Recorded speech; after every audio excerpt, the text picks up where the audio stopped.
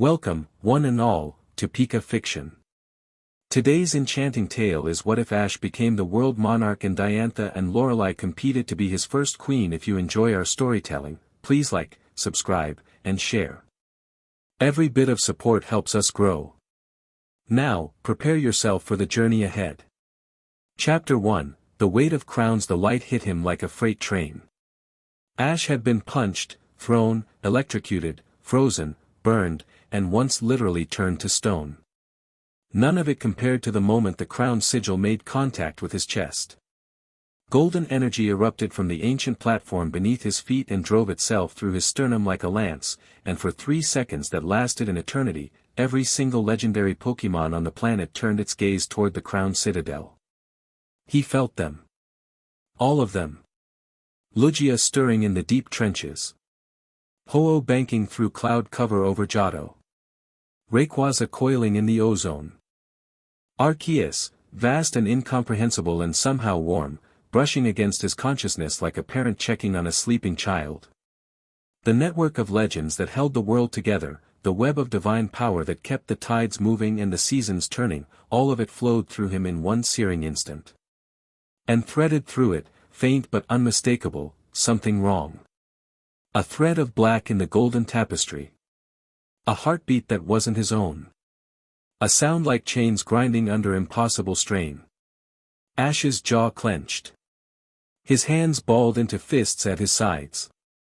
Pikachu pressed tight against his neck, ears flat, tiny claws gripping his collar. He pushed through it.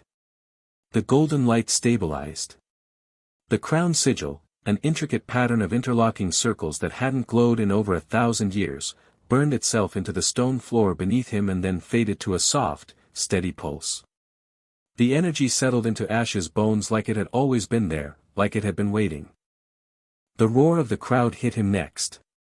Thousands of voices echoing off the vaulted ceiling of the crown citadel's great hall, trainers, politicians, champions, elite four members, gym leaders, civilians who traveled from every corner of every region. The sound was deafening. Ash opened his eyes. The Crown Citadel was the oldest structure in the Pokemon world, built at the geographic center where all 6 major regions converged. Its great hall was carved from living rock, the walls embedded with crystals that pulsed with residual aura energy. Massive columns rose toward a ceiling lost in shadow, each one carved with the images of legendary Pokemon in flight, in battle, in rest. The hall could hold 10,000 people. Today, it was full. Ash stood at the center of the raised platform, the light of the sigil still flickering around his feet. He was 23 years old. Lean and hard from a decade of traveling, battling, and surviving things that would have killed anyone less stubborn. His black hair was shorter than it used to be, and the Z marks on his cheeks had faded slightly with age, but his eyes were the same, dark brown, sharp, burning with a fire that hadn't dimmed since the day he'd left Pallet Town. Pikachu leaped from his shoulder to the edge of the platform, cheeks sparking, tail high. The crowd roared louder. "The covenant is sealed," intoned the voice of the Citadel's keeper, an ancient alakazam who had been bonded to this fortress for centuries. It stood at the edge of the platform, eyes glowing with psychic light, its voice projected directly into the minds of every person in the hall. The world monarch rises. The first in 1,017 years. Ash Ketchum of Pallet Town. Sovereign of the unified world. Bridge between humanity and the divine. Ash looked out at the sea of faces. He saw people he knew, friends, rivals, mentors. He saw strangers who'd come because they believed in what this meant. He saw politicians already calculating how to use him. He didn't give a speech. He'd thought about it for weeks, agonized over it, written drafts and thrown them away. In the end, he just lifted his hand and waved, the same way he'd done after winning his first badge at the Pewter City Gym when he was 10 years old. "Hey," he said, his voice carrying through the alakazam's psychic amplification. "Thanks for coming." The laughter that rippled through the crowd broke the tension like sunlight through clouds. Pikachu chirped happily. And somewhere in the back of the hall, Lance turned to Stephen Stone and murmured, he's either the best thing that's ever happened to this institution or the death of it. Stephen smiled slightly. Perhaps both. The coronation feast was where the real work began. The great hall had been transformed, long tables laden with food from every region, Colossian wine flowing freely, a Galarian string quartet playing something appropriately grand in the corner. The atmosphere was celebratory on the surface and razor-sharp underneath. Every handshake was a negotiation. Every toast was a power play. Ash moved through the crowd with Pikachu on his shoulder, shaking hands, accepting congratulations, reading the room with an awareness that would have surprised anyone who still thought of him as the reckless kid who tried to fight a Spearow with a pajama top and sheer willpower. He'd learned. God, had he learned. Years of traveling through regions with complex politics, navigating team crises, dealing with legendary Pokémon who had agendas of their own, it had sharpened him into something more than a battler. But the battler was still there. Always would be. Your Majesty. The Unovan ambassador, a tall, silver-haired woman named Castellan, intercepted him near the wine table with a smile that didn't reach her eyes. A magnificent ceremony. Truly. Though I must confess some concern about the scope of the monarch's authority as outlined in the old covenants. Concern, Ash repeated, accepting a glass of something he had no intention of drinking. The regional governments have functioned independently for over a millennium. The idea that a single individual might now claim authority over matters of regional policy, trade, defense, you mean like the trade dispute between Kanto and Johto over the Tojo Falls mining rights? Castellan's smile froze. Ash took a sip of his drink. Water, as it turned out. Someone on his staff knew him well. The one where Unova's been quietly funding both sides through shell companies registered in Alola, driving up the price of evolutionary stones so your domestic suppliers can undercut both markets once they exhaust each other. The silence around them spread like ripples in a pond. Conversations nearby died. Several diplomats suddenly found their wine very interesting. Castellan's composure was impressive. Only the faintest tightening around her eyes betrayed her. I'm not sure where you're getting your information, Your Majesty, but I'm getting it from the same place I get everything. I pay attention. Ash set down his glass. Here's what's going to happen. You're going to pull your funding from both sides. Kanto and Johto are going to split the mining rights 60-40 in Johto's favor, because they've been maintaining those caves for decades while Kanto ignored them. And Unova's going to get preferential trade rates on evolutionary stones for the next 3 years as compensation for lost investment. Everyone wins. Everyone saves face. He said it simply, like he was explaining a battle strategy. No threat. No bluster. Just clarity. Castellan stared at him for a long moment. Then she inclined her head, barely, but enough. I'll relay your proposal to my government. Great. Ash smiled, and it was genuine. Try the Colossian pastries. They're incredible. He walked away. Pikachu glanced back at Castellan and gave a small, satisfied Pika. From across the hall, Lance watched the exchange with raised eyebrows. Beside him, Cynthia swirled her wine thoughtfully. He's not what I expected, she said. He never is, Lance replied. The feast continued. Ash spoke with gym leaders from Hoenn about coastal defense networks, debated energy policy with a Galarian professor, and gently diffused a brewing argument between two Alolan kahunas about territorial waters. Each interaction was different, sometimes warm, sometimes firm, always genuine. He remembered names. He asked about families.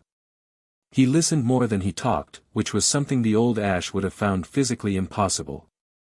But underneath the diplomacy, a current of unease ran through him. The dark thread he'd felt during the coronation. The wrongness. It sat in the back of his mind like a splinter, and every time he reached out with his aura, instinctively, the way he'd learned to do over years of training with Lucario, he felt it pulse. Something was coming. He just didn't know what.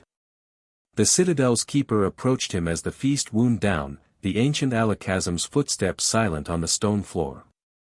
The crowd parted around it instinctively. There was something deeply unsettling about an alakazam that old, that powerful. Its mustache had turned white centuries ago, and its eyes held the weight of ages. Monarch, it projected into Ash's mind alone. There is a matter of tradition that must be addressed before the delegations depart. What kind of tradition? Ash murmured, keeping his expression neutral. The alakazam's psychic voice carried the faintest hint of what might have been amusement. The kind that involves your heart, I'm afraid. Ash's stomach dropped. He'd read the old texts. He'd hoped this particular tradition had been quietly forgotten. It hadn't. The alakazam turned to face the hall and projected its voice to all present. The conversations died instantly. The covenant of the world monarch carries obligations beyond governance and battle. The monarch is the bridge between worlds, between human and divine, between region and region, between past and future. This bridge must not stand alone.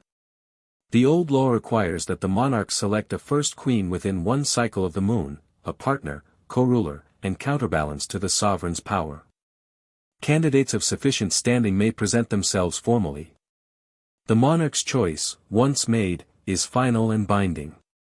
The hall erupted in murmurs. Ash could practically hear the calculations happening in real time, alliances being reconsidered, ambitions being recalibrated, 100 political chess pieces sliding across 100 mental boards. Pikachu looked up at Ash with an expression that clearly said, "You knew about this, didn't you?" Ash scratched behind Pikachu's ear. "Yeah, buddy. I was hoping they'd forget." Pikachu said flatly. "Judgment. Fair enough." The murmurs in the hall were growing louder. Ash could feel eyes on him from every direction, appraising, calculating, hungry. The title of First Queen wasn't ceremonial. The old covenants gave the Queen genuine authority, veto power over military action, control of the diplomatic corps, direct command of the Citadel's defenses. It was, in every meaningful sense, the second most powerful position in the world. And apparently, he had a month to fill it. A voice cut through the noise. Clear, confident, carrying the effortless projection of someone who performed on stages across the world. "Well. If we're doing this." The crowd parted, and Diantha walked through. She was 31 years old, champion of Kalos, former actress, and widely considered one of the most beautiful women in the Pokémon world. That last part was true but missed the point entirely. What made Diantha striking wasn't her silver white hair or her sharp gray eyes or the elegant lines of her face, it was the way she moved. Like every step was a decision. Like the air itself rearranged to accommodate her. She wore a midnight blue gown that caught the crystal light of the hall, and her Gardevoir walked beside her, serene and deadly, its red eyes scanning the room with quiet alertness. Diantha stopped in front of Ash. They stood eye to eye. She was tall, and he'd grown into his frame over the years. For a moment, the entire hall held its breath. "You look good in a crown, Ash." Her lips curved. "Try not to let it go to your head." "Diantha." He couldn't help the grin. "You never do anything quietly, do you? Where's the fun in that?" She turned to face the hall, and when she spoke, her voice carried the weight of someone who'd spent years commanding stadiums. "I, Diantha, champion of the Kalos region, formally present myself as a candidate for first queen of the world monarch. I do so not as a political maneuver or a regional power play, but because I believe in what this institution can become, and because I believe in the man wearing the crown." She looked back at Ash. Something flickered in her gray eyes, something warmer than politics, more personal than ambition. "That's my opening move, Your Majesty." "Your turn." The hall exploded into noise. Ash held her gaze for a beat longer than necessary, then inclined his head. "Your candidacy is accepted, Champion Diantha." She smiled, really smiled, not the practiced one she gave cameras, and stepped aside. Gardevoir followed, and as she passed Ash, she murmured just low enough for him to hear, "Dinner tomorrow. Just us. I promise not to campaign." "Somehow I don't believe you." "Smart man." She disappeared into the crowd, and Ash was immediately swarmed by advisors, diplomats, and 3 separate people trying to present their daughters as candidates. Pikachu shocked 2 of them. Ash handled the 3rd with diplomacy. The rest of the evening blurred into a marathon of conversations, negotiations, and carefully worded non-commitments. By the time the last delegation filed out and the great hall fell quiet, Ash's head was pounding and his aura sense was buzzing with the residual emotional energy of 10,000 people. He stood alone on the platform where he'd been crowned, Pikachu dozing on his shoulder, and let the silence settle around him. "Hell of a first day," he said to no one. Pikachu murmured in agreement without opening his eyes. The next morning brought gray skies and a cold wind that cut through the citadel's open corridors. Ash was up before dawn, old habit, impossible to break. He ran the perimeter walls with Lucario, the 2 of them moving in comfortable silence through the ancient stone passages. The citadel was enormous, a sprawling complex of towers, halls, and underground chambers that had been built and rebuilt over millennia. Parts of it were pristine. Others were ruins, sealed off and forgotten. Ash felt the darkness again as they passed the eastern tower. A faint pulse from somewhere deep below, like a second heartbeat out of sync with his own. Lucario felt it too, the fighting type's hackles rose, and it growled low in its throat, aura sensors lifting. "I know," Ash said quietly. "We'll deal with it. But I need to understand what it is first." Lucario's eyes met his, and through their aura bond, Ash felt the Pokémon's concern, layered, complex, deeper than words. Not fear. Lucario had never feared anything in its life. But a warning, ancient and instinctive, something old is waking up. Ash placed his hand on Lucario's shoulder. The aura between them pulsed gold, steady and warm. "I hear you, partner." Eyes open. They finished their run. Ash showered, dressed in something that wasn't ceremonial robes, dark jacket, simple pants, boots. He refused to dress like a painting, and headed for the council chamber where his morning briefings waited. He never made it. A staff member, young, out of breath, slightly terrified, intercepted him in the corridor. "Your Majesty, there's someone at the eastern gate requesting an audience." "She says she's Lorelei of the Kanto Elite Four," said the woman standing behind the staff member, who jumped about a foot in the air. "And I don't request. I arrive." She was leaner than Ash remembered, her red hair cut shorter, practical. Wire-rimmed glasses sat on a face that was all sharp angles and controlled expression. She wore a traveling coat over dark clothes, and her Lapraza's pokeball was already in her hand, a habit, Ash knew, born from years of expecting trouble. Lorelai's eyes swept over him with the clinical precision he remembered from their few encounters over the years. She'd been on the Kanto Elite Four when he was a kid. She'd dismissed him then, politely, but clearly. Another loud child with more enthusiasm than sense. He hadn't taken it personally. She'd been right at the time. That was a long time ago. "Lorelei." He waved off the staff member. "Wasn't sure you'd come." "I wasn't sure either." She studied him, and something in her expression shifted, the clinical assessment giving way to something harder to read. "You've changed. 11 years will do that. I don't mean physically." She reached into her coat and produced a small crystal, roughly the size of a fist, that radiated a cold so intense that frost formed on her gloves. An ice stone, but not an ordinary one. The crystal's core swirled with pale blue light, and Ash's aura sense immediately identified it as ancient. Deeply, profoundly old. "From the deepest cavern in the Seafoam Islands," Lorelei said. "It's been there since before the islands had a name. It's said to hold a fragment of Articuno's first winter, the cold that shaped the world's first glaciers." She held it out to him. "A coronation gift.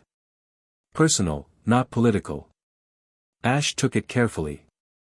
The cold bit through his skin, but the energy inside was beautiful, clean and sharp, like the first breath of winter air. Thank you. This is really something.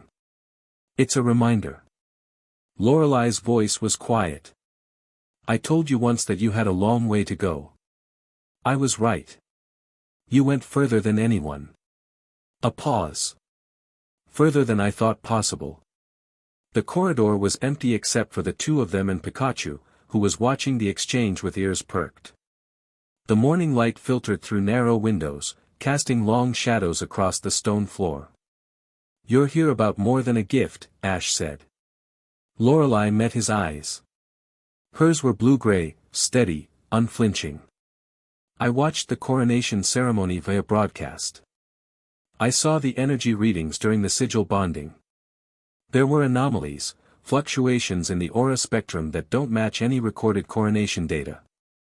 Something interfered with the ritual, or something used the ritual as a catalyst. Ash's expression didn't change, but his grip on the ice stone tightened slightly. You caught that from a broadcast? I've spent 15 years studying the intersection of aura theory and legendary Pokémon behavior. The readings were subtle. Most people wouldn't notice. Her chin lifted slightly. I'm not most people. No, Ash agreed. You're not. A beat of silence. I'm also here to formally present myself as a candidate for First Queen. She said it without fanfare, without the theatrical confidence Diantha had employed. She said it like she was stating a fact, a decision made after careful analysis, not impulse. Her voice didn't waver, but Ash caught the faintest tension in her jaw, the slight tightening of her fingers around Lapra's pokeball. This wasn't easy for her. Lorelei was a private person, guarded and precise, and putting herself forward like this went against every instinct she had. Which made it mean more. Your candidacy is accepted, Ash said. Then, softer, I'm glad you came, Lorelei. Something flickered across her face, there and gone, too fast to name. Don't make me regret it, Your Majesty. Just Ash is fine. I know. I'll use your title until you've earned the right to hear me drop it. Despite himself, Ash laughed. Pikachu chirped approvingly. Lorelei's lips twitched, not quite a smile, but close. The morning briefings were exactly as tedious as Ash had feared, but they painted a picture he needed to see.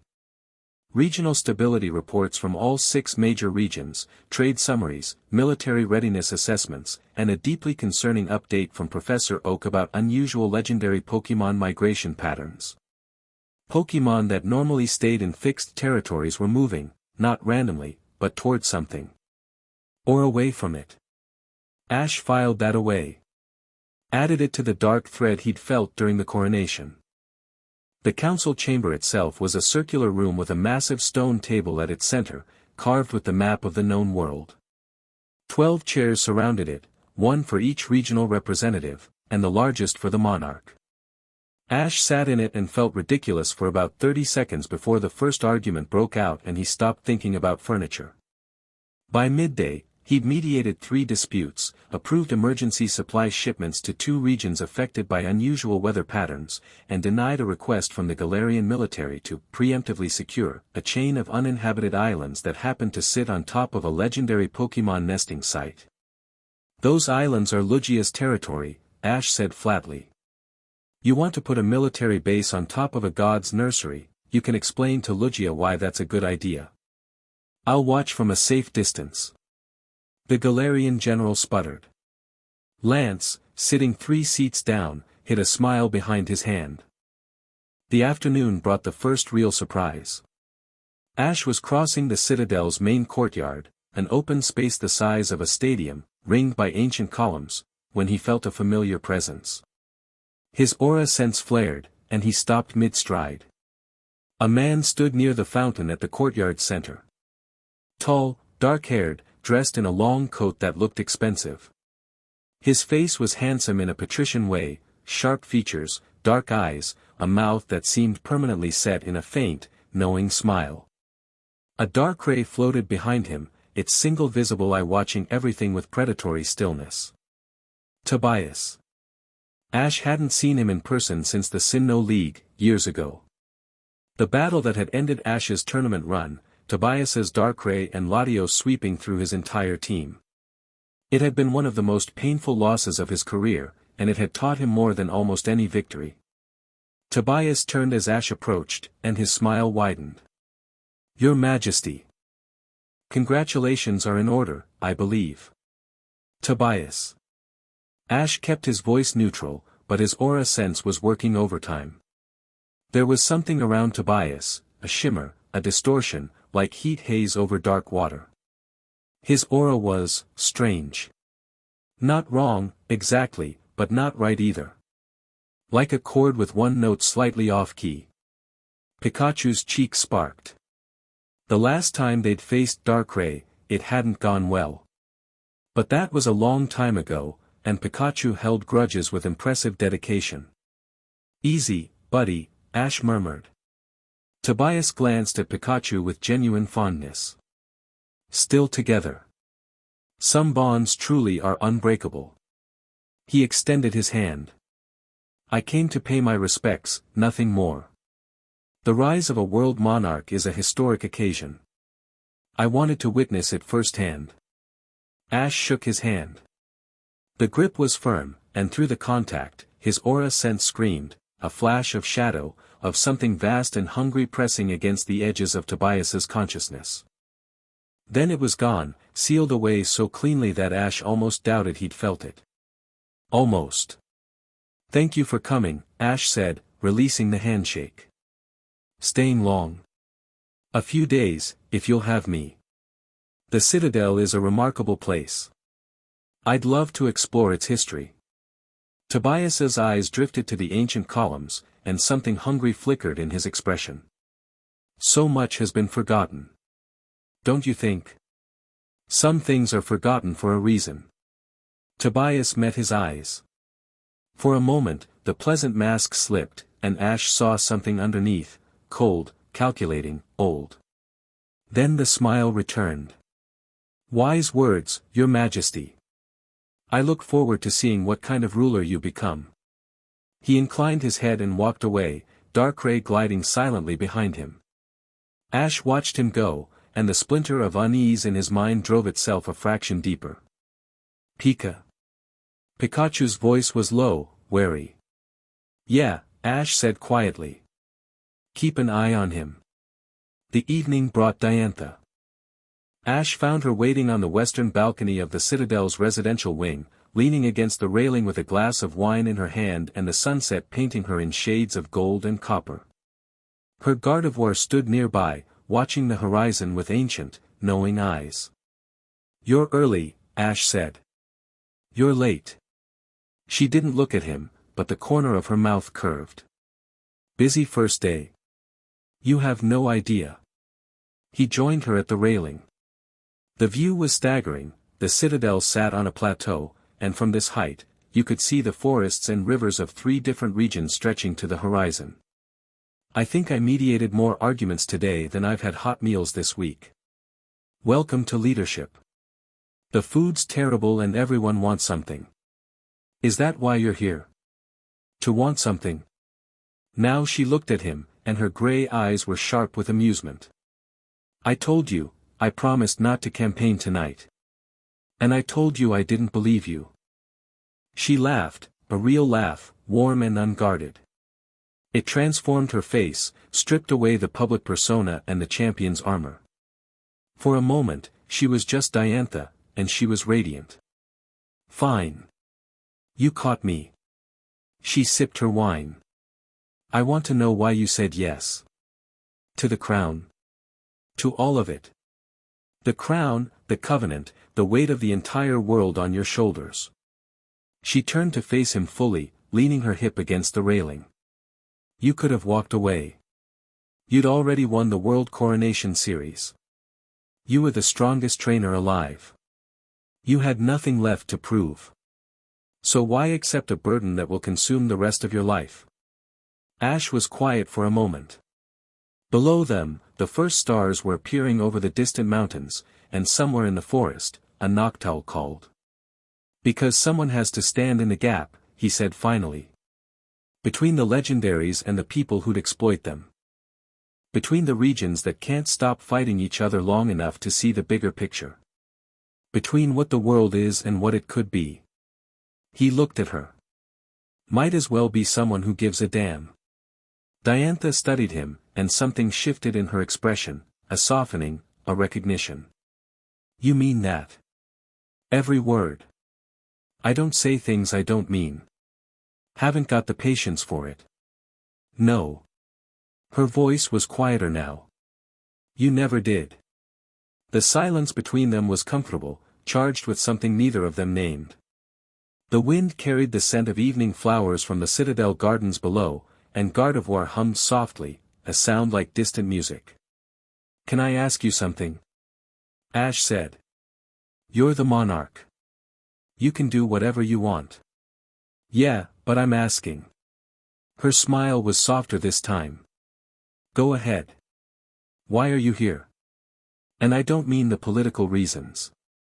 I know those. I mean you, Diantha. Why? She was quiet for a long time. Long enough that the first stars multiplied into a field of light above them, and the wine in her glass went untouched. Because I'm tired of standing alone, she said finally. I've been champion for 8 years. Actress before that. My entire life has been performance, being what people need me to be, saying the right things, wearing the right face. And I'm good at it. I'm brilliant at it. No arrogance in her voice, just honesty. But there's no one behind the curtain with me. No one who sees the version of me that exists when the lights go off and the cameras stop. She looked at him, and her eyes were luminous in the starlight. You've always looked past surfaces, Ash. At Pokémon, at people, at the world. You see what's actually there, not what's being presented. That's rare. A breath. That's worth showing up for. The moment hung between them like a held breath. Ash felt it, the pull, the warmth, the beginning of something that could become enormous if he let it. Diantha was magnetic and honest and fierce, and she was standing close enough that he could count the stars reflected in her eyes. Pikachu shifted on his shoulder, and the moment broke, not shattered, just gently set aside. There was time. The moon was barely a sliver. The pastries really are incredible, by the way, Ash said. Diantha blinked, then burst out laughing. You're impossible. Heard that before. She shook her head, still smiling, and raised her glass. To the gap, then. And the fool who stands in it. Ash didn't have a glass, so he just tapped her wineglass with his knuckle. To the fool. They talked for another hour, about lighter things, easier things. Her favorite roles as an actress. His most ridiculous travel stories. The time Pikachu accidentally electrocuted a Colosian dignitary. By the time Diantha excused herself for the evening, the tension between them had settled into something comfortable and warm, a foundation being laid brick by brick. She paused at the doorway. Ash. Yeah. Whatever you decide about the Queen's seat. I'm glad I came. She disappeared inside before he could respond. Gardevoir followed, casting one last glance at Ash with those ancient red eyes. For a moment, he could swear the Pokémon smiled. Ash stood on the balcony for a while longer, letting the night air cool his thoughts. Then Pikachu nudged his ear, and he headed inside. The corridors of the residential wing were quiet at this hour, lit by soft crystal lanterns that cast warm light across ancient stone. Ash's quarters were at the end of the main hall, a suite of rooms that were far too large for someone who'd spent most of his life sleeping in tents and Pokémon centers. He'd pushed the oversized bed against the wall and set up his sleeping bag on top of it, which had made his assigned valet visibly distressed. He was halfway to his door when he felt the aura signature. Cool, precise, controlled, like a blade made of winter air.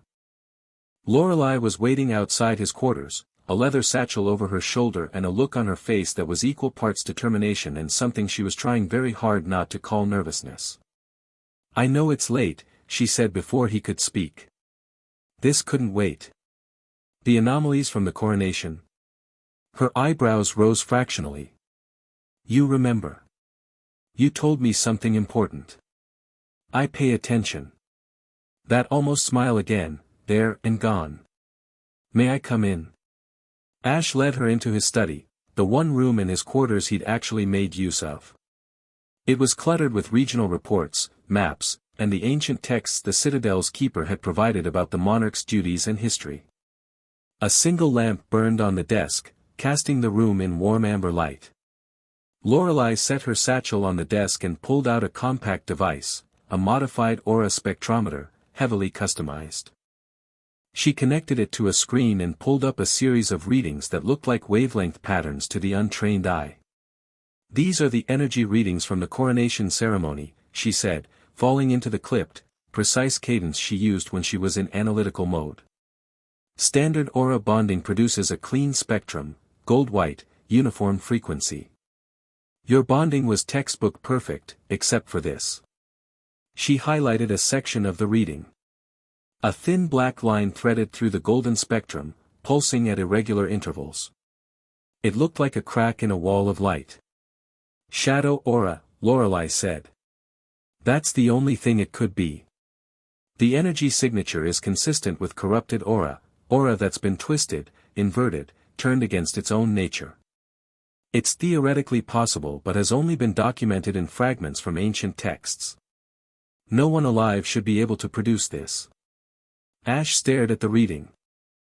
The black line pulsed in the same rhythm as the wrongness he'd felt during the coronation. The second heartbeat. "It didn't come from me," he said. "No. The source was external, something reacting to the coronation, or something that the coronation's energy disturbed." She pulled up another set of readings. "I cross-referenced the timing with seismographic data from the Citadel's foundation sensors. At the exact moment the shadow aura appeared, there was a microtremor originating from approximately 300 meters below the Citadel's lowest known level." 300 meters below. Ash's jaw tightened. "There's nothing on any map that deep." "Exactly." Lorelei looked at him over the top of her glasses. "Something is beneath this fortress. Something old enough to predate the Citadel itself. And the coronation woke it up." The lamp flickered. Pikachu's ears swiveled toward the floor, listening. "Or it was already awake," Ash said slowly, "and the coronation gave it what it needed." Lorelei was quiet for a moment. Then she reached into her satchel and produced a book, old, hand-bound, the pages yellowed with centuries. "I brought this from the Seafoam Islands archive. It's a fragment of a larger text about the first world monarch, the one who established the covenant 1,000 years ago. Most of it is damaged beyond recovery, but this section is legible."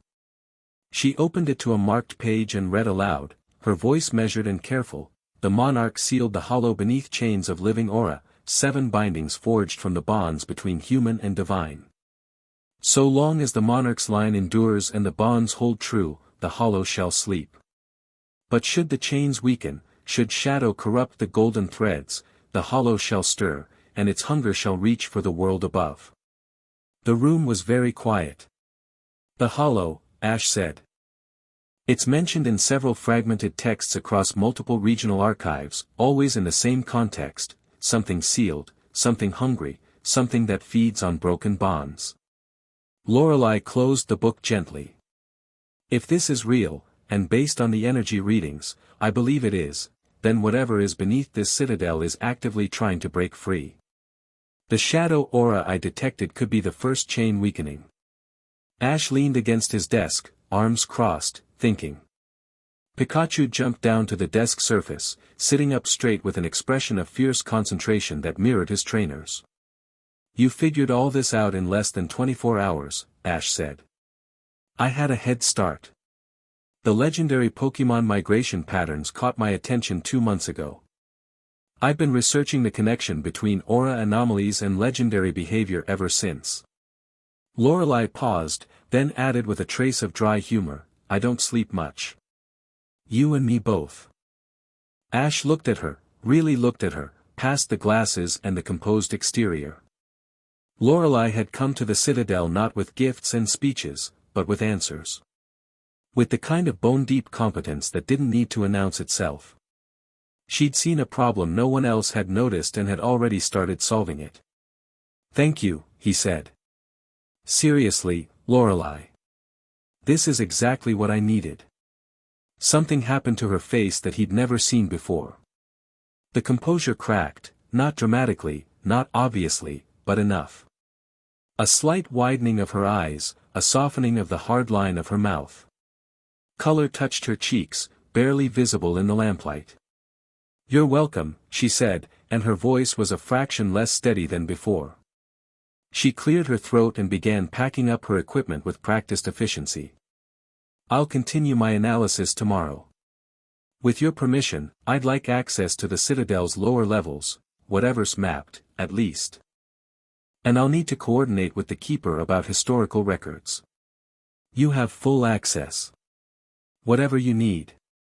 She nodded, satchel over her shoulder, ready to leave. At the door, she hesitated. Ash. Yeah. She didn't turn around. I spent years building walls. Ice walls, specifically, it's somewhat on brand. The dry humor was a shield, but her voice was quiet. I'm not good at this. The personal part. The candidacy. I know how to analyze data and command a battlefield. I don't know how to, she stopped. Took a breath. I'm here because I believe in what you're building. And because I believe you need someone who sees the threats that hide in the details. Whether or not that's enough for the other thing, that's your call. She left before he could respond. Her footsteps echoed down the stone corridor, precise and measured, and then faded into silence. Ash stood in his study, surrounded by maps and ancient texts and the lingering scent of cold air and old paper. Pikachu looked up at him with knowing eyes. Don't start, Ash said. Pika Pika. I said don't start. Chew. Ash ran his hand through his hair and sat down at his desk. Two extraordinary women. One choice. And beneath his feet, something ancient and terrible was waking up. He pulled Lorelei's readings toward him and studied the shadow aura pattern until the lamp burned low. The black line pulsed in its irregular rhythm, and with each pulse, Ash felt the answering echo in his own chest, the wrongness, the second heartbeat, growing imperceptibly stronger. The night deepened, and far below the crowned citadel, in chambers that appeared on no map and had not been opened in 1,000 years, Tobias stood before a wall of golden chains. The chains were enormous, each link the size of a man's torso, forged from solidified aura that still pulsed with faint, living light. They stretched from floor to ceiling, wall to wall, creating a lattice of golden energy that sealed off a cavern so vast its far walls were lost in darkness. The chains hummed with a frequency that vibrated in Tobias's bones, and the air itself tasted of old power, the residual energy of a bond forged between the first monarch and the legendary Pokémon who had helped him contain what lurked beyond. Tobias ran his fingers along one of the chains. The gold flickered at his touch, dimming where his skin made contact. Shadow aura, his shadow aura, seeped from his fingertips like dark smoke, eating into the golden light with patient, insidious hunger. Darkrai floated beside him, its single eye fixed on the darkness beyond the chains. Even the nightmare Pokémon seemed uneasy, its shadow body rippling with tension. Don't be afraid, Tobias murmured. This is what we came for. He pressed both palms against the chain. The shadow aura flowed freely now, a river of darkness pouring into the golden link. The chain groaned, a deep, resonant sound that vibrated through the bedrock of the citadel. The golden light flickered, stuttered, and in one terrible moment, went dark. The chain didn't break. It simply ceased to glow, becoming cold, dead metal, a thing that had once been alive now reduced to inert matter. From beyond the lattice of remaining chains, something stirred. Not a sound, Exactly. Not a movement. A pressure, a sudden, crushing weight of attention, as if something impossibly vast had opened an eye and was looking directly at Tobias through the gaps in its cage. Tobias felt it wash over him, and for the first time in years, a genuine emotion crossed his face. Not fear. Not triumph. Hunger. "One seal down," he whispered, and his breath misted in air that had suddenly gone cold. 6 remain. Behind the chains, in the absolute darkness, something began to breathe. 300 meters above, in his study, Ash felt it. A tremor in his aura, a spike of wrongness so sharp it was almost pain. He grabbed the edge of his desk, steadying himself. Pikachu jolted awake, sparking defensively. Ash closed his eyes and reached out with his aura, pushing past the walls and floors and bedrock, reaching down, down, down, and touched something that looked back at him. For a single, frozen instant, Ash Ketchum, world monarch, bridge between human and divine, the most powerful trainer alive, felt genuine, primal terror. Something ancient and malevolent pressed against his consciousness with the weight of a collapsing star, and in its touch was a message, wordless but perfectly clear: "I know you. I've been waiting for you. And your chains are not as strong as the last ones." Then it was gone. The connection severed. Ash gasped, sweat beading on his forehead, heart hammering. Pikachu was at his side instantly, paws on his chest, eyes wide with concern.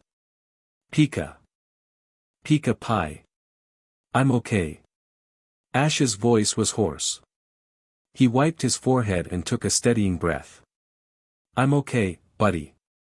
But he wasn't. And they both knew it. He sat in the dark study for a long time, one hand on Pikachu, the other resting over the place where the crown sigil had burned itself into his chest. The mark pulsed gold in the darkness, a steady heartbeat against the second, darker rhythm he could now feel threaded through the world's foundations. Something old was awake. Something that predated the Citadel, the Covenant, perhaps the regions themselves. And it was breaking free. Ash thought about the 2 women who'd come to his door that day, one with boldness and fire, the other with precision and quiet steel. He thought about Tobias's smile and the shadow in his aura. He thought about the weight of the crown he'd accepted and the gap he'd sworn to stand in. Then he stood up, set his jaw, and walked to the window. The stars were out, brilliant, uncountable, indifferent to the problems of the world below. "Okay," he said quietly. "Let's figure this out." The morning of the 3rd day dawned with an alarm. Ash was already awake, he'd barely slept, spending the dark hours reviewing the ancient texts Lorelei had pointed him toward and reaching out with his aura to map the network of legendary Pokémon he was now connected to. The network was vast and intricate, a web of power that spanned the globe, and through it, he could feel the legends like distant stars, each one unique, each one ancient, each one burning with purpose. Most of them were stable. Some were restless. And 3, a Regice, a Regirock, and a Regice, all located in different regions, were screaming. The alarm came as a tremor that shook the Citadel's walls, followed by a sound like cracking thunder from the eastern district. Ash was running before his advisors could reach him, Pikachu crackling with electric charge on his shoulder, his aura already reaching out to identify the threat. A Regice. Not the distant, screaming presence he'd felt through the network. This one was here, at the Citadel, and it was berserk. He burst through the eastern gate and stopped. The Regice stood in the lower courtyard like an avalanche given form, its crystalline body glowing with an intensity that hurt to look at. But the glow was wrong, shot through with veins of black energy that pulsed and writhed beneath its icy surface. Its usual pattern of dots, the face, if you could call it that, flickered erratically, and the sounds it made were not the measured, mechanical tones of a healthy Regi. They were screams. Raw, agonized, the sound of a being at war with itself. Ice erupted from the courtyard floor where Regice moved, flash freezing stone columns and sending shards of razor-sharp crystal spraying in every direction. A section of the outer wall had already been demolished, and Ash could see civilians fleeing through the streets beyond, trainers trying to organize, panic spreading. Guards were forming a perimeter, Pokemon at the ready, but their attacks bounced off Regice's corrupted shell like pebbles off a glacier. An Arcanine's flamethrower barely left a scorch mark before Regice retaliated with a blizzard that turned the air white and sent 3 guards flying. Ash vaulted the courtyard railing, dropping 10 feet to the ground below. He hit the ground running, his aura flaring gold around him like a second skin, instinctive, protective, burning away the killing cold of Regice's blizzard before it could reach him. "Fall back," he shouted to the guards. "Clear the perimeter. I've got this." "Your Majesty, we can't let you, that wasn't a request." His voice cracked like a whip, and the guards fell back. Not because of the title. Because of the authority in his tone, the absolute certainty of someone who'd faced down gods and walked away. Pikachu leaped from his shoulder, landing in front of him, cheeks sparking. The little mouse Pokemon stared up at the towering Regice, a being of ancient ice and alien intelligence, and didn't flinch. "You and me, buddy. Just like always." Pika. No hesitation. Never had been. Regice turned toward them, its corrupted glow intensifying. The black veins pulsed faster, and the screaming grew louder, a sound that cut through the air and sliced through Ash's aura like a hot blade. "It's in pain," Ash said, more to himself than to Pikachu. Through his aura, he could see it, the corruption inside Regice, a parasite of shadow energy coiled around the legendary Pokemon's core. It was feeding on Regice's power, driving it mad, using its body like a puppet on strings of dark fire. The same shadow aura from the coronation. The same energy from Lorelai's readings. Regice fired an ice beam that split the air with a sound like shattering glass. Ash dove left, Pikachu went right, and the beam carved a trench in the courtyard floor deep enough to bury a car in. Pikachu, thunderbolt. The lightning came fast, a blinding lance of electric energy that struck Regice dead center. The ancient Pokemon staggered, ice cracking along its surface, but the shadow energy flared in response, knitting the damage back together in seconds. Regice retaliated with a zap cannon, a move it shouldn't have been able to learn, powered by the corrupted energy inside it. Pikachu dodged with the fluid grace of years of battle, the electric sphere detonating behind him and cratering the wall. Iron Tail, close range. Pikachu charged. The little Pokemon's tail gleamed silver, and he launched himself at Regice with everything he had. The impact rang out across the courtyard, steel against ice, Pikachu's raw power against Regice's ancient bulk. Cracks spiderwebbed across Regice's surface, and it stumbled back, off balance. But the shadow energy surged, and Regice's body reformed, harder, darker, the ice now shot through with black crystals that radiated malice. "It's adapting," Ash muttered. "The corruption is learning from our attacks." He couldn't just overpower it. Every hit they landed, the shadow energy would absorb and counter. He needed to get to the source, the parasite coiled around Regice's core. And for that, he needed to do something he'd only done a handful of times in his life. He closed his eyes. Let his aura expand. Felt the world in gold and shadow, the network of bonds and energy that connected everything, human, Pokemon, the earth beneath his feet, the sky above his head. And then he reached into Regice. It was like plunging his hand into a frozen lake. The cold was beyond physical, it was the cold of deep time, of glaciers that had ground mountains to dust, of a being that had existed since the world was young. And coiled within that ancient cold, he found the corruption, a writhing mass of shadow aura, black and hungry, with tendrils sunk deep into Regice's core. Ash grabbed it. The pain was immediate and extraordinary. The shadow aura fought back, lashing at his consciousness with barbed tendrils of corrupted energy. He felt it trying to sink into him, to find his bonds, his connections, his loves, and corrupt them from the inside. It found Pikachu first. The bond between them, a golden thread as strong as steel, forged over years of laughter and tears and battle, and it pushed. Trying to tarnish it, to darken it, to turn the love into something poisonous. Ash's aura blazed. Not with power, with fury. The golden light around him intensified until the entire courtyard was bathed in it, and through his bond with Pikachu, he felt his partner's answering fire, Pikachu's lightning merging with his aura, creating something that was neither electricity nor aura but something new, something bright, something that the shadow could not touch. He pulled.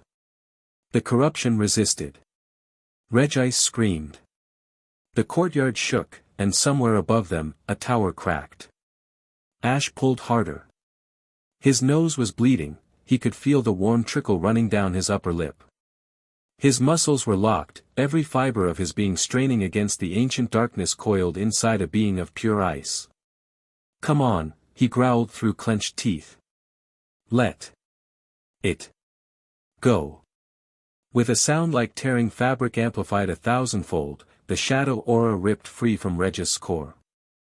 It came out of the legendary Pokémon like a dark exhalation, a cloud of writhing black energy that coalesced in the air between them before Ash caught it with his bare hand and squeezed. The shadow aura fought. Ash's fist burned, the skin turning red, then white. Pain seared up his arm. He held on. The golden light intensified one final time, and the shadow aura collapsed inward, compressed, contained, reduced to a small, dense sphere of darkness that sat in his palm like a marble made of midnight. Regice stopped screaming. The black veins faded from its crystalline body, the corrupted glow died away, and the ancient Pokémon stood silent and still in the center of a devastated courtyard. Its dot-pattern face flickered, stabilized, and locked onto Ash with an expression that might have been recognition. Or gratitude. With Regice, it was hard to tell. Then it sank to one knee, a gesture so human, so deliberate, that the watching crowd gasped. The ancient Pokémon bowed its head to the world monarch. Ash staggered. Blood from his nose dripped onto the frozen ground. His hand ached where he'd held the shadow aura, and his entire body felt like he'd run a marathon through a lightning storm. But he was standing. Pikachu was at his side instantly, pressing against his leg, and Ash crouched down to rest his hand on the little Pokémon's head. "Good job, buddy." "Hi, Pikachu." Even Pikachu sounded exhausted. Ash looked at the sphere of shadow aura in his palm. It pulsed with that same irregular rhythm, the second heartbeat, the wrongness. It was evidence. Proof that whatever was happening beneath the citadel was already reaching out into the world, corrupting the legendary Pokémon that formed the backbone of the planet's balance. The crowd behind the perimeter was silent. Then, slowly, someone began to clap. The applause spread, first scattered, then thunderous. Ash barely heard it. He was staring at the shadow in his hand and thinking about chains. From the top of the outer wall, Diantha watched. She'd arrived at the first sound of combat, Gardevoir at her side, ready to fight. She'd seen Ash leap the railing without hesitation, seen him face down a berserk legendary Pokémon with nothing but his partner and his bare hands. She'd seen the golden aura blazing around him and the shadow being torn free, and she'd felt something shift inside her, not the careful, considered attraction she'd been nurturing, but something raw. Something that bypassed thought entirely and lodged in her chest like a brand. She found him 20 minutes later, kneeling beside Regice in the wrecked courtyard, one hand on the legendary Pokémon's icy surface, pouring aura into it, slow, careful, healing. His nose had stopped bleeding, but the dried blood on his face made him look like he'd been through a war. "Most kings would have sent soldiers," she said. He looked up at her. Exhaustion lined his face, but his eyes were clear. "I'm not most kings." Diantha knelt beside him. Her gown, she hadn't even changed, she'd come as she was, pooled on the frozen ground. She reached out and touched Regice's surface beside his hand. The ice was cold beyond imagining, but she didn't flinch. "Show me how," she said. "How to what?" "Whatever you're doing." "The healing. I can feel your aura working, but I don't understand how." "Show me." Ash studied her face. She was serious. Not asking to impress him, asking because she wanted to understand, because she wanted to help, because a Pokemon was suffering and Diantha had never been able to walk past suffering without doing something about it. Put your hand flat on the surface. Close your eyes. Feel for the cold, not the temperature, the essence. The thing that makes Regice what it is. Then just, send warmth toward it. Not fire. Warmth. Care. Whatever you'd give to Gardevoir if she was hurting. Diantha closed her eyes. For a long moment, nothing happened. Then, faintly, a glow appeared around her palm, not gold like ashes, but a soft, silvery light that pulsed with steady warmth. Gardevoir's chest spike glowed in response, amplifying its trainer's energy. Regice's crystal body hummed at a slightly higher frequency. The cracks in its surface began to close. You're a natural, Ash said, surprised. I'm a lot of things. Her eyes opened, and they were bright. Most people don't bother to check. They knelt there together in the ruined courtyard, healing an ancient Pokemon, and the crowd that had been cheering Ash's victory went quiet again, this time, with a different kind of awe. Not for power, but for tenderness. Pikachu watched from atop a broken column, and if anyone had been close enough to see, they would have noticed the little Pokemon nodding with unmistakable approval. Lorelei spent the rest of that day in a state of focused fury that her colleagues knew better than to interrupt. She'd set up a makeshift laboratory in the Citadel's archive wing, temperature-controlled, shielded from external aura interference, equipped with instrumentation she'd brought from her personal collection and supplemented with the Citadel's own ancient, and surprisingly advanced, monitoring systems. The shadow aura sphere that Ash had extracted from Regice sat in a containment field at the center of her workspace, pulsing with its dark rhythm. She worked through the afternoon. Through dinner, which she forgot. Through the evening, which she ignored. Her fingers flew across keyboards and through handwritten equations with equal facility, cross-referencing the shadow aura's energy signature against every database she could access, modern aura research from Sinnoh, ancient texts from Hoenn, classified military studies from Unova, and the fragmentary records of the Citadel itself. The pattern that emerged was terrifying. The shadow aura wasn't random corruption. It was systematic. The energy signature had a structure, repeating fractals of inverted aura that matched, precisely, the frequency of the 7 seals she'd read about in the ancient text. Each seal had a specific resonant frequency, and the shadow aura was tuned to dissolve them, one at a time, methodically, like a lockpick working through a series of tumblers. Someone was doing this deliberately. She was deep in the analysis when a knock came at her door. She almost didn't answer. She was close, so close to identifying the origin point of the shadow aura, but something about the knock was familiar. Measured. Patient. Respectful. She opened the door and found Ash standing in the corridor with 2 cups of tea and an expression of mild concern. You missed dinner, he said. I don't need, I brought Cinnamon Black. 2 sugars. Splash of Miltank milk. The archive staff said that's what you've been ordering. She stared at him. Then she took the tea without comment and stepped aside to let him in. The laboratory was organized chaos, papers stacked in precise piles that only made sense to Lorelei, multiple screens displaying wavelength analyses, the containment field humming in the center. Ash surveyed it all with the alert attention she was beginning to recognize as his default state. What have you found? He asked, because he knew her well enough already to skip the small talk. Sit down. This is going to take a while. She walked him through it. The systematic nature of the shadow aura. The resonant frequencies matching the 7 seals. The implication that someone with access to corrupted aura was deliberately targeting the bindings that held the Hollow King in place. She showed him the data without simplifying it, because she'd already figured out that Ash Ketchum was considerably smarter than most people gave him credit for, and she wasn't going to insult him by dumbing things down. He asked sharp questions. The right questions. When did the first anomalies appear? Were the frequencies changing over time? Could the seals be reinforced? The frequencies are accelerating, Lorelei said. Whatever process is degrading the seals, it's speeding up. At the current rate. She pulled up a projection on her screen. A timeline with a descending curve.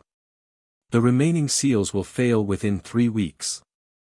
The room went very quiet. 3 weeks, Ash repeated. Possibly less, if whoever is doing this increases their efforts. She adjusted her glasses, a nervous habit she'd never managed to eliminate. The coronation may have accelerated the timeline. The crown sigil's activation sent a massive pulse of aura through the entire network. It would have illuminated the seals like beacons, making them easier to target. So by becoming Monarch, I made the problem worse. You also became the only person in the world with the power to fix it. She met his eyes. The old texts are clear. The seals were forged by the first Monarch through bonds with legendary Pokémon. Only a Monarch can repair them. No one else has the connection to the legendary network. Ash was quiet for a moment. He sipped his tea. He'd brought one for himself too, she noticed, though his was plain. The lamplight cast shadows across his face, and she could see the exhaustion he was carrying, not just physical, but the bone-deep tiredness of someone bearing a weight that grew heavier by the hour.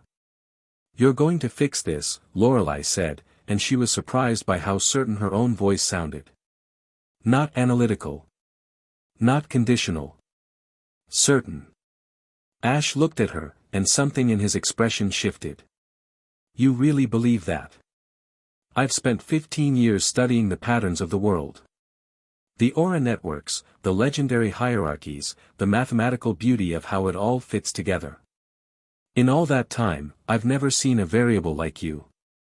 You don't fit any model. You don't follow any pattern. You just..." She searched for the word, and when she found it, she almost laughed at its simplicity. "You just care. More than anyone. More than should be possible. And somehow, that's enough. It's always been enough." The lamplight flickered. The containment field hummed. The shadow aura pulsed in its cage. Ash set down his tea and reached across the desk, covering her hand with his. The touch was warm, his skin always ran warm, she'd noticed, probably an effect of his aura, and steady. "Thank you, Lorelei." Her hand trembled under his. Just slightly.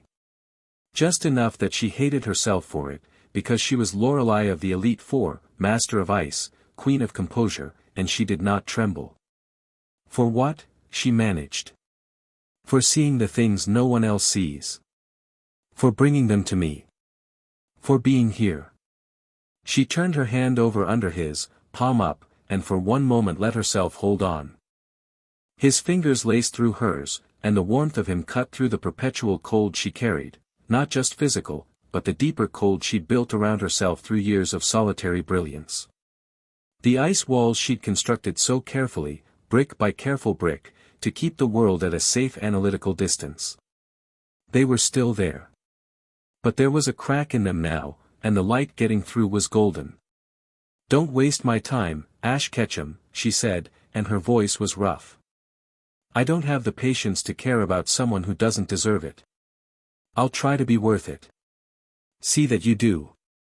She pulled her hand back, adjusted her glasses, and turned to her screens with the brisk efficiency of someone desperately trying to reconstruct their professional composure. Ash watched her for a moment, then picked up his tea and leaned back in his chair, and the silence between them was warm and complicated and full of things neither of them was ready to say. They worked together for another 2 hours, mapping the seal degradation pattern and identifying the most likely location of the next failure. When Ash finally left, reluctantly, because there was always more to do, Lorelei sat alone in her laboratory and pressed her cool fingers to her warm cheek. "Damn," she said quietly. Her Lapraza's pokeball trembled slightly on her belt, and she could swear she heard the gentle Pokemon laughing. 300 meters below, where the golden chains grew dimmer with each passing hour, the darkness breathed. And waited. And smiled. Chapter 2, The Trial of Queens. The sun hadn't cleared the eastern mountains when the drums began. Deep, resonant, ancient, they echoed through the crown citadel like a heartbeat made of thunder. Ash felt them in his chest before he heard them, the vibration traveling through the stone floor of his quarters and into his bones. Pikachu's ears shot up, and Lucario, who'd been meditating in the corner, opened one eye with sharp attention. The trials, Ash said. He'd known they were coming. The Citadel's keeper had informed him 2 days ago, projecting the details into his mind with psychic precision that left no room for misunderstanding. The Queen's trials were older than the Citadel itself, a tradition that predated written history, and they could not be waived, postponed, or modified by the monarch's authority. 3 tests.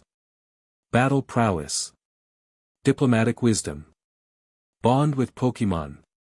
The candidates would be judged by a tribunal of the Citadel's guardian Pokémon, beings that had served the fortress since its founding and answered to no human authority. Ash dressed quickly, dark clothes, boots, the crown sigil pulsing gold beneath his jacket like a second heartbeat. He'd stopped fighting the formal trappings of his position, but he'd drawn the line at robes. A king who couldn't move was a king who couldn't fight, and Ash Ketchum would always need to be ready to fight. The arena waited. It was built into the Citadel's core, a colossal amphitheater carved from the mountain itself, open to the sky, ringed by tiers of stone seating that rose so high the top rows were wreathed in cloud. The floor was packed earth mixed with crystallized aura residue, and it shimmered faintly in the morning light. Ancient runes circled the arena's edge, each one tied to a protective barrier that would shield the spectators from the violence to come. And there would be violence. Ash was certain of that. The stands were already filling. Word of the Queen's trials had spread across every region in hours, and trainers, diplomats, and civilians had poured into the Citadel from every direction. The atmosphere was electric, part sporting event, part political theater, part history in the making. Vendors sold food in the outer corridors. Commentators from various regional networks set up broadcasting equipment in designated press areas. Bookmakers quietly took bets in the shadows. Ash took his seat in the Monarch's box, an elevated platform at the arena's north end, shielded by carved stone and ancient crystal. Pikachu settled beside him. The Citadel's keeper materialized from thin air, the ancient Alakazam taking its position at Ash's right hand with the unsettling calm of a being that had witnessed 1,000 years of human drama and found most of it tiresome. The candidates are prepared, the keeper projected. The tribunal is assembled. We await your word, Monarch. Ash looked down at the arena floor. 2 entrances, east and west. Behind each one, he could feel the aura signatures of the women who'd come to claim a place beside him, Diantha's, warm and fierce and brilliant like a star-going supernova, Lorelai's, sharp and cool and precise like a blade forged from glacial ice. His heart was doing something complicated. He ignored it. Begin, he said. The drums crescendoed and fell silent. Into the silence, the keeper's psychic voice rang across the arena like a bell struck in the mind of every person present. The trial of queens commences. First test, battle prowess. The candidates shall face each other in full combat, 6 against 6, no restrictions, no substitutions once a Pokémon is unable to battle. The trial ends when one side has no Pokémon remaining. Let the candidates enter. The eastern gate opened, and Diantha walked into the arena. She'd traded her gown for battle clothes, fitted dark armor over a white tunic, her silver-white hair pulled back, her gray eyes sweeping the arena with the calm assessment of a woman who'd held a champion's title for nearly a decade. 6 Pokeballs hung at her belt, and Gardevoir walked beside her, not in its ball, never in its ball.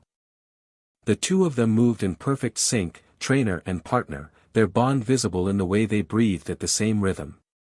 The crowd roared. Diantha had fans everywhere, the actress-turned-champion, beautiful and brilliant, who'd captivated audiences long before she'd started captivating battlefields. She acknowledged the crowd with a slight nod but kept her eyes on the western gate. It opened. Laurelai entered with none of Diantha's theatrical grace. She walked straight and steady, her red hair catching the morning light, her wire-rimmed glasses reflecting the arena. She wore a fitted blue jacket over dark clothes, practical, understated, nothing wasted. Her expression was the controlled calm of a chess grandmaster sitting down at the board, already thinking 12 moves ahead. No Pokémon walked beside her. All 6 were in their balls, ready, waiting. She didn't need the visual statement. Her record spoke for itself. The 2 women reached the center of the arena and stopped 10 paces apart. For a moment, they simply looked at each other, measuring, assessing, acknowledging. 2 of the most powerful women in the Pokémon world, separated by philosophy and temperament but united in the thing that had brought them here. Diantha. Lorelai's voice carried across the arena, cool and level. I've wanted this battle for years. Then let's not waste any more time. Diantha's hand went to her first Pokeball. Ladies first. Age before beauty. Diantha's laugh was bright and sharp. Oh, I'm going to enjoy this. The keeper raised its spoon. Begin. Diantha moved first. Tyrant Rum. The massive fossil Pokémon materialized with a roar that shook the arena floor, its jaws snapping, its powerful tail carving a furrow in the packed earth.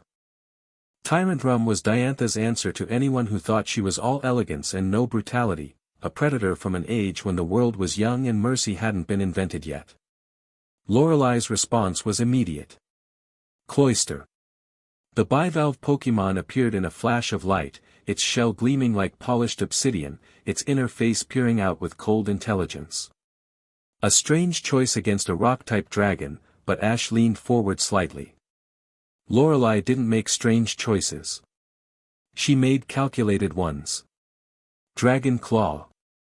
Diantha commanded, and Tyrant Rum charged, a freight train of scales and fury, claws blazing with draconic energy.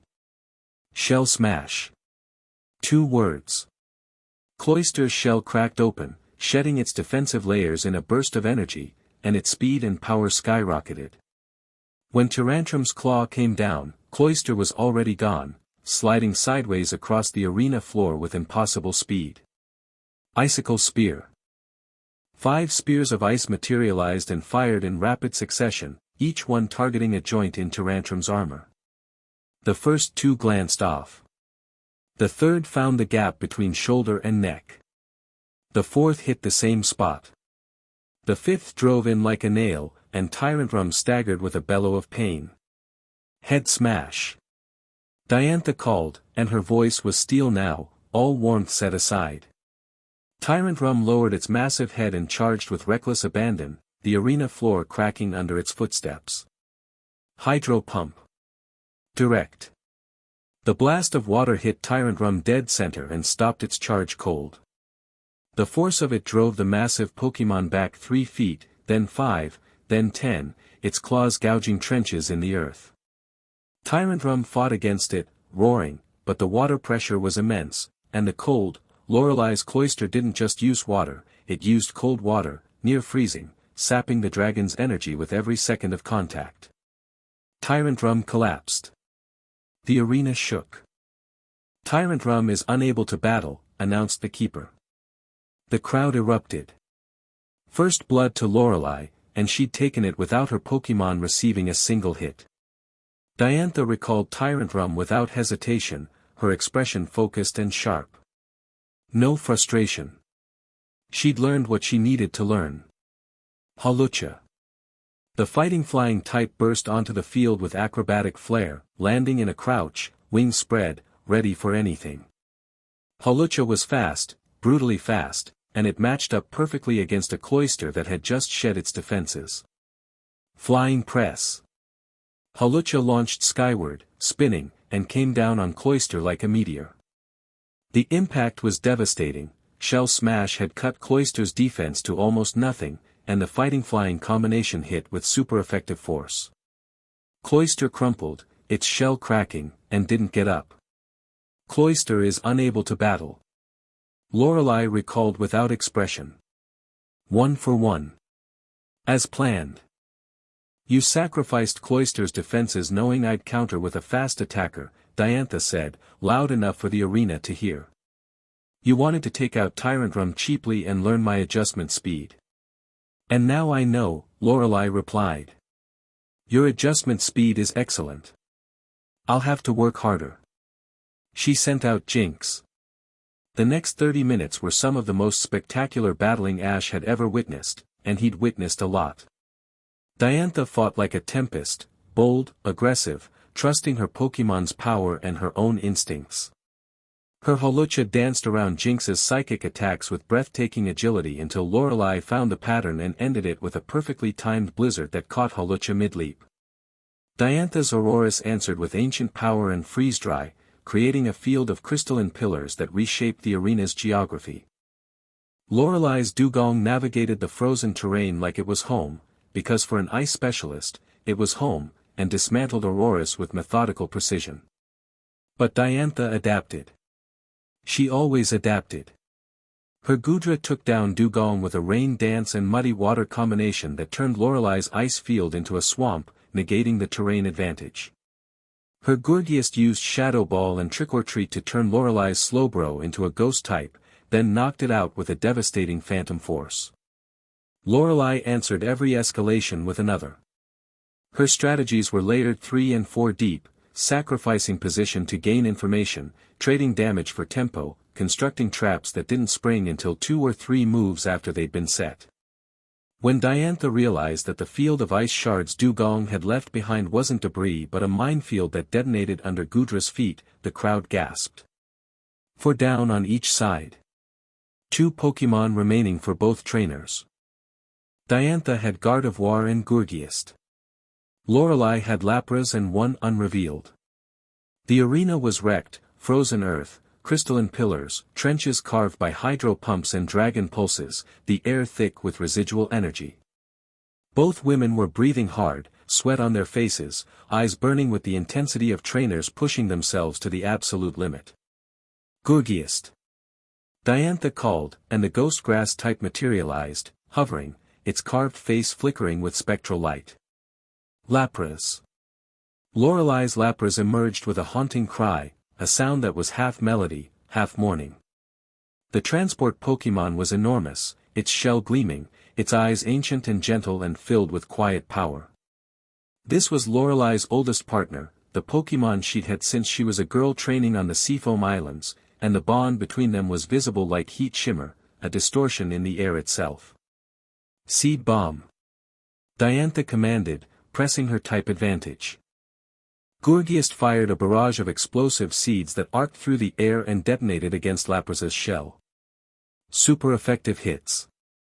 Lapras rocked under the impact but held firm, and Ash saw why. Lorelei's Lapras was running a defensive set, its shell reinforced with layers of protective ice that absorbed the brunt of the damage. Freeze dry, Lorelei said, and the irony wasn't lost on anyone. The ice-type move that hit water-type super effectively was being used on a grass-type, where it would do neutral damage at best. But Lorelei wasn't aiming for Gourgeist. She was aiming for the ground beneath it.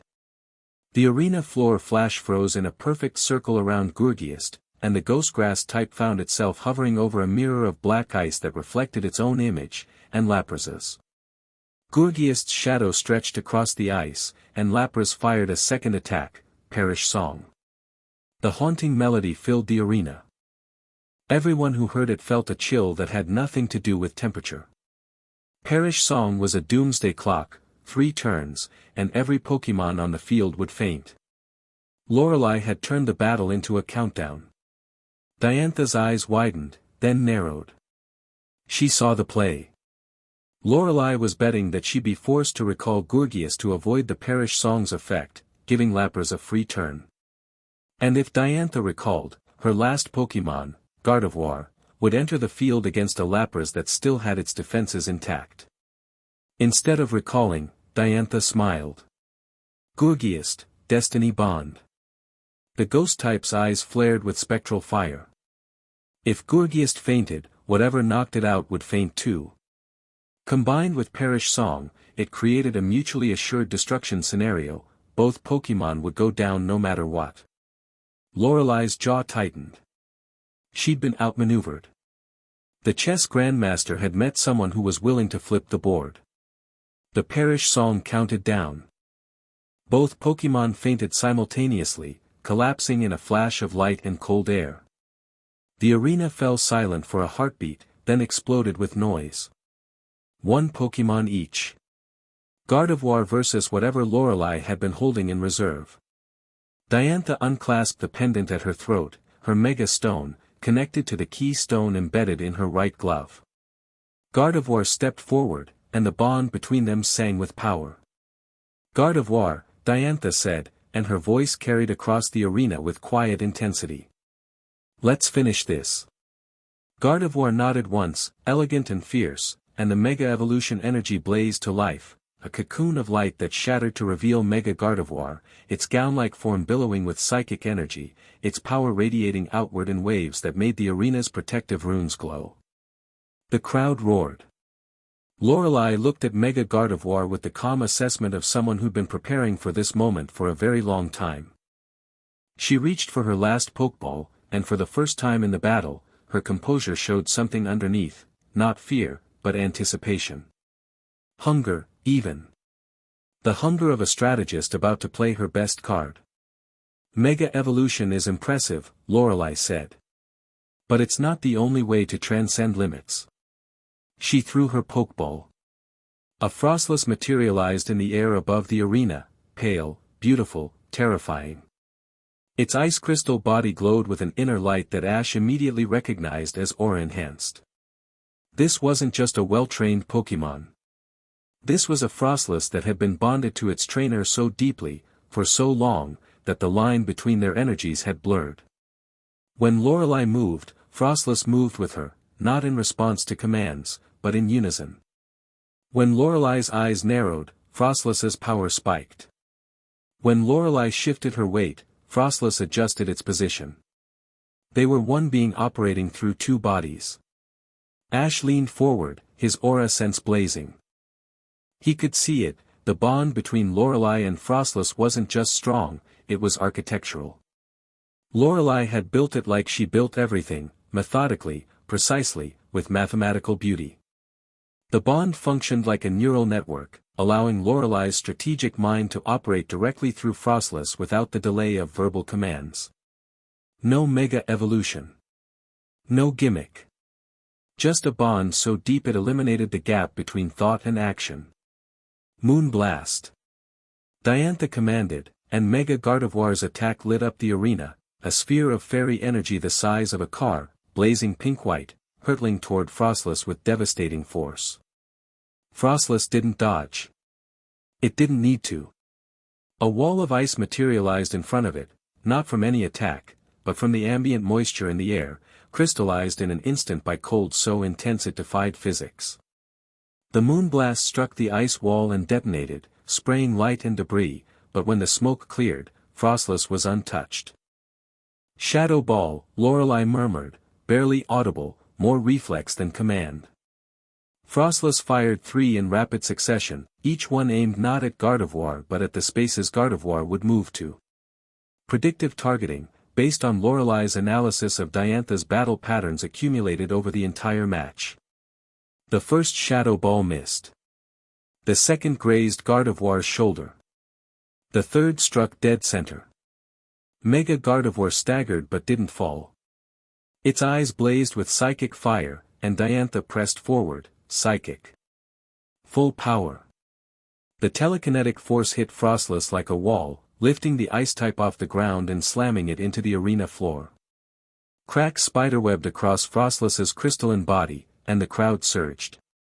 But Frostless phased, literally phased through the ground, ghosting through solid earth, and reappeared behind Gardevoir. Destiny Bond, no. Blizzard.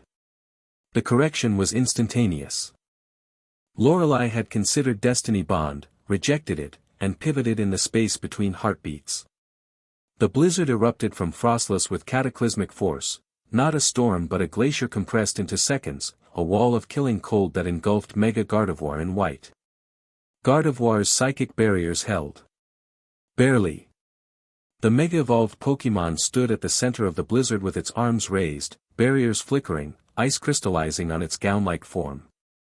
Diantha's jaw was clenched, sweat freezing on her brow, every ounce of her will channeled through the bond with her partner. Now, Gardevoir. Hyper voice. The sound that erupted from Mega Gardevoir was not a voice but a force of nature, a psychically amplified sonic wave that shattered the blizzard, cracked the ice covering the arena floor, and hit Frostless with enough force to cave in a building. Frostless went down. Hit the ground, bounced, rolled, and lay still. The arena held its breath. 1 second. 2. 3. Frostless didn't move. Frostless is unable to battle, the keeper announced. The trial of battle is concluded. Victory, Diantha, champion of Kalos. The roar of the crowd was like a physical force.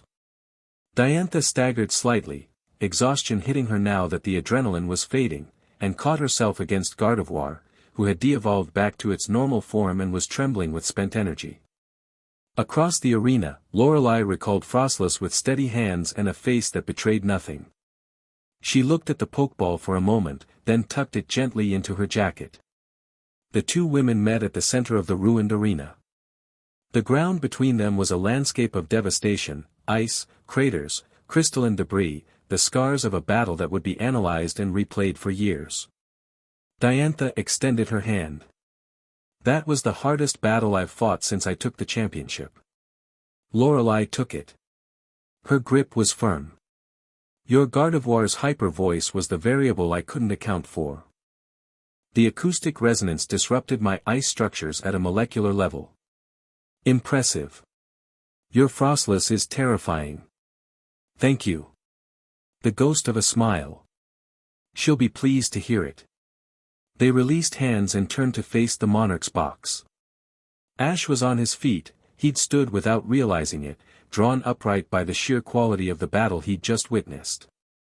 He met their eyes in turn, and what he felt was not the detached assessment of a judge but the raw, uncomplicated admiration of a trainer who'd just seen something extraordinary. He brought his hands together. A single clap that echoed across the arena. Then another. And another. The crowd joined him, and the applause thundered across the citadel like a second coronation. The trial of diplomacy took place that afternoon in the council chamber, and it was a different kind of warfare entirely.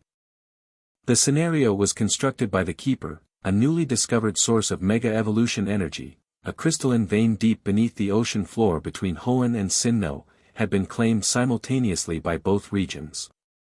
Hoenn argued historical precedent and geographic proximity. Sinnoh argued that their researchers had discovered it first and their technology was needed to extract it safely. Both regions were mobilizing naval forces. Tensions were escalating toward open conflict. Each candidate had 1 hour to propose a resolution. They would present to a tribunal of 5, the Keeper, 2 former regional governors, psychically simulated from historical records, and 2 living champions, Cynthia and Lance, both of whom Ash had asked to serve as impartial judges. Cynthia had agreed with a sharp smile that suggested she found the entire Queen's trial tradition deeply questionable. Lance had agreed with the weary patience of a man who'd spent decades navigating exactly this kind of political minefield. Diantha went first. She stood at the center of the council chamber with the confidence of someone who'd commanded stages before she'd commanded battlefields. Her presentation was masterful, empathetic, charismatic, built on understanding the emotional underpinnings of the dispute. She didn't just address the logistics of the mega-evolution energy source, she addressed the fears driving each region's aggression. Hoenn is afraid of being marginalized, she said, pacing slowly before the tribunal. They've watched Sinnoh's technological advantage grow for a decade, and they see this discovery as their chance to close the gap. Sinnoh is afraid of dependency, they've built their identity on self-sufficiency, and sharing a critical resource feels like vulnerability. Her solution was elegant, a jointly administered research facility, funded by both regions but governed by an independent body appointed by the monarch. Revenue sharing weighted slightly toward Hoenn to offset Sinnoh's technological advantages in extraction. A cultural exchange program to build trust between the regions over time. You don't solve a conflict by dividing the prize, Diantha concluded. You solve it by making both sides see themselves as partners in something larger. Fear is the enemy. Not each other. Cynthia's questions were sharp, probing for weaknesses. What if one region refused the terms? What if the independent body became corrupt? Diantha answered each one with the fluid confidence of someone who thought 3 steps ahead but maintained the flexibility to improvise. Lance nodded thoughtfully. Not convinced, maybe. But impressed. Lorelai's approach was different. Where Diantha had built consensus, Laurelai built a framework. She arrived with a sheaf of notes, historical precedents, legal analyses, economic projections, and laid out a resolution that was so comprehensive it bordered on a legal document. Emotional appeals are effective in the short term, she said, adjusting her glasses. But precedent endures. The solution must be built to survive the inevitable leadership changes, economic shifts, and political realignments that will occur over the next 50 years.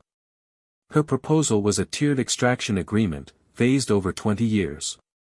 Initial extraction rights went to Sin-No, they had the technology, and denying that reality was wasteful. But revenue was split equally from day one, and technology transfer agreements ensured that Hoenn would develop independent extraction capability within a decade. Binding arbitration clauses, penalty structures for non-compliance, sunset provisions that automatically renegotiated terms every 5 years. A good agreement doesn't require good faith to function, Lorelei said. It requires good architecture. Build the incentive structures correctly, and cooperation becomes the rational choice regardless of who's in power. Cynthia's questions were different this time, more philosophical. Did Lorelei believe that human connections were reducible to incentive structures? Wasn't there value in building genuine trust between regions, not just contractual obligations? Lorelei was quiet for a moment. I believe trust is built through reliability. And reliability is built through structure. People are beautiful and chaotic and unpredictable. Systems don't have to be. Another pause. But I acknowledge that my approach has a blind spot. Structures without empathy become cages. I would benefit from a partner who sees the human element more clearly than I do. Her eyes flicked toward Diantha so briefly that only Ash caught it. The tribunal deliberated privately while both candidates waited in the anteroom. Ash wasn't part of the deliberation, he was required to observe, not judge, but the keepers shared the result with him first. Both candidates demonstrated exceptional competence. The tribunal finds no clear superior in this test. The trial is declared a draw. That was unprecedented, apparently. The keeper's psychic tone conveyed what might have been surprise, which from a being that old was practically a standing ovation. The third trial, Bond with Pokemon, was the strangest.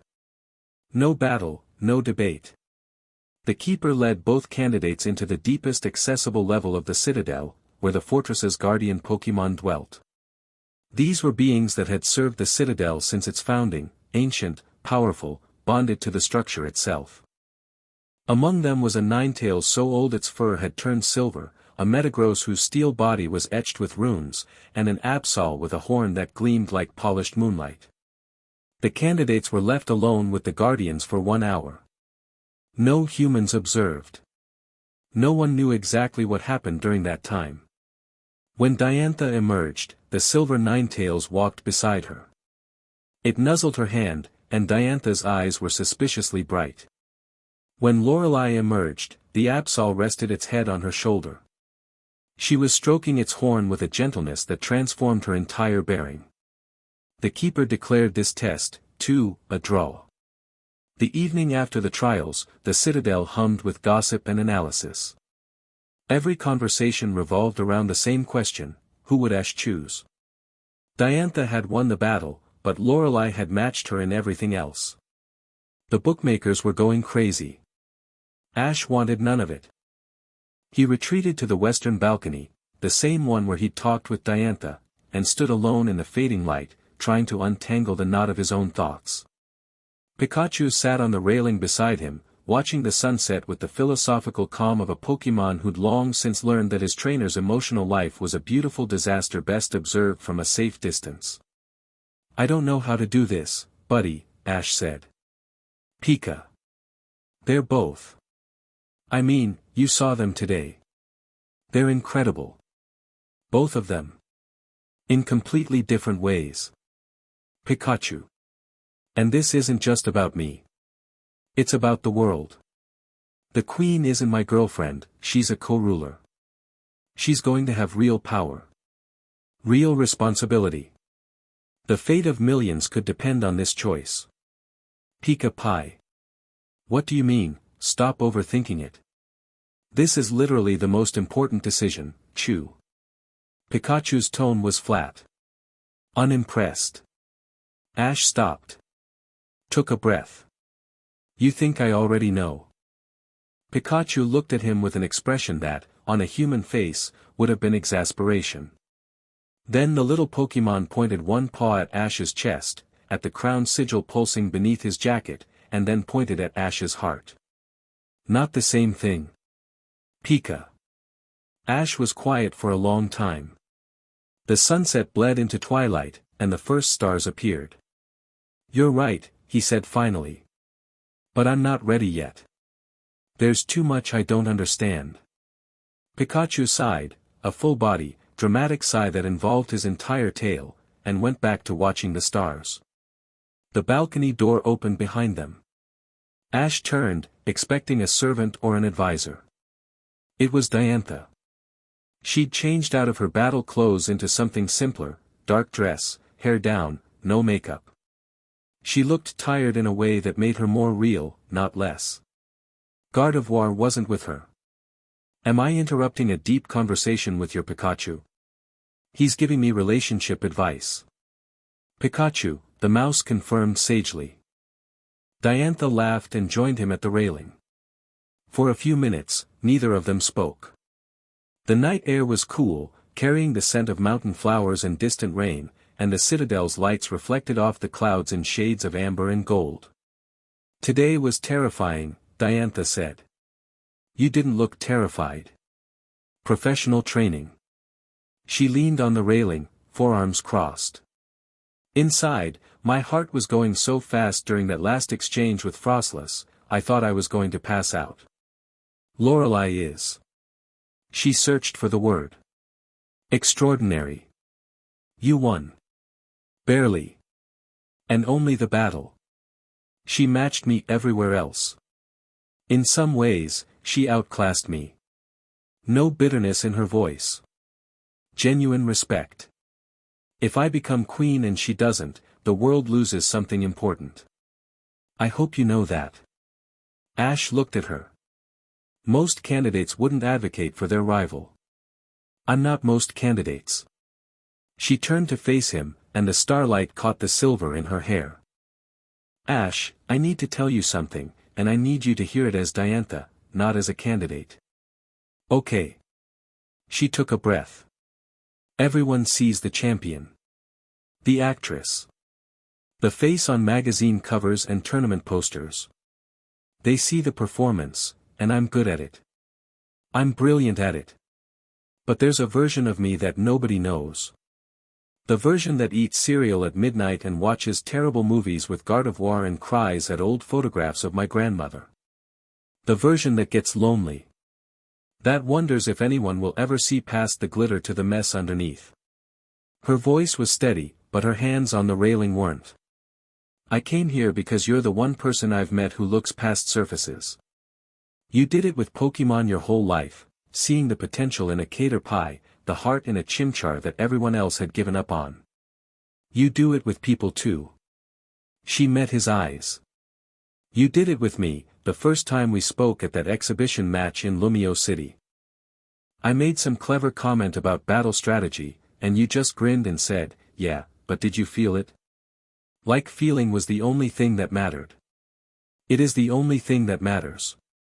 I know. That's why I'm here. She stepped closer. Close enough that he could see the pulse in her throat, the slight tremor in her breathing. I'm not here because you're the Monarch. I'm here because you're Ash. And Ash is the person who makes me believe I don't have to perform all the time. That I can just be, me. The space between them was very small. The night was very quiet. Even Pikachu had gone still. Diantha. His voice was rough.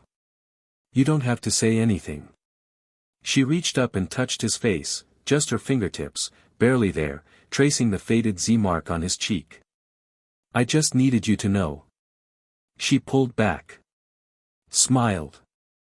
It was fragile and real and beautiful in a way that had nothing to do with her bone structure. Good night, Your Majesty. Ash, he said. Just Ash. Her smile widened. Good night, Ash. She left. He stood on the balcony and felt the warmth of her fingertips on his cheek like a brand, and somewhere inside him, a compass needle that had been spinning wildly began to slow. Pikachu waited a respectful 5 seconds before commenting. Pika Pikachu. Shut up. Chew. Dawn came gray and heavy the next day, clouds pressing low against the mountains like a ceiling. Ash was in the archives before sunrise, pulling every text he could find about the ancient seals and the creature they contained. Lorelai's research had given him a framework, now he needed specifics. How to reinforce the seals. How to identify who was degrading them. How to stop it. He'd been at it for 2 hours when Lorelei found him. She appeared at the end of a row of shelves carrying 2 cups of tea and an expression of grudging respect. You found the Aldani Codex, she said, looking at the massive tome open in front of him. I've been trying to access that for 3 days. The archive's indexing system is deliberately obstructive. I asked politely. You asked the shelves. I asked the archive guardian. There's a really old bronzong in the back corner that manages the collection. Turns out it likes puffins. Lorelei stared at him. Then she set down the tea and sat across from him. Of course you befriended the library. They worked together through the morning, the tea going cold as they pieced together information from texts that hadn't been read in centuries. The Aldani Codex was the most complete account of the first monarch's battle with the Hollow King, not the fragmentary references Lorelei had found before, but a detailed chronicle written by someone who'd been there. The picture it painted was grim. The Hollow King was not a Pokemon. Not a legendary, not an ultra beast, not any category that modern science recognized. The Codex described it as an absence, a void in the shape of a king, born from the first time a human broke a bond with a Pokemon. Every broken bond since had fed it, and over millennia, it had grown into something vast and terrible. A living embodiment of betrayal, of trust shattered, of the darkness that grew in the space between a trainer and the partner they'd abandoned. It feeds on broken bonds, Lorelei murmured, reading a passage for the 3rd time. Not just Pokemon bonds. Any bond. Friendship, loyalty, love. Every time someone betrays a trust, it gets stronger. And the seals are made from the opposite, Ash said, tracing the diagram in the Codex. Living bonds. Real connections between the Monarch and the legendary Pokemon network. As long as those bonds hold, the chains hold. Which means whoever is degrading the seals isn't just using shadow aura. They're breaking bonds. Severing the connections between legendary Pokemon and the covenant that ties them to the world's balance. Lorelei looked up, and her eyes were sharp with alarm. The Berserk Regice. It wasn't just corrupted, it was disconnected. Cut off from the network. From the covenant. Ash's jaw tightened. He thought of Tobias. The shadow in his aura. The way Darkrai had floated behind him not like a partner, but like a prisoner on an invisible leash. If you could corrupt a legendary Pokemon's bond with the covenant, he said slowly, and then use shadow aura to channel that corruption into the seals. You'd be using the system's own architecture against it. Elegant. Horrifying. But elegant. Lorelei's analytical tone couldn't quite mask the undercurrent of fear. Each corrupted legendary would accelerate the degradation. And once enough seals fail, the Hollow King breaks free. How many seals are left? Lorelei pulled up her latest readings on her spectrometer. The display cast blue light across her face, deepening the shadows under her eyes. She hadn't been sleeping either. Based on the energy fluctuations I've measured over the past 3 days, I believe 2 more seals have been compromised since the coronation. That leaves 4 intact. 4 out of 7. Ash ran his hand through his hair. And we've got maybe 2 weeks before they all fail. Less, if the rate continues to accelerate. They sat in silence. The archive was quiet around them, the ancient books watching with the patience of things that had seen civilizations rise and fall. I need to go down there, Ash said. Below the citadel. To the seals themselves. If I can see them directly, I might be able to reinforce them. That's incredibly dangerous. The shadow aura concentration at that depth could overwhelm your defenses. It could. But I'm the monarch. The seals were made by a monarch. I'm the only one who can repair them. Lorelei was quiet for a moment. Then she reached across the table and gripped his forearm, not gently, but with the fierce intensity of someone trying to impress something important through sheer force of contact. Then you won't go alone. Lorelei, you need someone who can monitor the energy signatures in real time. Someone who can identify which seals are most vulnerable and help you prioritize. Someone who won't panic when things get dark. She held his gaze. That's me. Don't argue. I wasn't going to. Good. She released his arm, and for a moment, her hand lingered, fingers brushing across his sleeve with a tenderness that contradicted every sharp edge of her public persona. I'm a lot of things, Ash. Stubborn is near the top of the list. Believe me, I've noticed. The corner of her mouth twitched. We should go today. Every hour we wait is an hour the seals get weaker. After lunch. After, she looked incredulous. The fate of the world is at stake and you want to eat lunch first. Can't save the world on an empty stomach. Believe me, I've tried.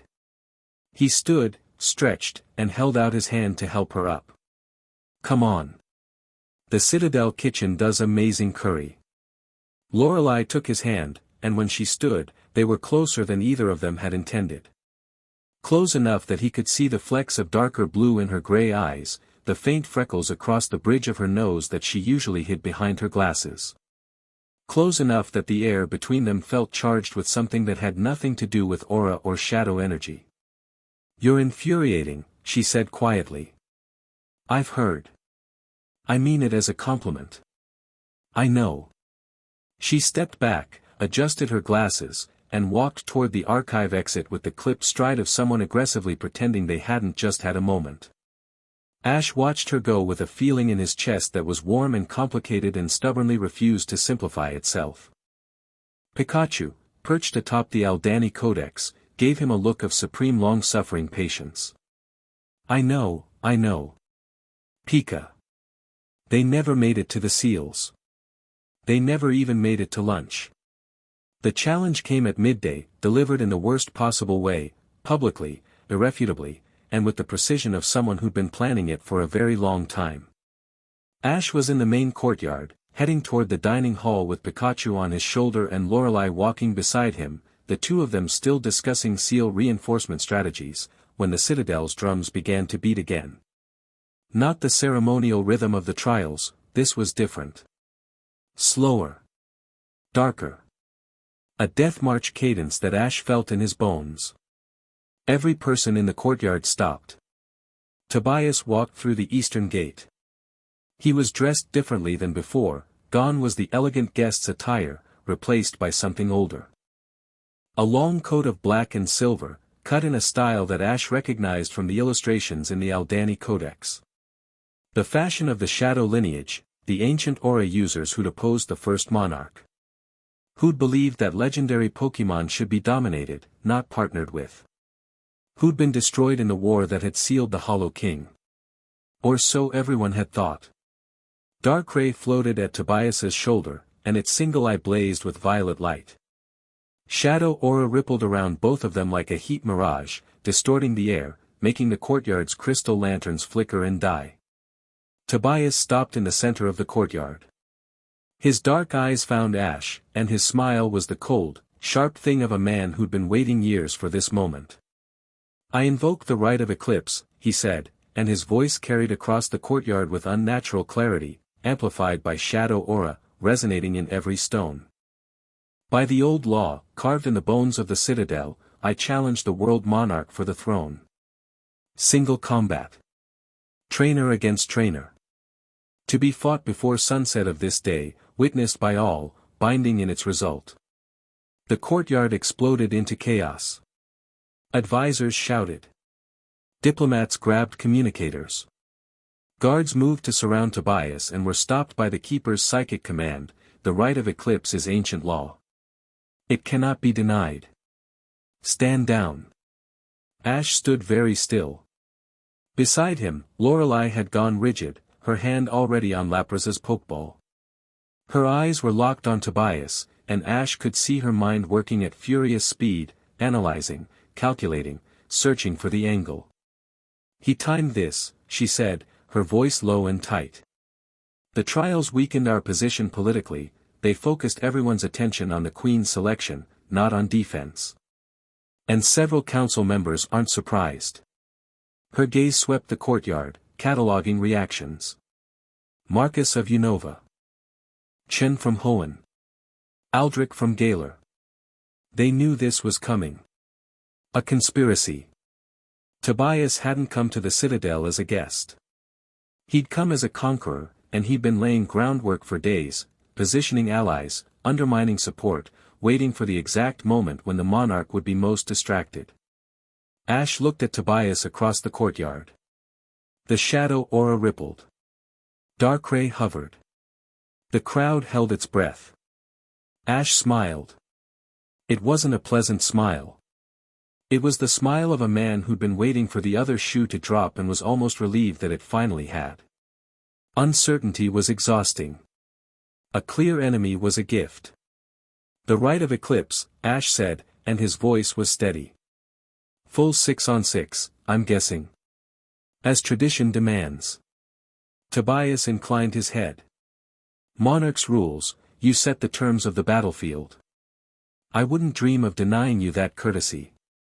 No restrictions. No substitutions. Fight until one side has nothing left. Agreed. 1 hour. The arena. Tobias's smile widened. I look forward to it. The hour before the battle was chaos. Advisors swarmed Ash with strategic analyses, political calculations, contingency plans in case he lost. Lance cornered him in the corridor outside the armory, his face grave. You can't lose this, Ash. If Tobias takes the throne, I won't lose.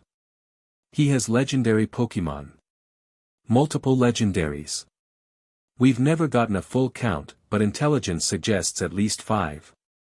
I know what he has. Then you know this isn't a normal battle. The political consequences alone, Lance. Ash stopped walking and turned to face the Dragon Master. I appreciate the concern.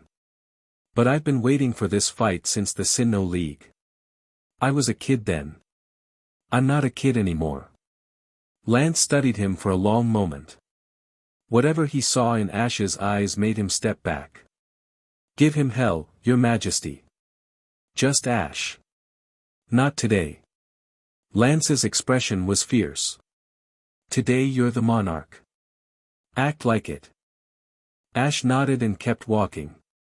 He found Diantha waiting outside the armory. She was leaning against the wall with her arms crossed, and her expression was volcanic, controlled fury burning behind her gray eyes. I'll kill him myself next time, she said without preamble.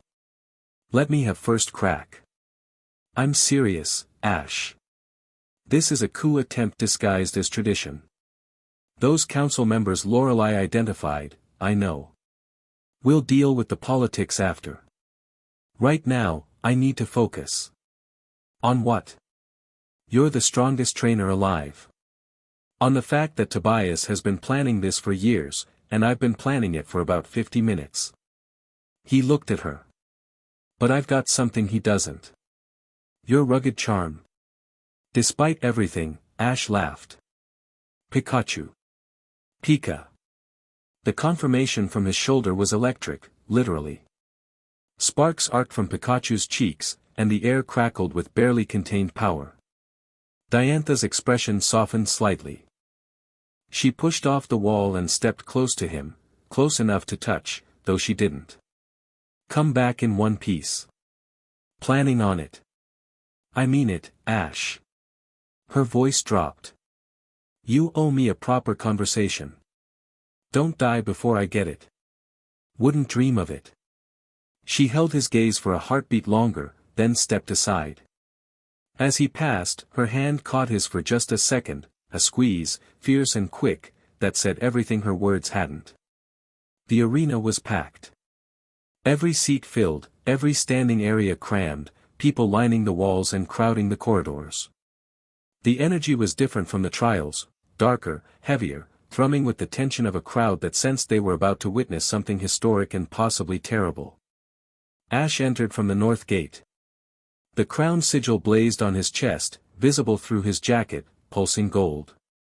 Pikachu crackled on his shoulder. His other 5 Pokeballs sat on his belt like promises: Charizard, Greninja, Lucario, Sceptile, Dragonite. Tobias entered from the south. The shadow aura around him had intensified, it rolled off him in waves now, darkening the air, making the arena's protective runes flicker uncertainly. Darkrai floated beside him, and behind them, 5 more Pokeballs hung at Tobias's belt, each one emanating a faint, sickly violet glow. The Keeper materialized between them. The right of Eclipse is invoked. The terms are set. 6 against 6, no restrictions. The battle ends when one trainer has no Pokémon remaining. Should the Monarch fall, the throne passes to the challenger. Should the challenger fall, the right of Eclipse is void, and the challenger submits to the Monarch's judgment. Tobias raised an eyebrow. Harsh terms. Old laws, Ash replied. You picked them. So I did. Tobias selected his first Pokeball. Shall we? Ash's hand went to his belt. He didn't hesitate.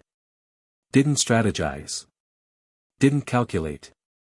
He reached for the partner who'd been with him through everything, every defeat, every victory, every impossible moment that should have broken them both. Pikachu. The mouse Pokémon leaped from his shoulder and landed on the arena floor with a crack of electricity that sent arcs dancing across the stone. Pikachu's eyes were hard and bright, his body coiled with years of accumulated power, his cheeks sparking with enough voltage to light a city. Tobias smiled. Sentimental. I'd expect nothing less. He threw his Pokeball. Darkrai. The nightmare Pokémon materialized in an explosion of shadow, a wraith of darkness, its single eye blazing, its cloak-like body rippling with malevolent energy. The temperature in the arena dropped 10 degrees. Several spectators in the front rows flinched. Pikachu didn't flinch. Pikachu had fought this particular nightmare before, in a league semi-final that had ended in defeat when he was younger and weaker and still learning what he could become. That defeat had never sat right. Not with Pikachu. Not with Ash. Today, they settled the debt. Dark Void, Tobias commanded.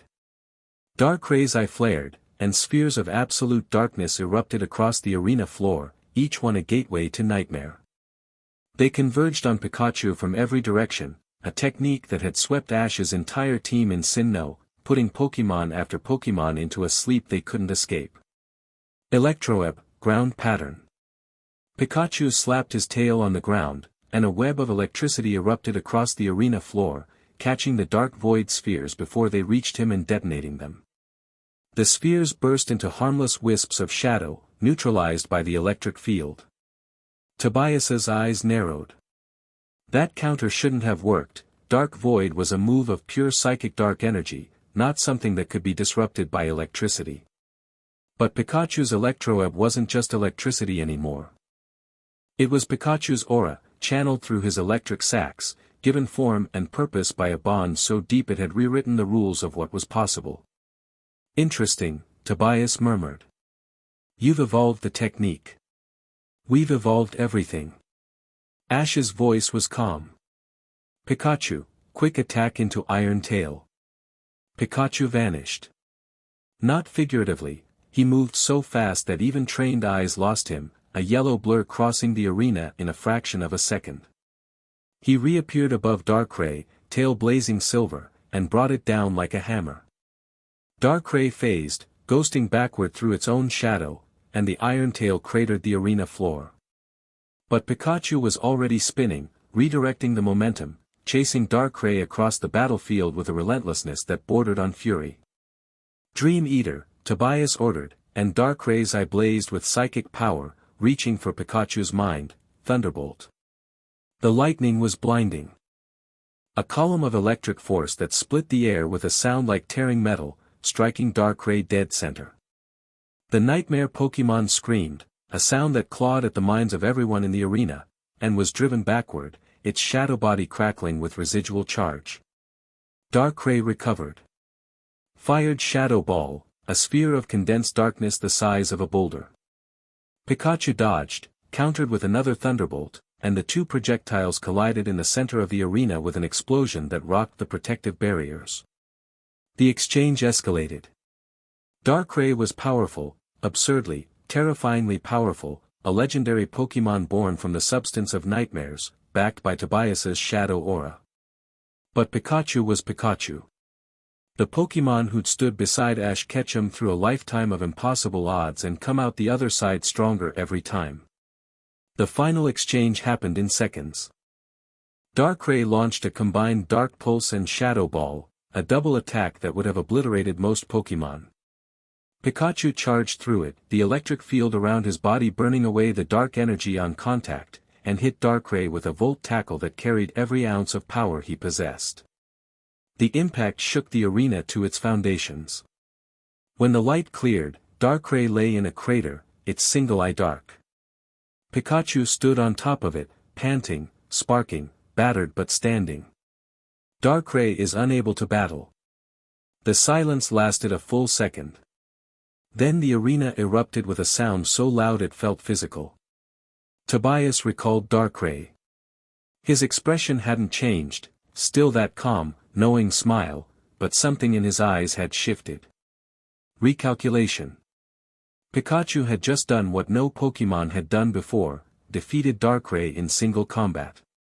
Well, Tobias said softly. You've grown. You have no idea. Ash recalled Pikachu, the mouse was exhausted, barely standing, and Ash could feel through their bond the trembling in his limbs. Pikachu had given everything. Time to rest. You earned that, buddy. Take a break. Ka. Pikachu collapsed into the Pokeball, and Ash felt the warmth of his partner's satisfaction through their bond. We won. We finally won. Latios, Tobias called, and the Ian Pokemon burst from its ball in a streak of blue and white. But this Latios wasn't the clean, bright Pokemon that Ash remembered from Sinnoh. Its body was shot through with veins of shadow, the same corruption that had infected Regice, and its eyes were dull, glazed, moving with the mechanical precision of a puppet rather than the fluid grace of a living being. Ash's stomach turned. What did you do to it? What was necessary? No remorse. Not even regret. Tobias said it like a doctor describing an unpleasant but essential procedure. The bonds of the Old Covenant are a leash, Ash. They limit what legendary Pokémon can become. I set them free from those limitations. You enslaved them. Perspective. Tobias's smile didn't waver. Latios, luster purge. The corrupted Latios fired a beam of psychic energy tainted with shadow, a sickly purple gold that carved across the arena with devastating force. Ash's next Pokémon was already in the air. Charizard. The fire dragon burst from its ball with a roar that shook the walls, wings spread wide, tail flame blazing. Charizard had been with Ash through some of his hardest battles, and time hadn't dulled its edge. If anything, years of training had honed it into something sharper, fiercer, more magnificent than ever. Charizard banked hard, dodging the luster purge, and answered with a flamethrower that lit up the arena. Corrupted Latios weaved through the fire with mechanical precision, countering with dragon pulse after dragon pulse. The battle was savage. Charizard fought with the passionate fury of a Pokémon that chose its trainer, that had walked away from Ash once and come back because the bond between them was stronger than pride. Every blast of fire, every aerial maneuver, every claw strike was an expression of that bond, wild, fierce, and absolutely free. Latios fought like a machine. Powerful, relentless, precise, but empty. No fire in its movements. No joy. Just the mechanical execution of Tobias's will, channeled through Shadow Aura. It made Ash sick. Dragon Claw, close quarters. Ash shouted, and Charizard dove, claws blazing with draconic energy, closing the distance in a heartbeat. The two Pokémon collided in midair with a shockwave that cracked the arena floor, and for a moment, they grappled, fire against shadow, passion against control. Charizard won. Not cleanly, Latios got a Zen headbutt in that nearly knocked the fire type out of the sky, but Charizard's Dragon Claw found its mark, and the corrupted Latios spiraled down and hit the arena floor with a sound like breaking glass. Latios is unable to battle. 2 down. Ash left Charizard in, the fire type was hurt but still burning, still fighting, and Ash could feel through their bond that Charizard would rather collapse than be recalled before it was ready. Tobias's third Pokémon was Entei. Corrupted, shadow-veined, its magnificent mane flickering with dark fire instead of the clean volcanic flame it should have carried. The volcano Pokémon roared, and the sound was hollow, a ghost of the thunderous cry it should have been. The battle between Charizard and Entei was fire against fire, and it was terrible in its beauty. The arena became an inferno, walls of flame, pillars of heat, the air itself combusting. Charizard pushed itself beyond its limits, burning hotter and brighter than Ash had ever seen, and when it finally fell, brought down by a sacred fire that no amount of resistance could withstand, the crowd mourned it like a fallen hero. Ash recalled Charizard with gentle hands and quiet words. "You were magnificent. Rest now." 3 down for Tobias. 1 down for Ash, with Pikachu exhausted in reserve. The math was brutal but manageable. Sceptile. Ash's voice was steel. The grass-type materialized with a twig in its mouth and a look on its face that said it had been listening to the entire battle from inside its Pokeball and was personally offended that it had taken this long to be called upon. Sceptile's speed was blinding. Tobias's Entei, already damaged from Charizard's assault, couldn't keep up. Leaf blade after leaf blade found its mark, and when Sceptile finished with a frenzy plant that erupted from the arena floor like a forest being born in fast forward, Entei went down hard. 3 for 3.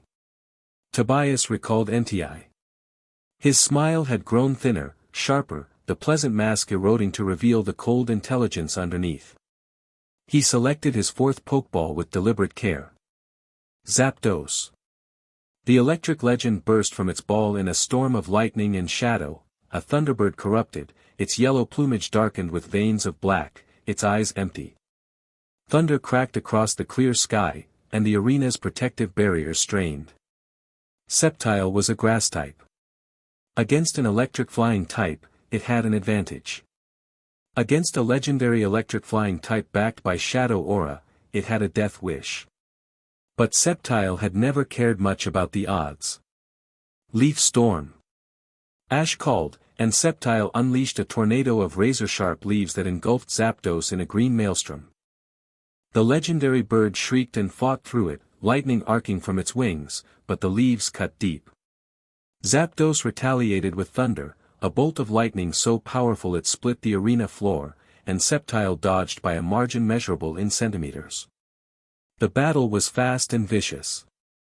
Sceptile's speed matched Zapdos's aerial agility, and for 2 minutes, the arena was a blur of green and gold as the two Pokémon pushed each other to the breaking point. In the end, a perfectly timed Dragon Claw caught Zapdos as it dove, and the legendary bird crashed to earth. But Zapdos wasn't done. The Shadow Aura surged, and the fallen bird exploded back to its feet, its body crackling with power that shouldn't have been possible for a Pokemon that damaged. The corruption was keeping it fighting past the point of consciousness, a puppet refusing to fall. Thunder. Tobias snapped, and the corrupted Zapdos fired everything it had left. Sceptile couldn't dodge. The lightning hit at full force, and Ash's Grass-type was hurled across the arena, hitting the far wall with a crack that made the crowd gasp. Both Pokemon fell at the same time. Both Zapdos and Sceptile are unable to battle. 4 down for Tobias. 3 down for Ash, plus an exhausted Pikachu. 2 fresh Pokemon each, plus whatever secrets Tobias was still hiding. Ash could feel it now, the shadow aura pressing against his senses, thicker than before. Tobias was channeling more power with each fallen Pokemon, as if the defeats were fuel rather than losses. The dark energy in the arena was becoming oppressive, weighing down the air, making the protective barriers groan. Heat ran, Tobias said, and the steel fire legendary erupted from the ground itself, a beast of magma and metal, its body glowing with corrupted heat, the shadow energy turning its natural fire into something toxic and wrong. Greninja. The Water Dark type appeared in a burst of blue, and the bond between them activated instantly, Battle Bond, the phenomenon that transformed Greninja into Ash Greninja, a fusion of trainer and Pokemon that transcended the boundaries of conventional evolution.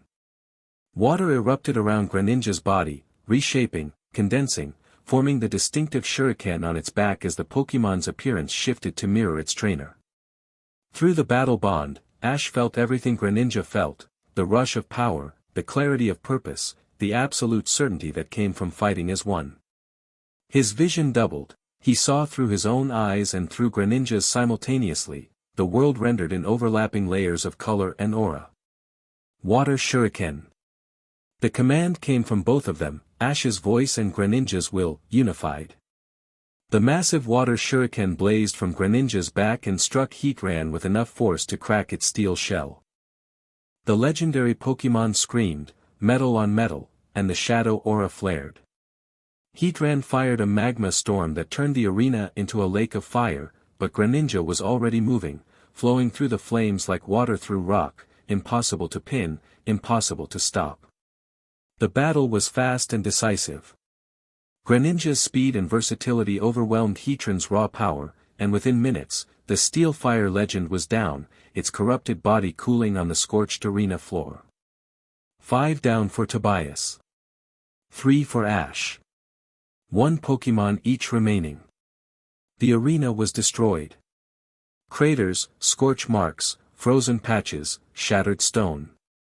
The protective barriers were flickering. Several spectators in the lower rows had been evacuated. And then Tobias reached for his final Pokeball, and the shadow aura around him erupted. It wasn't a gradual intensification. It was an explosion, a wall of darkness that blasted outward from Tobias's body, making the arena's crystals crack and the keeper's psychic barriers strain. The darkness condensed, swirled, and formed a vortex around the Pokeball in his hand. "I didn't want to use this," Tobias said, and for the first time, something genuine crept into his voice. Not remorse.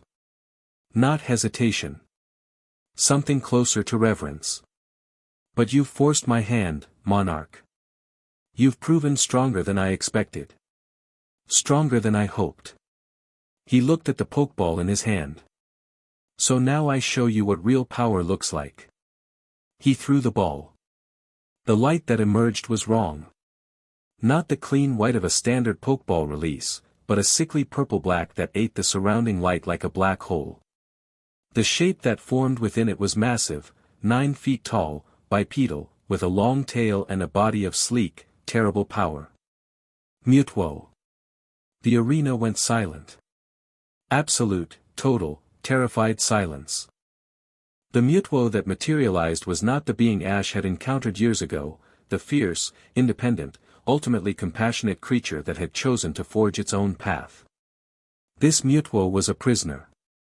Its body was wrapped in chains of shadow aura, visible to Ash's enhanced sight as thick coils of dark energy that bound the psychic legend like a straitjacket. Its eyes, which should have been clear and piercing, were glazed, empty, flickering with corrupted purple light. The psychic pressure that radiated from the corrupted Mutwo was staggering. Every person in the arena felt it, a weight on the mind, a crushing force that made thoughts scatter and hearts race. Several spectators fainted. The keeper's barriers buckled, and the ancient alakazam visibly strained to maintain them. Ash stared at the chained legend, and rage burned through him, hot, clean, purposeful. Not anger at Tobias, though that was there too. Anger at the violation. At the enslavement of a being that had fought so hard for its own freedom, reduced to a weapon, a puppet, a thing. Greninja felt his fury through the battle bond and answered it. The water shuriken on its back blazed brighter, and the Pokémon's stance shifted from ready to aggressive.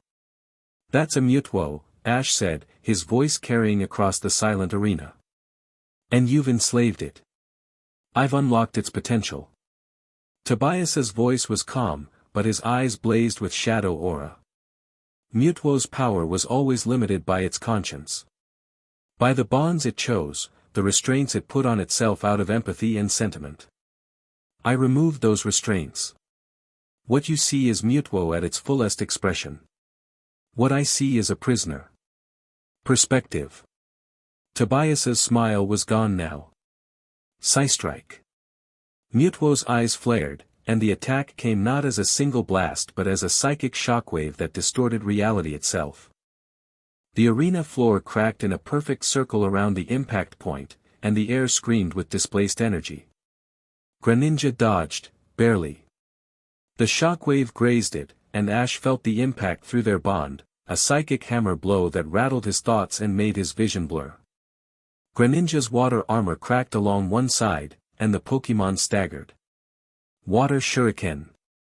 Ash snapped, and Greninja fired, not one but 3 shurikens in rapid succession, each one aimed at a different angle, a spread pattern designed to prevent evasion. Mutwo raised one hand and stopped all 3 shurikens in midair.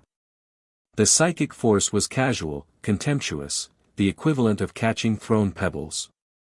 Then Mutwo crushed them, the water exploding into mist, and fired a shadow ball the size of a car. Greninja couldn't dodge this one. The shadow ball hit center mass, and the water dark type was hurled across the arena, smashing through a crystalline pillar and crashing into the far wall. Through the battle bond, Ash felt the pain, ribs cracking, muscles tearing, consciousness flickering. Greninja. Ash's voice cracked. The Pokémon lay in the rubble, its battle bond form flickering, water armor dispersing. For a terrible moment, Ash thought it was over. Then Greninja moved. Slowly, painfully, dragging itself upright through sheer force of will. The battle bond form stabilized, barely, wavering, but holding. Greninja looked at Ash across the destroyed arena, and through their bond, he felt his partner's absolute refusal to fall. Not yet. Not while you still need me. Ash's throat tightened. Okay. Okay, partner. One more. He reached deep, deeper than he ever had, past the normal boundaries of the battle bond, past the limits of what a human body should be able to channel. He found the core of their connection, the golden thread that tied him to Greninja, forged in battle and trust and years of growing together, and he poured everything into it.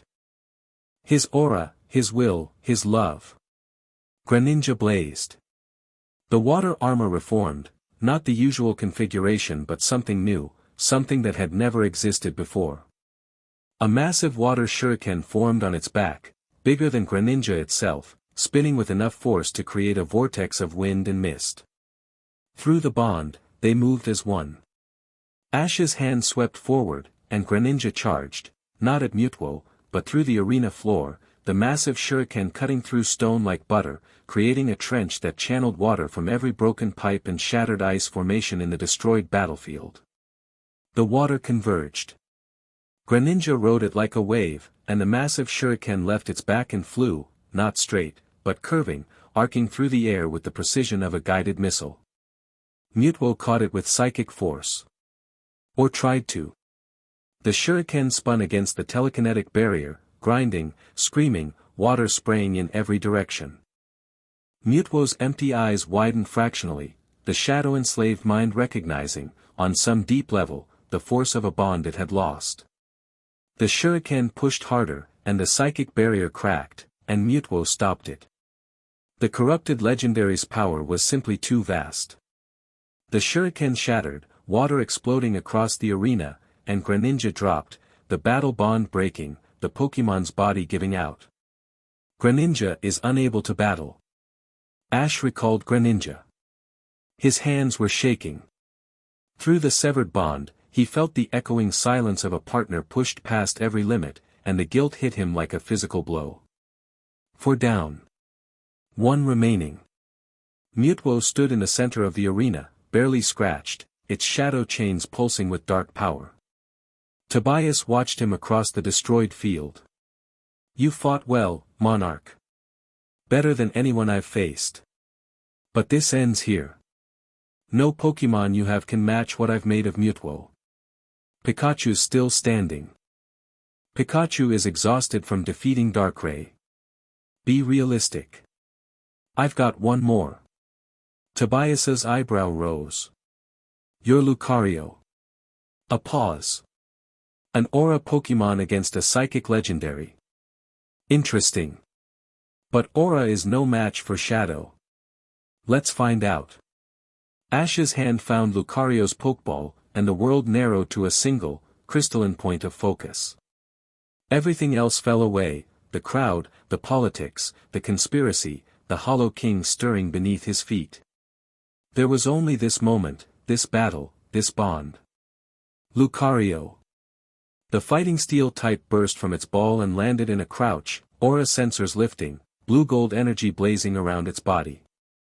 Lucario's eyes found Mutwo and locked on, and Ash felt through their aura bond a surge of fierce, protective fury, not fear, never fear, but the absolute determination of a warrior who would die before it let its partner fall. Mega Evolve, Ash said, and the energy between them ignited. The Mega Evolution was different from Diantha's Gardevoir or any other Ash had witnessed. It wasn't just a power boost, it was a fusion. Ash's aura and Lucario's merged, creating a single unified field of energy that blazed gold, then white, then something beyond color. Mega Lucario emerged from the cocoon of light, taller, faster, more powerful, its body wreathed in aura so dense it was visible to the naked eye. And through the Mega Bond, Ash and Lucario became one. He felt everything Lucario felt. Saw through Lucario's aura sight, which rendered the world in shades of energy and intention.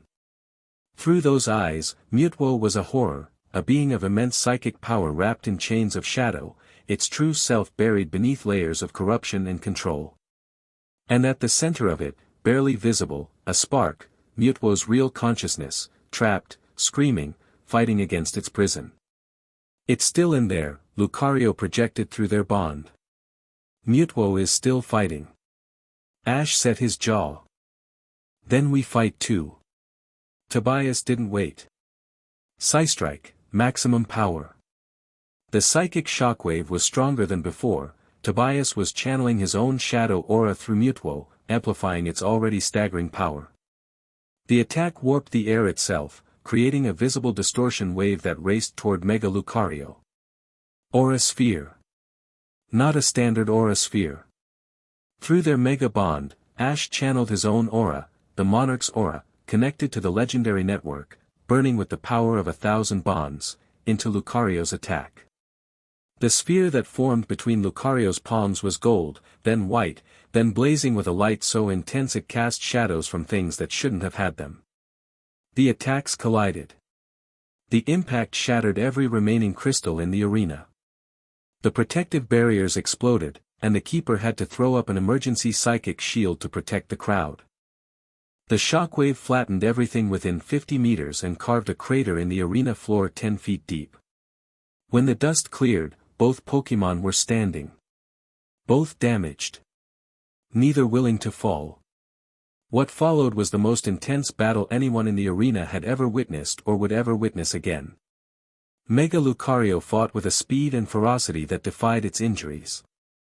Close combat, bone rush, meteor mash, a relentless assault that pushed Mutwo back step by step, each blow carrying the force of Ash's aura behind it.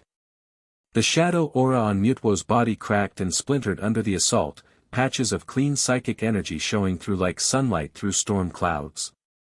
Mutwo retaliated with devastating force. Psychic blasts, shadow balls, bursts of telekinetic power that tore chunks from the arena floor and hurled them like missiles.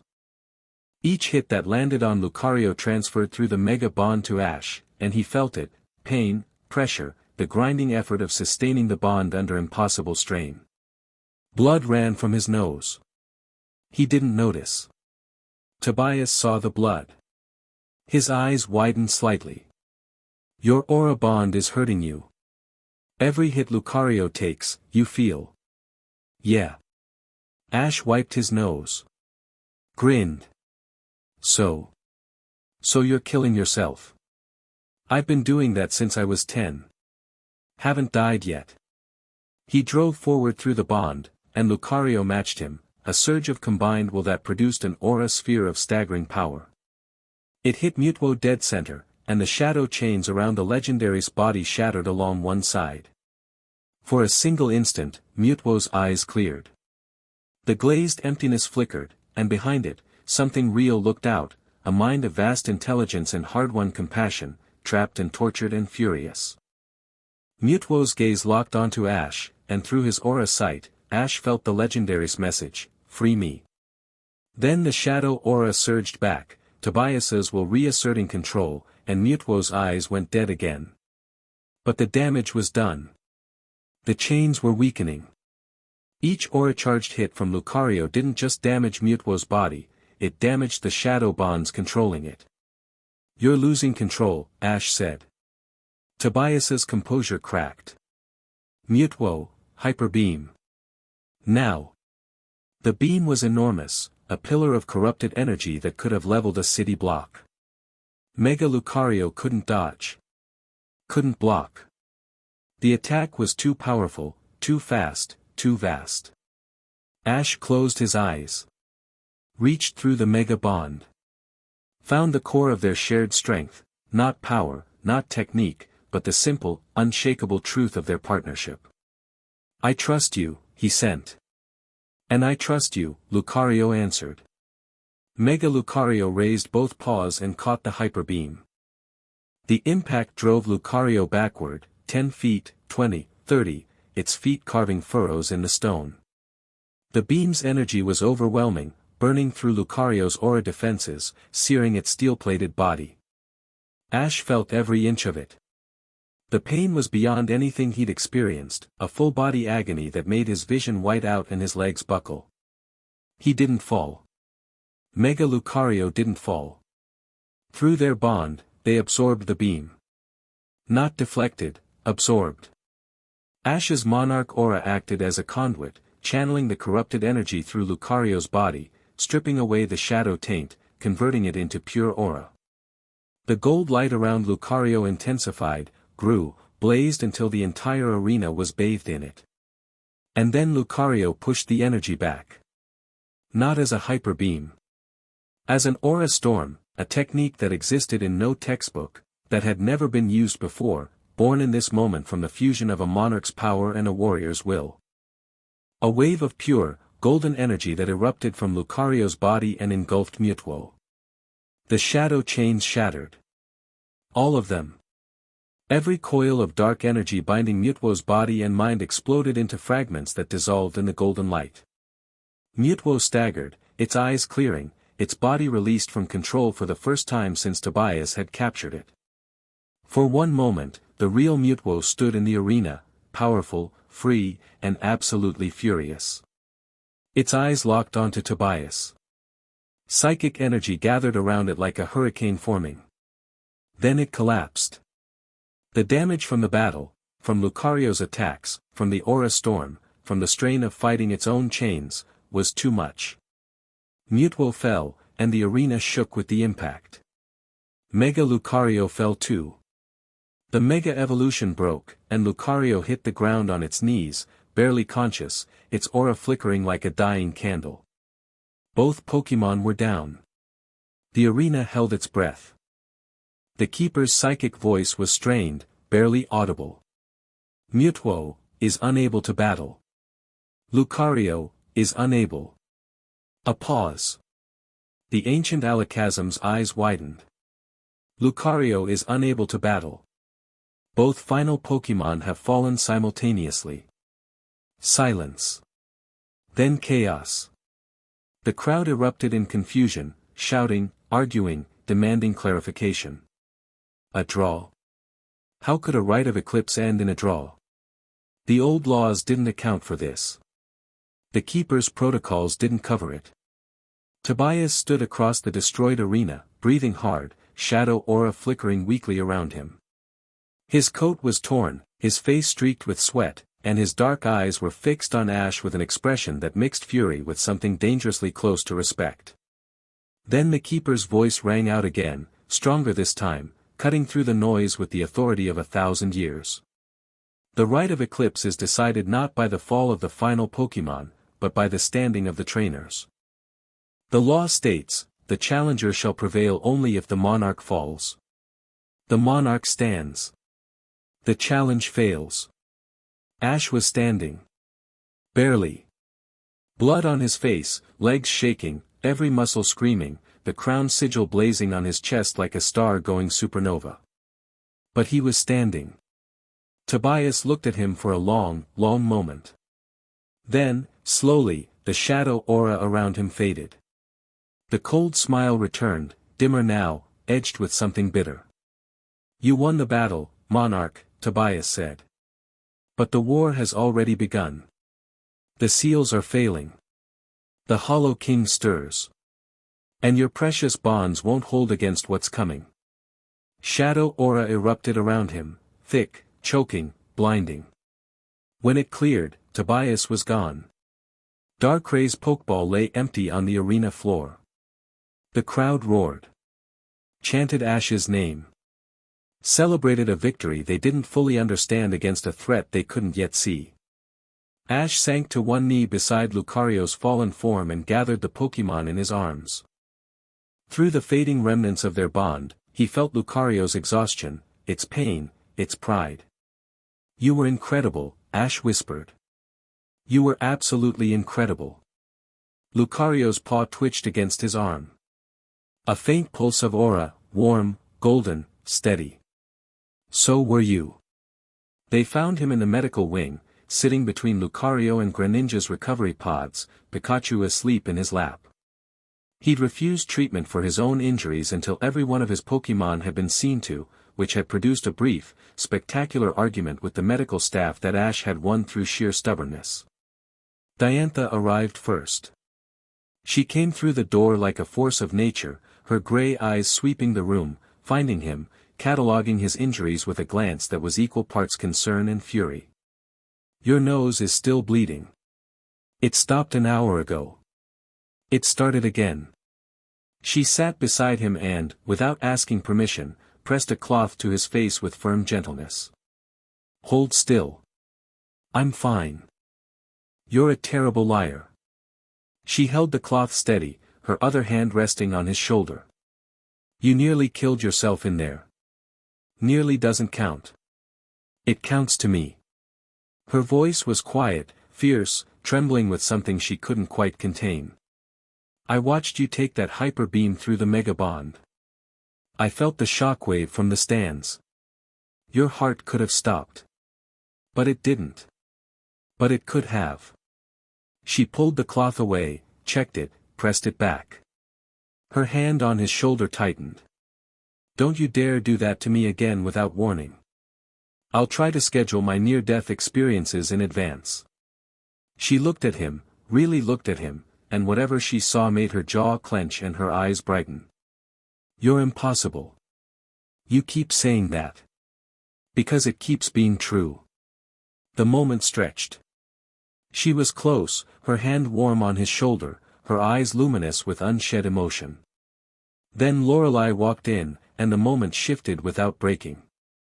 Lorelei looked worse than Ash had ever seen her, not physically, but in the way her composure had fractured. Her glasses were slightly askew, her hair disheveled, and her hands were clenched at her sides with white-knuckled intensity. She took in the scene, Ash, bloody and battered, Diantha, holding a cloth to his face, the recovery pods humming softly, and her expression cycled through something complex before settling into controlled fury. "I've identified 3 council members who were part of Tobias's conspiracy," she said without preamble. "Marcus of Unova, Chen of Hoenn, and Aldrich of Galar. They've been receiving communications through shadow-encrypted channels for months. I traced the network while you were fighting." "While I was fighting," Ash repeated. "You were running counterintelligence during the battle?" "Someone had to." "You were busy nearly dying." She pushed her glasses up with a sharp gesture. "I've also compiled evidence sufficient to remove all 3 from the council under the Citadel's charter. Shall I proceed?" "Yes. But don't arrest them yet. I want to know who else they're connected to." "Already working on it." Diantha looked at Lorelei with undisguised admiration. "You identified a conspiracy network and traced its communications in the time it took Ash to fight 6 legendary Pokémon?" "I multitask." Lorelei's tone was dry, but a faint flush colored her cheeks at the compliment. She turned to Ash, and her eyes softened fractionally. "Your Lucario will recover. All your Pokémon will. The medical team says 48 hours for full restoration." "Thank you." "Don't thank me. Fix the seals before Tobias breaks the rest of them." She paused at the door. "And let someone look at your nose. You look terrible." "I'll kill him myself next time," Diantha murmured after Lorelei left. Ash leaned back in his chair, exhaustion hitting him all at once. "Get in line." Pikachu stirred in his lap, ears twitching. The little Pokémon opened one eye, assessed the situation with the world-weary expertise of a veteran, and went back to sleep. The next 24 hours were a storm. Reports flooded in from every region.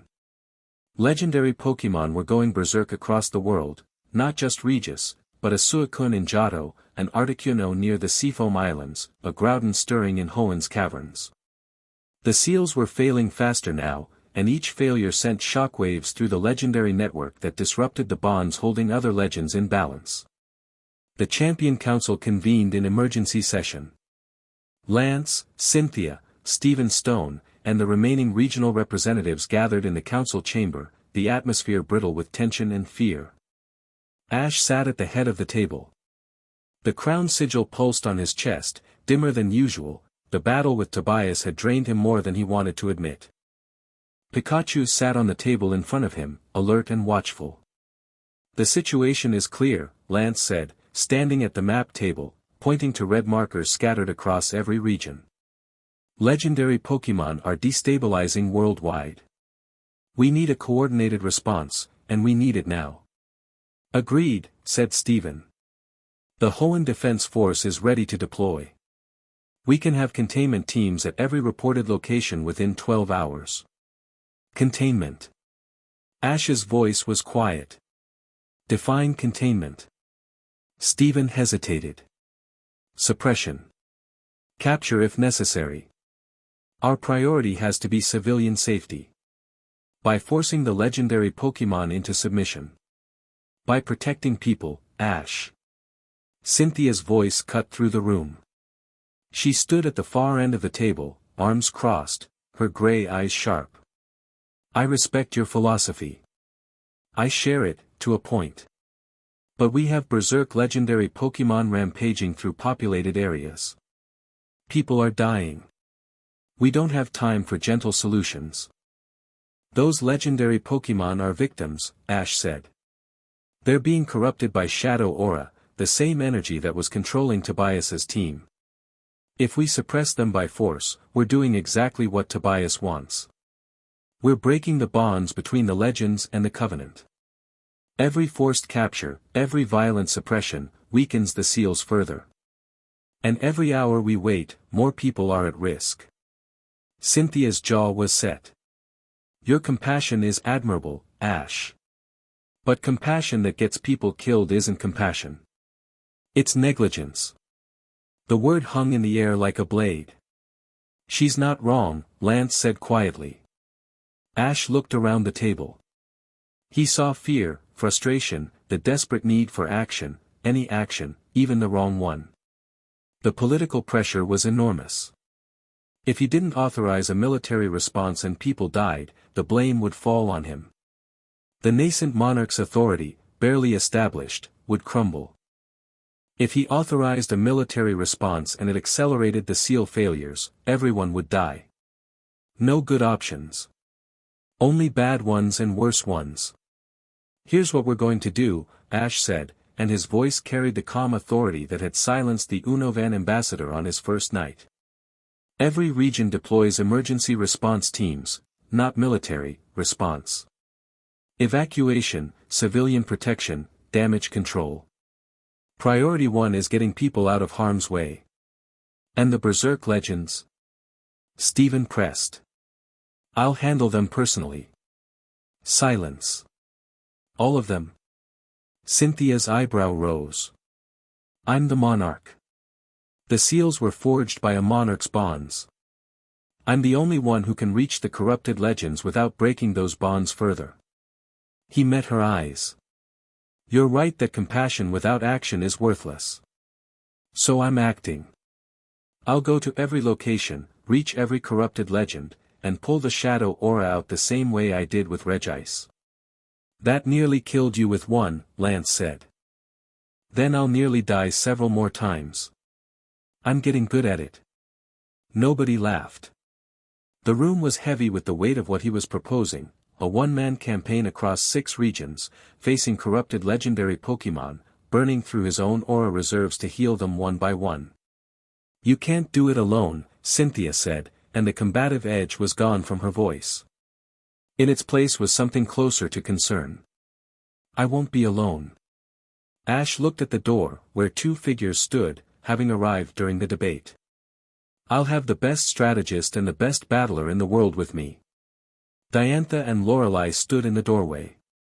They'd come separately, Diantha from the medical wing where she'd been checking on Ash's Pokémon, Lorelei from her laboratory where she'd been mapping seal degradation patterns, but they'd arrived at the same moment, drawn by the same instinct. They looked at each other. Something passed between them, not rivalry, not competition, but recognition. 2 women who'd spent the last week measuring each other as opponents were seeing something different now. Diantha spoke first. I'll fight whatever needs fighting. Lorelei adjusted her glasses. I'll make sure we fight the right things in the right order. There you go, Ash said, and despite everything, the failing seals, the corrupted legends, the shadow war escalating toward catastrophe, he smiled. Now.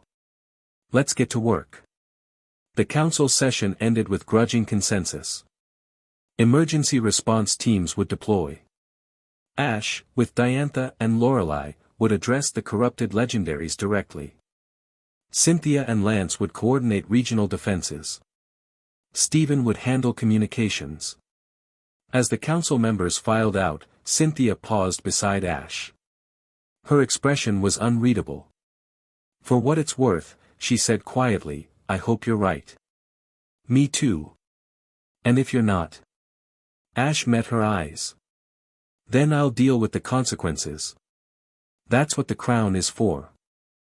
Cynthia studied him for a long moment. Then, almost imperceptibly, she nodded. Not agreement, exactly. But acknowledgement. The acknowledgement of a champion who recognized that the man in front of her was carrying something heavier than any title, and carrying it without flinching. She left. The council chamber emptied. Ash stood alone at the map table, staring at the red markers scattered across the world like drops of blood. Each one represented a corrupted legendary. A broken bond. A crack in the foundation of everything. Pikachu jumped from the table to his shoulder and pressed against his neck. One step at a time, buddy. Pika. Outside, the sun set behind clouds that were darker than they should have been. The wind carried a scent of ozone and something older, the smell of deep earth, of sealed chambers, of chains under strain. And far below the crown citadel, in the darkness that grew deeper with each passing hour, the breathing grew louder. The chains flickered gold. Then dark. Then gold. Then dark. And somewhere between worlds, Tobias knelt in shadow, his hands pressed to the earth, his aura pouring downward, and whispered to the thing that waited. Soon, he promised. Very soon. The darkness answered with a sound like a smile. Chapter 3, The Sovereign's Choice. The world was breaking. Ash felt it through the legendary network, a constant, grinding pressure against his consciousness, like standing in a river whose current grew stronger by the hour. Every sealed legendary that went berserk sent a jolt through the web of bonds connecting him to the divine Pokemon of the world, and in the 72 hours since Tobias had vanished from the arena, 12 more had fallen to corruption. Suicune rampaged through Eclipse City, its purifying waters turned toxic with shadow energy. Articuno had encased the entire southern coast of the Seafoam Islands in black ice. Regice was tearing through a mining complex in Hoenn, its iron body warped and bristling with dark crystalline growths. Reports poured in faster than anyone could process them, each one a new wound in the fabric of the world. Ash hadn't slept in 2 days. He'd traveled by Charizard, the fire type had recovered with stubborn speed, refusing to stay in the medical wing while its trainer was fighting, and had personally cleansed 7 corrupted legendaries across 4 regions. Each one required the same brutal process, battle to weaken, aura contact to reach the corruption, then the agonizing effort of ripping the shadow energy free while the legendary fought against him and the darkness fought to stay rooted. Each one cost him blood from his nose after the 4th. A nosebleed that lasted an hour after the 6th. Trembling hands after the 7th that he hid from everyone except Pikachu. The crown sigil on his chest pulsed weaker with each cleansing, its golden light dimming as he poured more and more of his Monarch's aura into healing bonds that should never have been broken. He was spending himself like currency, and the exchange rate was getting worse. But he wasn't alone. And that made all the difference. Diantha met him in Johto after he'd cleansed Suicune. She arrived on the back of her Noivern, her battle gear streaked with dust and sweat, Gardevoir floating beside her with the serene lethality of a weapon that happened to be beautiful. She'd spent the previous 12 hours coordinating evacuation efforts in Eclipse City, personally leading the defensive line while Ash worked on Suicune, and she'd done it with the effortless authority of someone who'd been commanding rooms since before she could drive. Report from Kalos, she said, falling into step beside him as they crossed the Eclipse Pokemon Center's courtyard.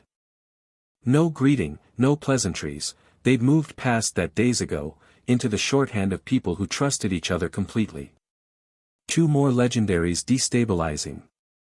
Xerneas is restless in the fairy forest, not corrupted yet, but agitated.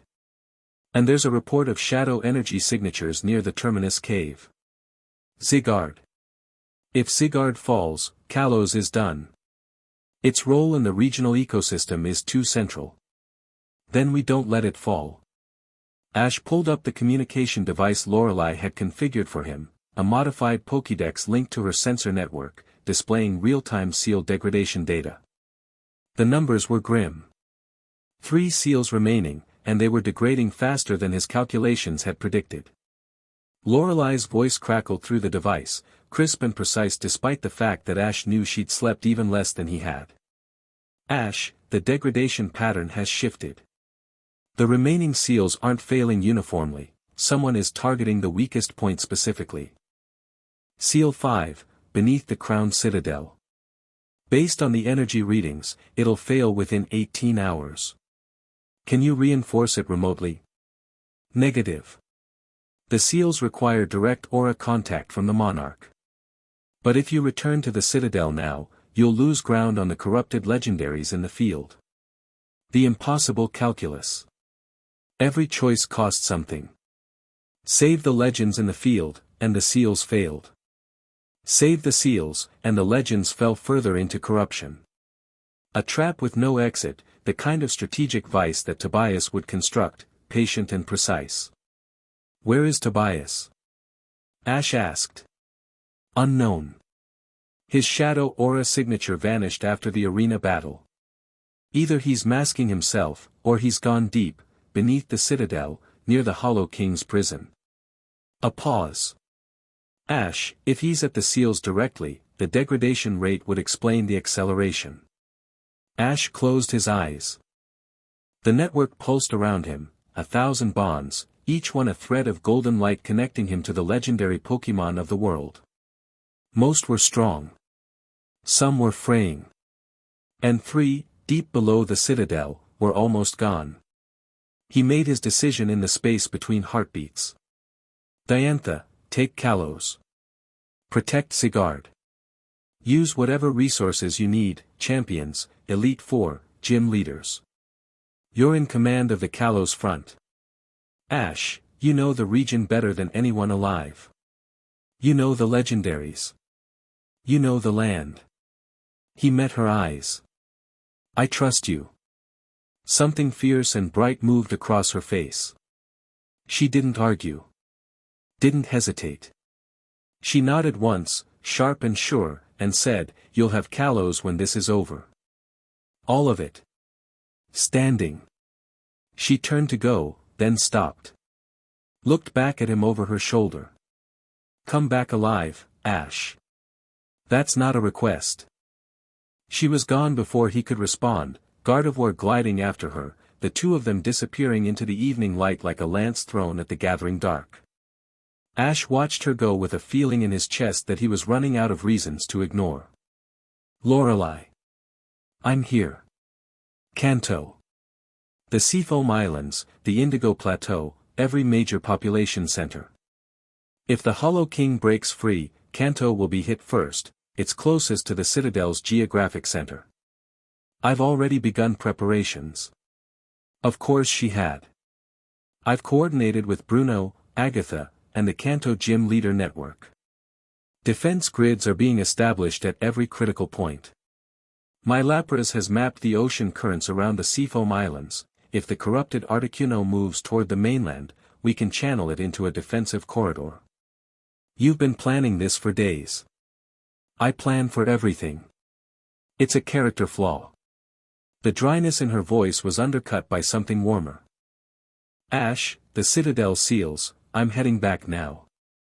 I'll reinforce them directly. The shadow aura concentration at that depth will be enormous. If Tobias is there, then I'll deal with Tobias too. Silence on the line. Then, quietly, be careful. I will. I mean it. Her voice cracked, just barely, just enough. Don't be a hero. Little late for that. Then be a smart hero. For once. She cut the connection before he could hear whatever sound came after her voice broke. Ash stood in the courtyard of the Ecruteak Pokémon Center, the evening deepening around him, the weight of the world pressing down on his shoulders like the sky itself had decided to rest there. Pikachu sat on his shoulder, quiet and warm and unwavering. Time to go home, buddy. Pika. He called Charizard. The fire type burst from its ball with a roar that echoed off the ancient towers of Ecruteak, its tail flame burning strong despite the battles of the past 3 days. Ash swung onto its back, Pikachu tucked against his chest, and they launched into the darkening sky. Below them, the world spread out in all its beauty and fragility, cities glittering with light, forests stretching toward distant mountains, oceans reflecting the first stars. All of it balanced on bonds that were coming apart at the seams. Ash flew toward the crowned citadel, and the darkness flew to meet him. The citadel was quiet when he landed. Too quiet. The outer courtyards were empty, the crystal lanterns flickering with uncertain light. The guards at the main gate were at their posts but tense, their Pokémon pressed close, eyes scanning shadows that seemed deeper than they should be. The air itself felt heavy, saturated with a pressure that wasn't quite sound, wasn't quite sensation, but something between. A presence. The Hollow King was close. Ash could feel it through the crown sigil, which pulsed against his chest with an urgency that bordered on pain. 3 seals. Just 3 thin chains of golden light between the world and something that wanted to devour it. He entered the citadel at a run, Pikachu on his shoulder, Charizard recalled, Lucario's Pokeball in his hand. The corridors were dim, the crystal lighting systems that the Citadel's keeper maintained were flickering, disrupted by the shadow energy seeping up from below. Ash's aura sight painted the walls in shades of gold and gray, and he could see the corruption spreading through the fortress's foundations like ink through water. The keeper met him at the entrance to the lower levels. The ancient alakazam looked diminished. Its psychic glow was weaker, its movements slower, its mustache drooping with exhaustion. It had been fighting the shadow energy for days, pouring its own considerable power into maintaining the Citadel's defenses, and the effort was taking a visible toll. Monarch. The psychic voice was strained. He is below. At the seal chamber. I cannot stop him. My power is insufficient against the shadow. How many seals? 3 remain. But they are failing. Hours, perhaps less. Rest. Protect the people above. I'll handle what's below. You should not go alone. I know. Ash released Lucario from its ball. The fighting steel type materialized beside him, fully healed, its aura blazing blue-gold. It took one look at the darkness below and growled, a sound of recognition and challenge. Ready, partner. Lucario's fist ignited with aura. Always ready. They descended.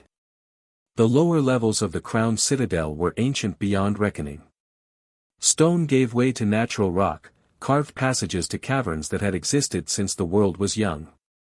The air grew colder as they went deeper, and the darkness pressed closer, fighting against the golden light of Ash's aura and Lucario's sensors.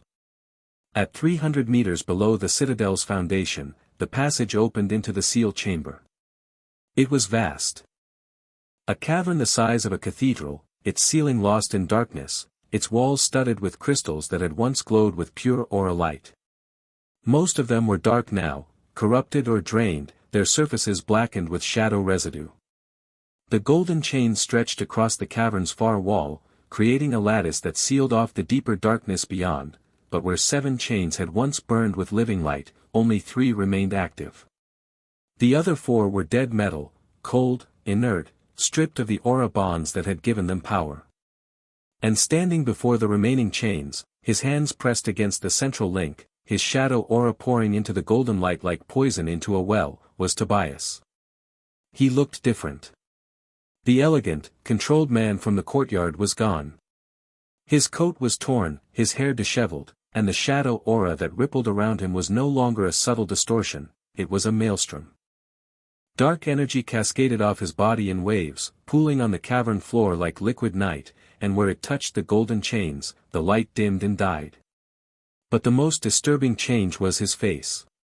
Lines of shadow ran beneath his skin like dark veins, branching from his hands up his arms, across his neck, reaching toward his eyes. The corruption was consuming him, not just channeling through him, but becoming him. Or he was becoming it. Darkrai floated behind him, and the legendary nightmare Pokémon was in worse shape, its body half dissolved into shadow, its single eye flickering between awareness and empty darkness. Tobias hadn't just been using shadow aura. He'd been feeding on it, drawing from the same source he was trying to unleash, and the exchange was destroying him. You came. Tobias didn't turn around. His voice was rough, layered, as if 2 people were speaking through the same mouth. I knew you would. The first Monarch came too, in the end. Couldn't stay away. The light always rushes toward the dark. It's in its nature. Step away from the seals, Tobias. Now Tobias turned, and the shadow veins on his face pulsed with each heartbeat. His dark eyes were shot through with violet light. He looked at Ash with an expression that mixed contempt and something that might have been envy. Do you know what I am? Tobias asked. Not who. What?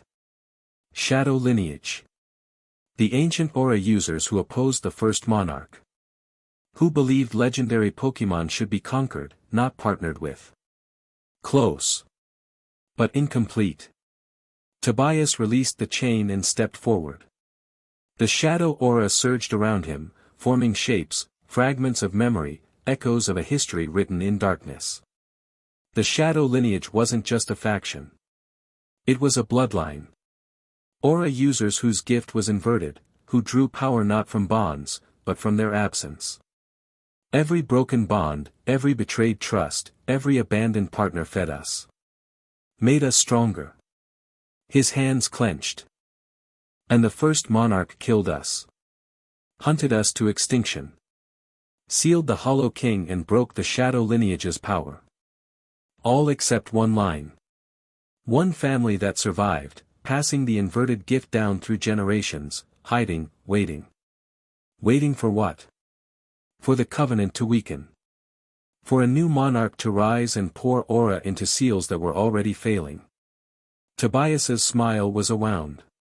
Your coronation didn't just illuminate the seals, Ash. It fed the Hollow King. 1,000 years of accumulated shadow, suddenly bathed in fresh aura, it was a feast. You made it stronger by trying to hold it. Ash's jaw tightened. He'd suspected something like this. Lorelai's data had hinted at it, the accelerating degradation coinciding too precisely with his coronation. But hearing it confirmed still hit like a punch. So everything I've done, has been playing into my hands. Every corrupted legendary you cleansed. The shadow energy you extracted didn't dissipate. I collected it. Channeled it here, into the seals. Your mercy has been my weapon. The cavern was very quiet. The 3 remaining chains hummed with dying light. You're wrong about one thing, Ash said. Enlighten me. You think you're in control. Ash's aura sight was locked on Tobias, and through it, he could see what the man himself couldn't, or wouldn't. The shadow energy wasn't just flowing through Tobias. It was replacing him. Every dark vein, every corrupted nerve, was the Hollow King's influence spreading through its vessel like roots through soil. You're not using the Hollow King's power. It's using you. Tobias's composure flickered. The shadow veins on his face pulsed, and for an instant, barely a heartbeat, something crossed his expression that looked like fear. Then the mask snapped back. I know what I'm doing. I've spent my entire life preparing for this. The Hollow King is a tool, the most powerful tool in existence. With its power, I can reshape the world. End the chaos of regional conflicts. Force the legendaries into a hierarchy that serves humanity instead of terrorizing it. You can't control a god, Tobias. Watch me. Tobias pressed both hands against the central seal chain and poured everything he had into it. The shadow aura erupted, a tidal wave of darkness that crashed against the golden links with enough force to make the cavern shake. Rock fell from the ceiling. The 2 functioning chains on either side flickered and groaned. The central chain went dark. 2 seals remaining. No. Ash lunged forward, aura blazing. Lucario charged beside him, and together they hit the wall of shadow energy that surrounded Tobias, a barrier of condensed darkness that burned on contact, eating into their golden light with hungry violence.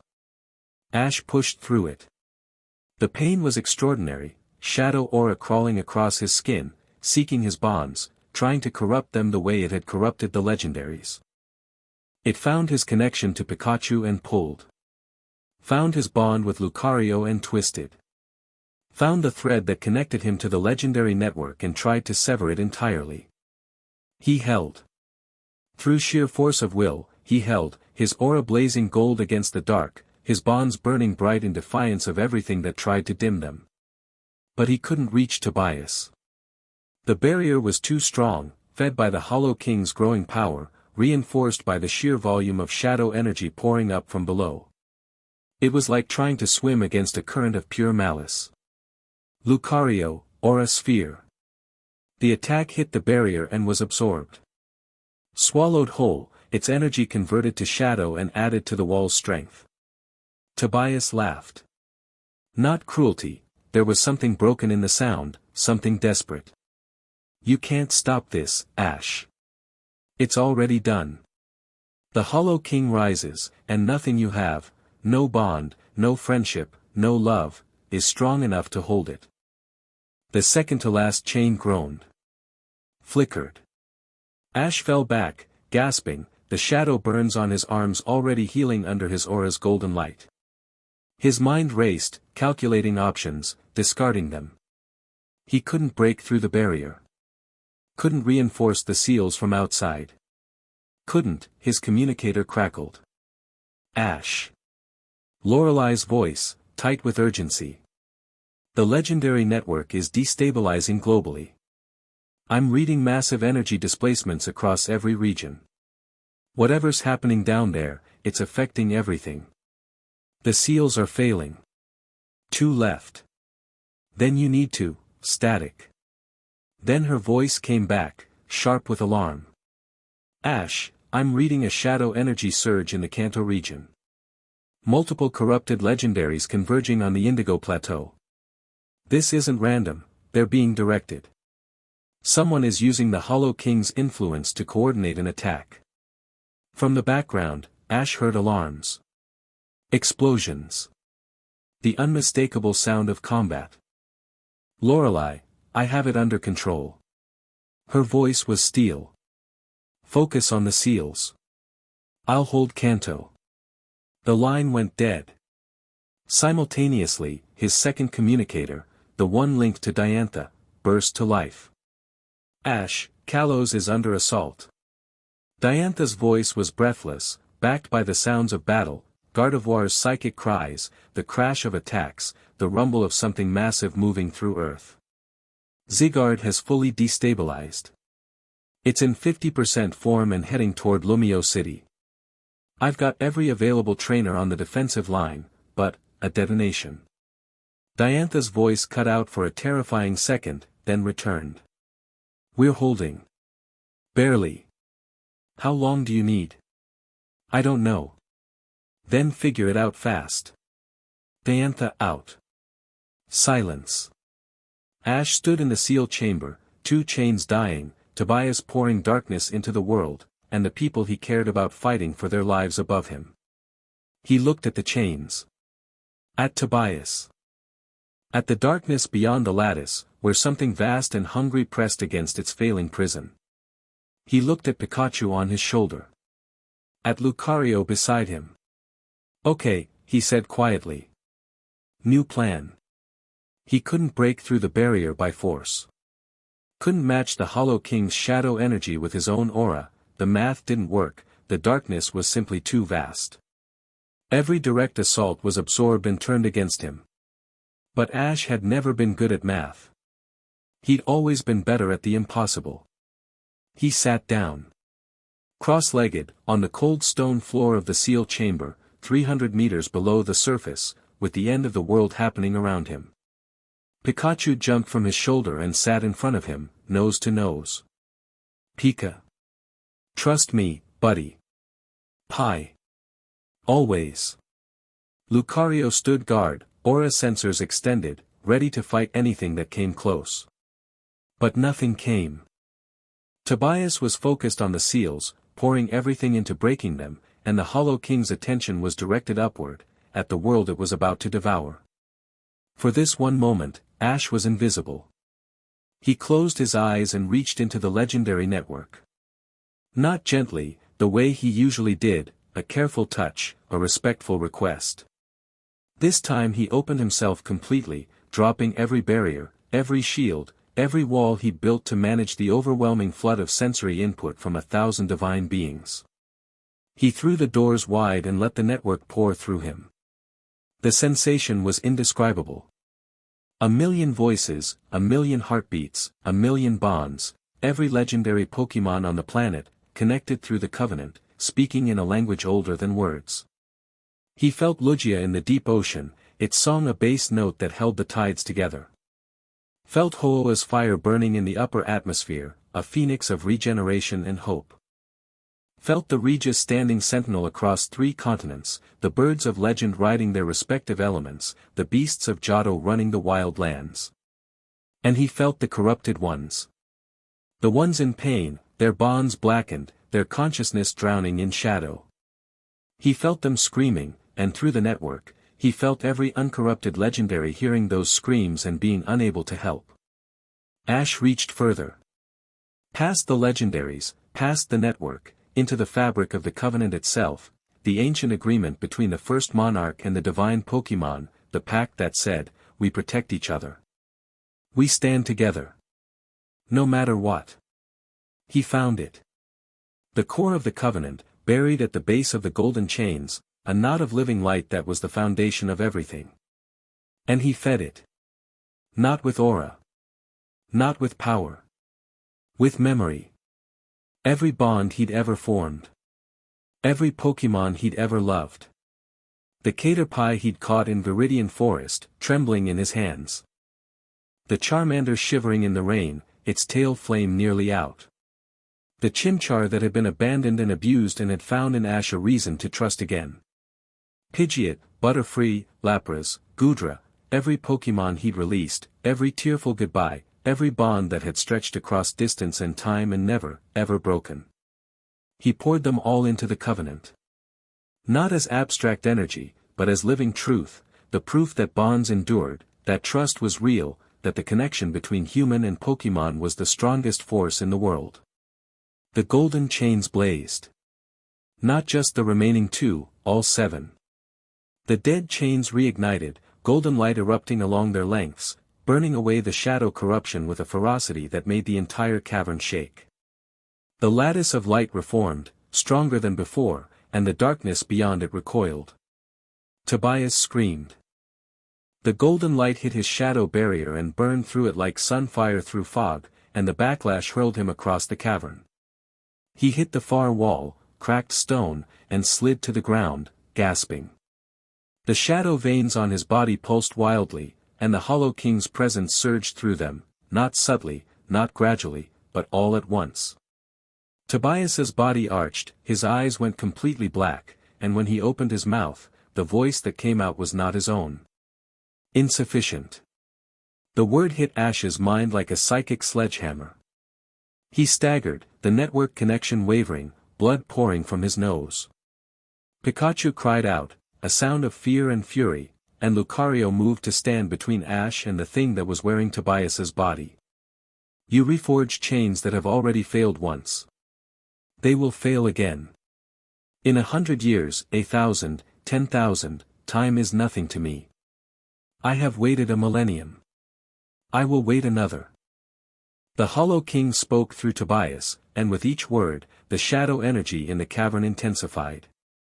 The newly restored chains groaned under pressure that wasn't physical but existential, the weight of an entity that embodied the opposite of everything they were made from. But I think. I will not wait. The chains shattered. All seven. Simultaneously. The golden light died, and the lattice that had held for 1,000 years exploded into fragments that dissolved before they hit the ground. Beyond the lattice, the darkness moved. It poured through the gap like a river breaking through a dam, a flood of shadow energy so vast, so dense, that it had physical weight. It crashed across the cavern floor, climbed the walls, reached for the ceiling. And within it, a shape formed.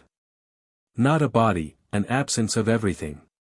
A void in the shape of a king, crowned with emptiness, robed in the memory of every broken bond in history. The Hollow King rose. Ash looked up at it, at the thing that had waited 1,000 years for this moment, and felt something he hadn't felt since the day he'd watched Pikachu nearly die in the rain outside Viridian City. Terror. Pure, honest, primal terror. The Hollow King looked down at him, and its attention was a physical force, a crushing pressure that drove him to his knees, that made his vision tunnel and his heart stagger. This was not a Pokemon.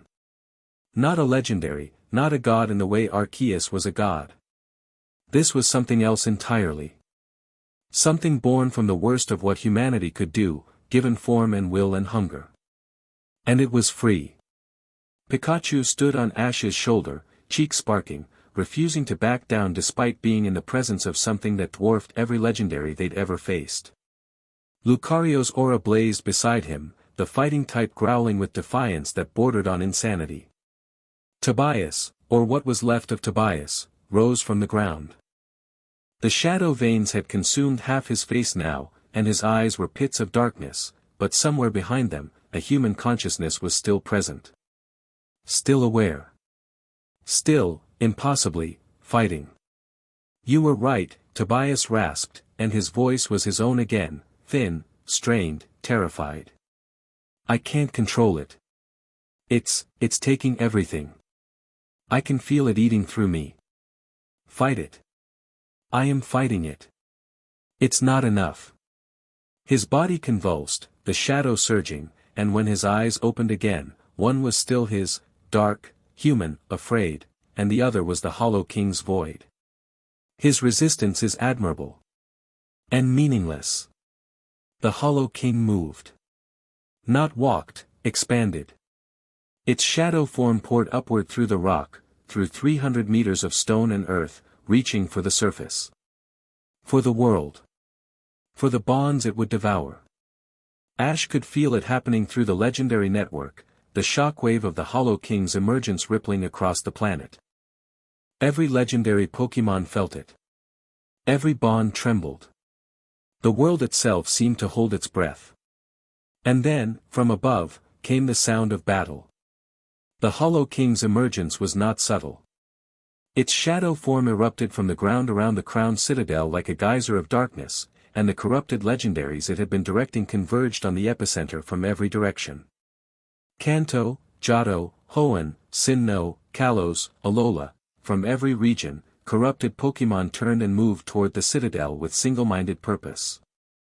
The world responded.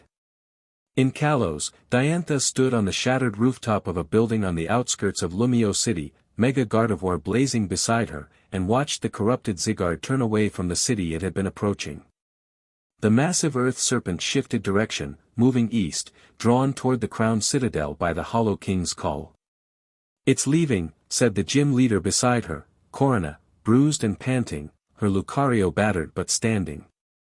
No. Diantha's eyes narrowed. It's being summoned. The fight isn't here anymore. It's at the citadel. She activated her communicator. All Kalos forces, this is Champion Diantha. The corrupted legendaries are converging on the crown citadel. Reorganize all available assets for rapid deployment to the citadel perimeter. We are going to the source. Champion, we don't have the transport capacity to, then find it. Commandeer every aircraft, every flying type, every Pokémon with teleport. We move in 20 minutes.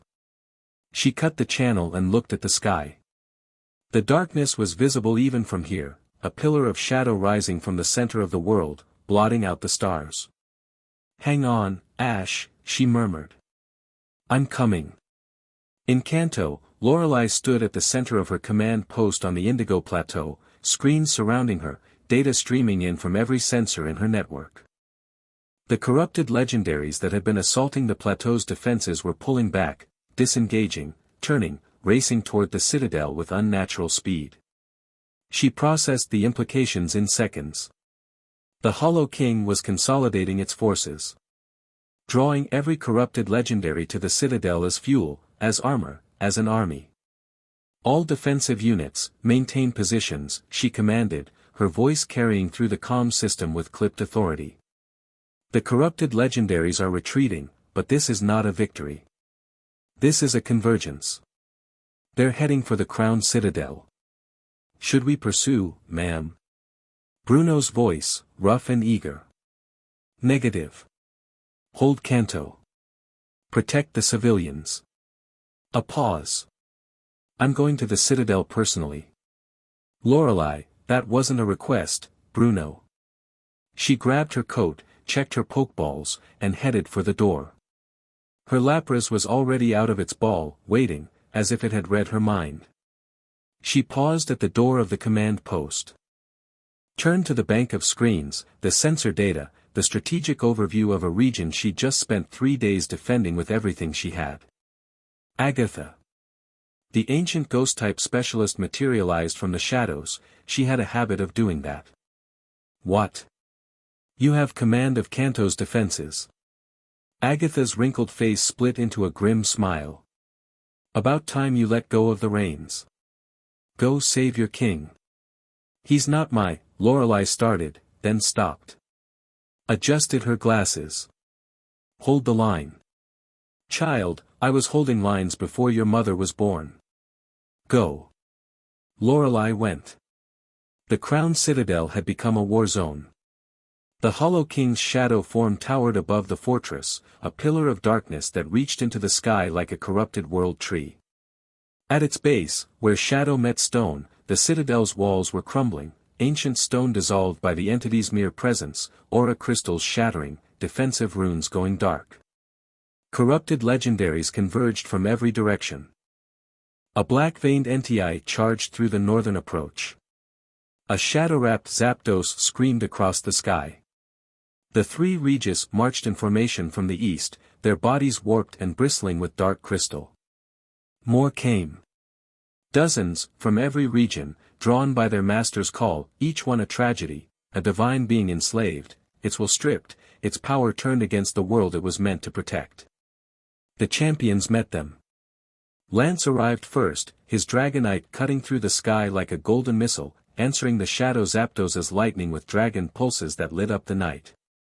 Steven Stone's Mega Metagross slammed into the corrupted Regice Teal with a meteor mash that sent shockwaves across the plateau. Cynthia's Garchomp held the eastern approach alone, carving through waves of shadow-corrupted Pokémon with the cold efficiency of a blade that had been sharpened for exactly this purpose. They fought brilliantly. They fought desperately. And they were losing. For every corrupted legendary they drove back, two more arrived. The Hollow King's power was feeding them, healing them, pushing them past their limits. And the shadow entity itself was growing, its pillar of darkness widening, reaching, sending tendrils of corruption across the landscape like a cancer spreading through healthy tissue. Then Diantha arrived. She came from the west, riding her Noivern at the head of a formation of Kalos trainers, gym leaders, Elite Four members, every able-bodied trainer she'd been able to rally in 20 minutes. They hit the corrupted legendary line like a hammer hitting glass. Mega Gardevoir blazed at the center of the assault, its psychic power magnified by Diantha's Mega Stone and her own fierce will. Moonblast after Moonblast tore through corrupted Pokémon, and where Gardevoir's fairy energy touched the shadow corruption, it burned clean, not a permanent cure, but enough to stagger the enemy and create openings. Diantha fought like the champion she was. Not with elegance now, with fury. Raw, unleashed, magnificent fury. Her commands came fast and sharp, her battle instincts operating at a level that transcended strategy and became pure, intuitive violence. She was everywhere at once, directing her team, supporting the other champions, holding the western line through sheer force of personality. Lorelei arrived from the east, Lapras surfing a wave of its own making, flash freezing the ground beneath the approaching Regice and turning their advance into a skating rink of treacherous ice. The three corrupted titans stumbled, slowed, and Lorelei's team struck. Her strategy was different from Diantha's, where the Kalos champion was fire and instinct, Lorelei was ice and precision. She'd analyzed the corrupted legendary's movement patterns during 3 days of defensive operations, and she'd identified the signal delay between the Hollow King's commands and the legendary's responses. A fraction of a second, invisible to anyone who wasn't looking for it. Lorelei exploited it ruthlessly. Her Pokémon attacked in the gap between commands, hitting the corrupted legends during the microsecond when they were between directives, when their shadow-controlled bodies hesitated. It was like fighting a computer by exploiting its processing lag. Brilliant, surgical, and devastatingly effective. Regice went down. Regice Teal followed. The eastern line held. But the Hollow King adapted too. Its shadow tendrils reached for the defenders, and where they touched, Pokémon screamed, not from damage, but from the entity's attempt to corrupt them. To break their bonds with their trainers, to turn them into soldiers for its growing army. Lance's Dragonite shuddered mid-flight, dark veins flickering across its golden scales for a terrible second before the dragon roared and burned the corruption away through sheer force of will and the bond with its trainer. Not every Pokémon was that strong. A Colosian trainer's Talonflame went dark, turning on its own allies, and Diantha had to bring it down with a Moonblast that made her wince. The war was escalating beyond anything the champions could contain. They needed the source destroyed. They needed Ash. 300 meters below the battle, Ash was climbing. Not the passage he'd descended, the Hollow King's emergence had collapsed it, sealing the route with tons of rubble. He was climbing through the raw rock itself, guided by Lucario's aura sense, Pikachu on his shoulder, using his own aura to crack handholds in solid stone. Tobias was with him. Not willingly, the man was barely conscious, dragged along by Lucario, his body racked by the Hollow King's influence. The shadow veins covered most of his skin now, pulsing in rhythm with the entity above them, and every few seconds Tobias convulsed as the Hollow King tried to reassert full control. "Leave me," Tobias gasped, his voice barely human. "I'm a liability. It can see through my eyes, control my body, and if I leave you, it takes your body permanently. You become a vessel, and it gets a human form to anchor itself." Ash hauled himself up another meter of rock. "So no. You're coming. Why do you care?" Genuine bewilderment, fighting through the pain. "I tried to take your throne. Enslaved legendary Pokémon. Nearly destroyed the world. You also spent your entire life trying to protect it. You just picked the wrong method." Ash reached down and helped Lucario drag Tobias up a ledge. "I've met a lot of people who tried to save the world by dominating it. They all had the same blind spot. Which is? They forgot that the world doesn't belong to them. It belongs to everyone who lives in it. Every person, every Pokémon, every bond between them. You can't save something by controlling it. You can only save it by trusting it." Tobias stared at him. The shadow veins pulsed, and for a moment, both his eyes went dark, the Hollow King surging. Then Tobias fought.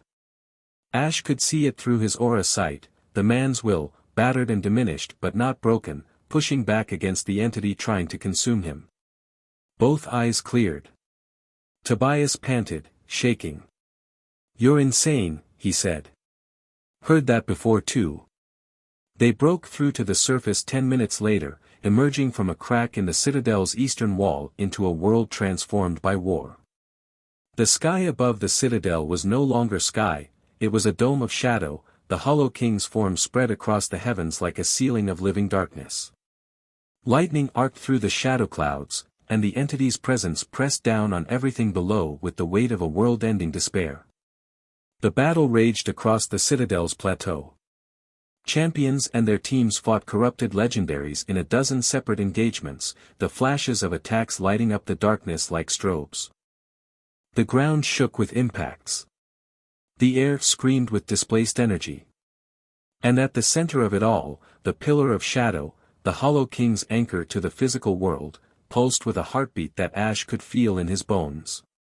Pikachu took in the scene from his shoulder. The little Pokémon's cheeks sparked, and through their bond, Ash felt not fear but determination. The absolute, unshakable resolve of a partner who had faced gods and walked away and would do so again as many times as necessary. "Pikachu," Ash said. "Pika. Let's finish this." He released his entire team. Charizard, Greninja, Lucario, Sceptile, Dragonite, all of them, out at once, standing beside him in the shadow of the end of the world. Each one had been with him through impossible battles.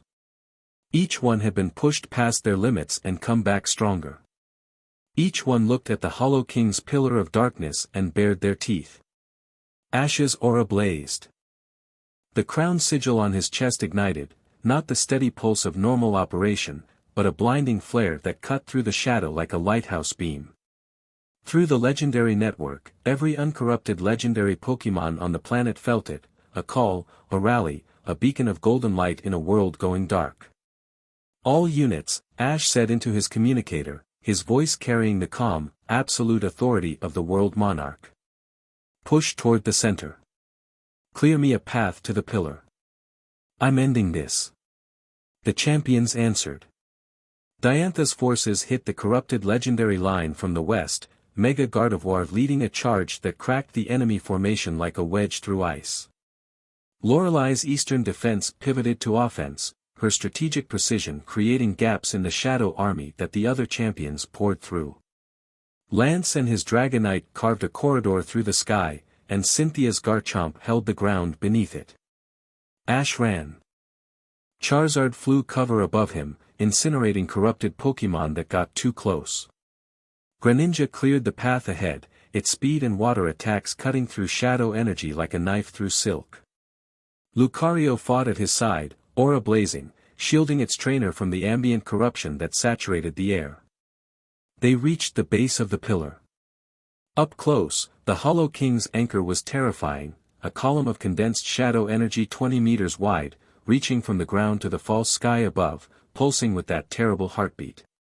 The air around it was wrong, not just dark, but empty. Devoid of aura, devoid of life, devoid of everything that made the world worth living in. Looking into it was like looking into the face of despair. The certainty that bonds were illusions, that trust was weakness, that every connection between living beings was just a vulnerability waiting to be exploited. Ash looked into it and felt all of that. Felt the despair pulling at him, whispering that he wasn't strong enough, that the bonds he cherished were fragile and temporary, that everything he loved would eventually leave him. And he answered it the way he'd answered every impossible challenge since the day he'd left Pallet Town. By refusing to quit. He pressed his hands against the pillar. The shadow energy surged through him, and the pain was beyond anything he'd experienced. It wasn't physical, it was existential. The Hollow King's corruption reached into the core of who he was and tried to find the cracks. Tried to find the broken bonds, the failed friendships, the moments of doubt and betrayal and loss. It found them. Of course it did. Ash's life hadn't been a perfect story. He'd lost Pokémon, released them, left them, watched them choose other paths. He'd failed in leagues, been outmatched, been beaten so badly he'd questioned whether he should keep going. He'd been separated from friends he loved and had let distances grow until the bonds were thin and strained. The Hollow King seized on every one of these moments and amplified them. Showed him a version of his life where every goodbye was an abandonment, every loss was a betrayal, every bond was a lie waiting to be exposed. Your Butterfree left you. Your Pidgeot waited for you and you never came back. Charizard disobeyed you because you didn't deserve its respect. Every Pokémon that ever loved you was just using you, and when they didn't need you anymore, they moved on. You're alone, Ash Ketchum. You've always been alone. The bonds are shadows, and shadows dissolve in the dark. Ash's hands shook. Blood ran from his nose, his ears, the corners of his eyes. His aura flickered and dimmed, the golden light struggling against the overwhelming weight of the darkness. And then he felt them. Not through the legendary network. Not through aura or psychic power or any metaphysical connection. Through something simpler. Something older. Something the Hollow King couldn't touch because it had never understood it. Pikachu.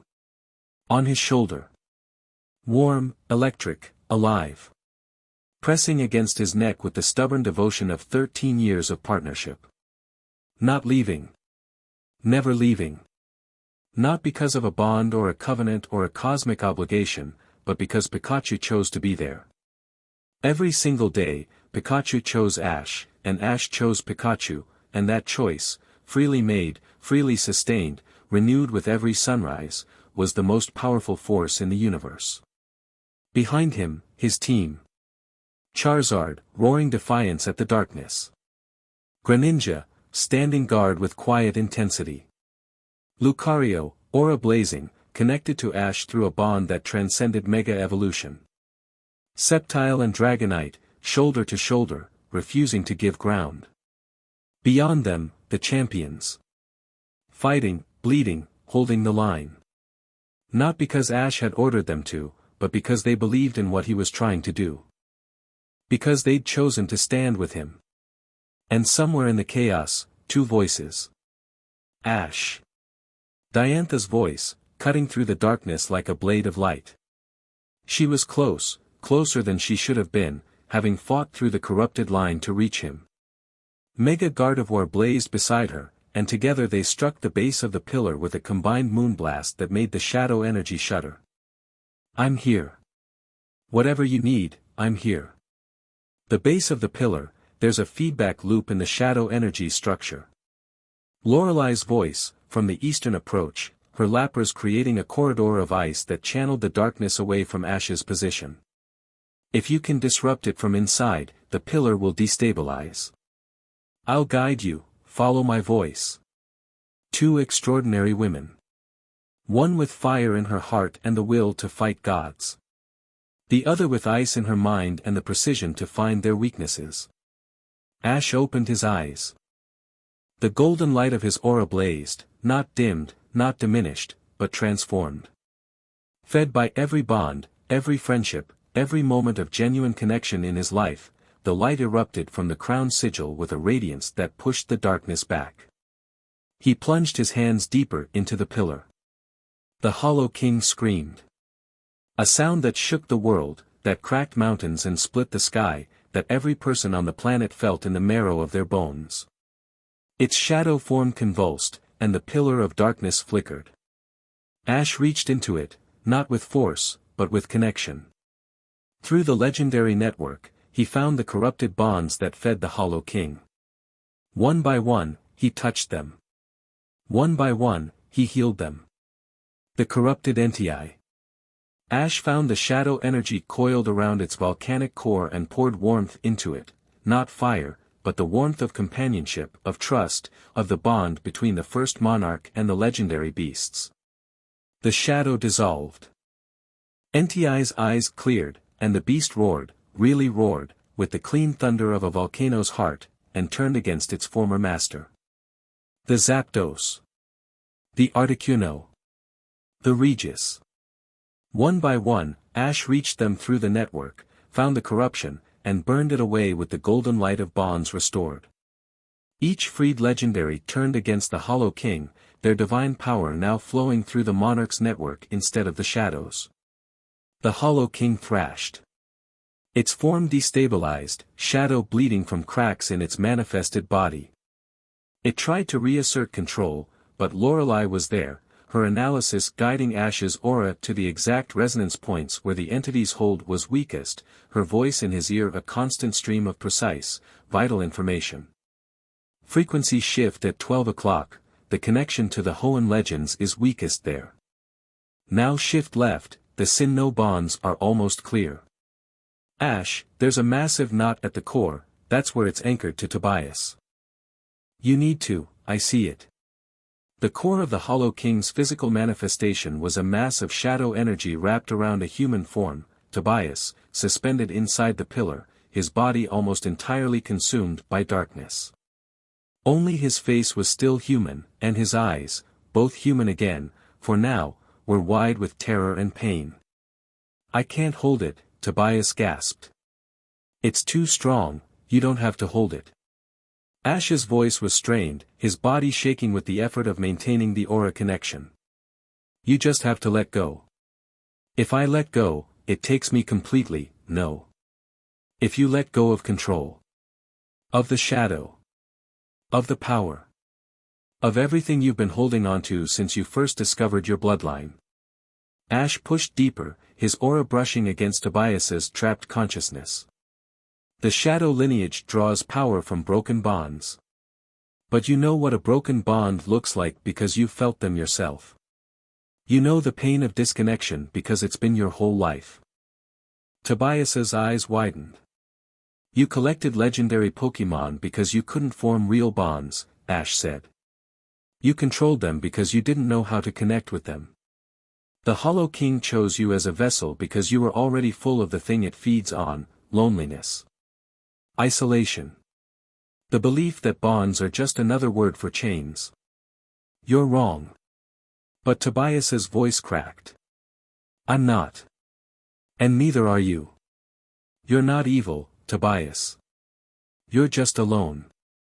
And nobody taught you that there was another way. Ash extended his hand through the aura connection, not a physical hand, but a bond.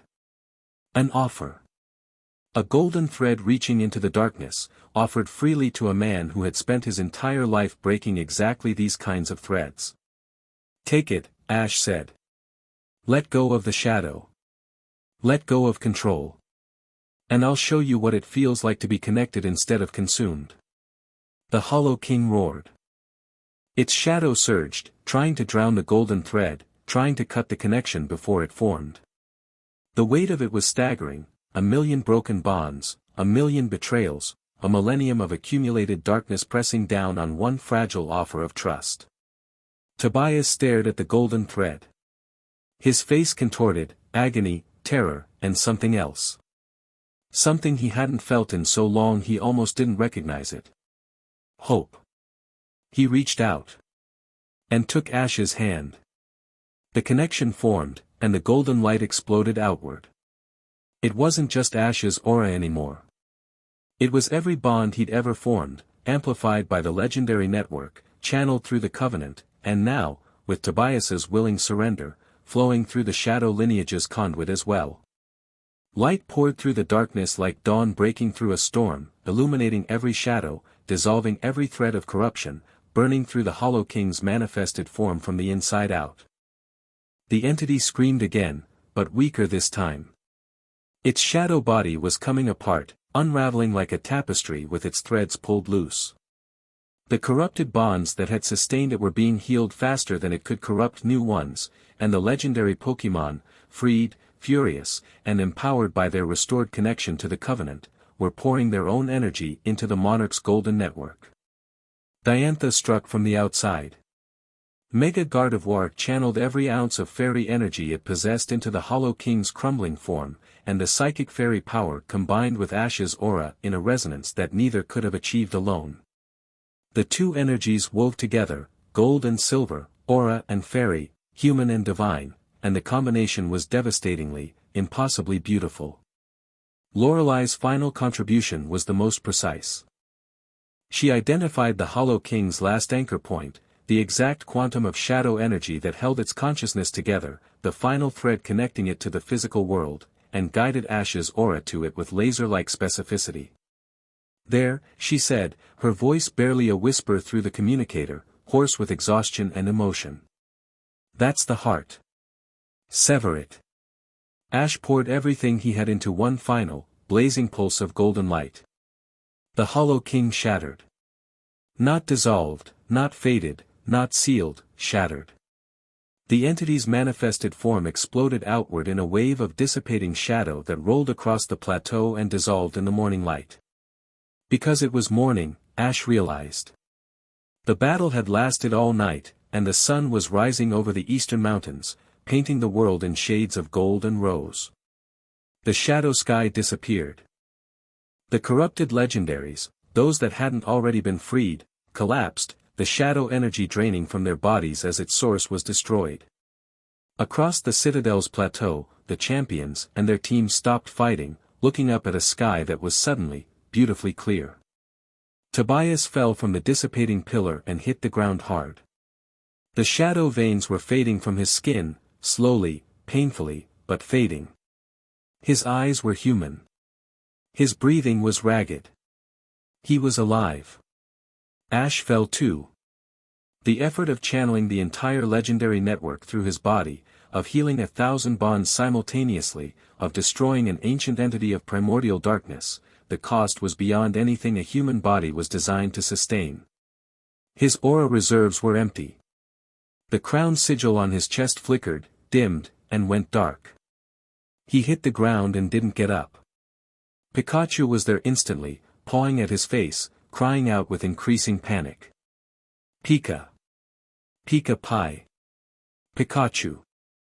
Ash's team surrounded him, Charizard's tail flame casting warmth over his body, Greninja kneeling beside him, Lucario's paws pressed to his chest, trying to force aura into a system that had nothing left to receive. Two sets of running footsteps. Two voices, overlapping, breaking. Ash. Ash. Diantha dropped to her knees beside him, her battle-torn clothes streaked with sweat and shadow residue, her hands finding his face, his neck, checking for a pulse.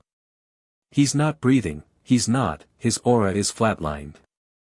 Lorelei was beside her, spectrometer in hand, her voice clinical and controlled even as her eyes were bright with unshed tears. Complete aura exhaustion. His body has no energy left to sustain basic functions. Then do something. I'm trying. Lorelei's hands shook over her device. She'd never shaken before. Not once in her entire career. The crown sigil is dormant. Without it, the legendary network can't feed energy back to him. He gave everything. There's nothing left to, a sound. Quiet at first, then building.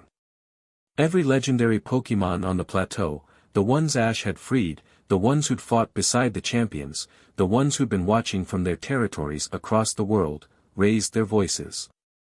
Not in attack, not in rage, but in song. Lugia's melody rose from the depths. Ho-Oh's cry rang from the clouds. The Regice hummed in bass harmonics. The birds of legend sang in three-part harmony. Mew's ethereal voice wove through the chorus, and Celebi added a descant of time and growing things. From the highest point of the sky, Rayquaza's roar joined the song, and the air itself vibrated with the combined power of every legend that Ash had ever touched, ever helped, ever loved. The song was a gift. Pure aura, freely given, channeled through the covenant he'd rebuilt, pouring into the crown sigil from 1,000 divine sources simultaneously. The sigil blazed. Gold, then white, then a color that had no name, the color of every bond in the world burning at once. Ash's body arched, his lungs filled, and his eyes flew open. He gasped. Coughed. Breathed. Pikachu collapsed on his chest, crying, actually crying, tears streaming from his black eyes, his small body shaking with sobs of relief. Ash's hand came up, trembling, and rested on Pikachu's back. Hey, buddy. I'm okay. I'm okay. Pika. The word was barely audible, broken with emotion. I know. I know. I'm sorry. Diantha had both hands over her mouth, tears streaming freely down her face, her composure utterly destroyed. Lorelei was turned away, her shoulders shaking, one hand pressed to her eyes. Ash sat up slowly, every muscle screaming. The world swam around him, and it took a moment for his vision to stabilize. When it did, he saw the dawn. The sun was fully up now, golden light flooding the plateau, burning away the last traces of shadow. The crown citadel stood battered but intact, its ancient walls scarred but standing. Around it, the champions and their teams were tending to the fallen, treating the injured, releasing corrupted Pokemon from their shadow bonds with gentle hands and careful aura. The freed legendaries were departing. Quietly, one by one, they returned to their territories, healed, whole, their bonds with the covenant restored. Lugia dove into the clouds and was gone. Ho-Oh blazed across the sky in a trail of rainbow fire. The three legendary beasts raced across the plateau in a blur of wind, water, and lightning, and disappeared over the horizon.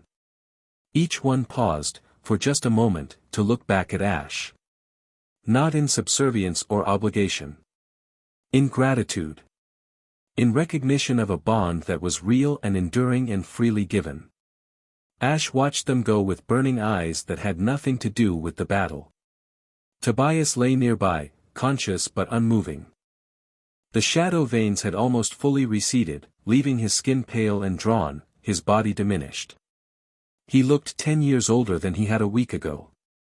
The cost of hosting the Hollow King, even briefly, had been enormous. Ash walked over to him. His legs were unsteady, and Pikachu clung to his shoulder with the desperation of someone who never intended to let go again. Tobias looked up at him. His dark eyes were clear, fully clear, for the first time since Ash had met him. No shadow. No mask. Just a man, broken open, seeing the world without filters for the first time. Why? Tobias whispered. Ash knew what he was asking. Not why had Ash saved the world. That was obvious. Why had Ash saved him? The man who tried to destroy everything. The vessel of the Hollow King. The enemy. Because you were trying to save the world too, Ash said. You were just wrong about how. Tobias stared at him for a long time.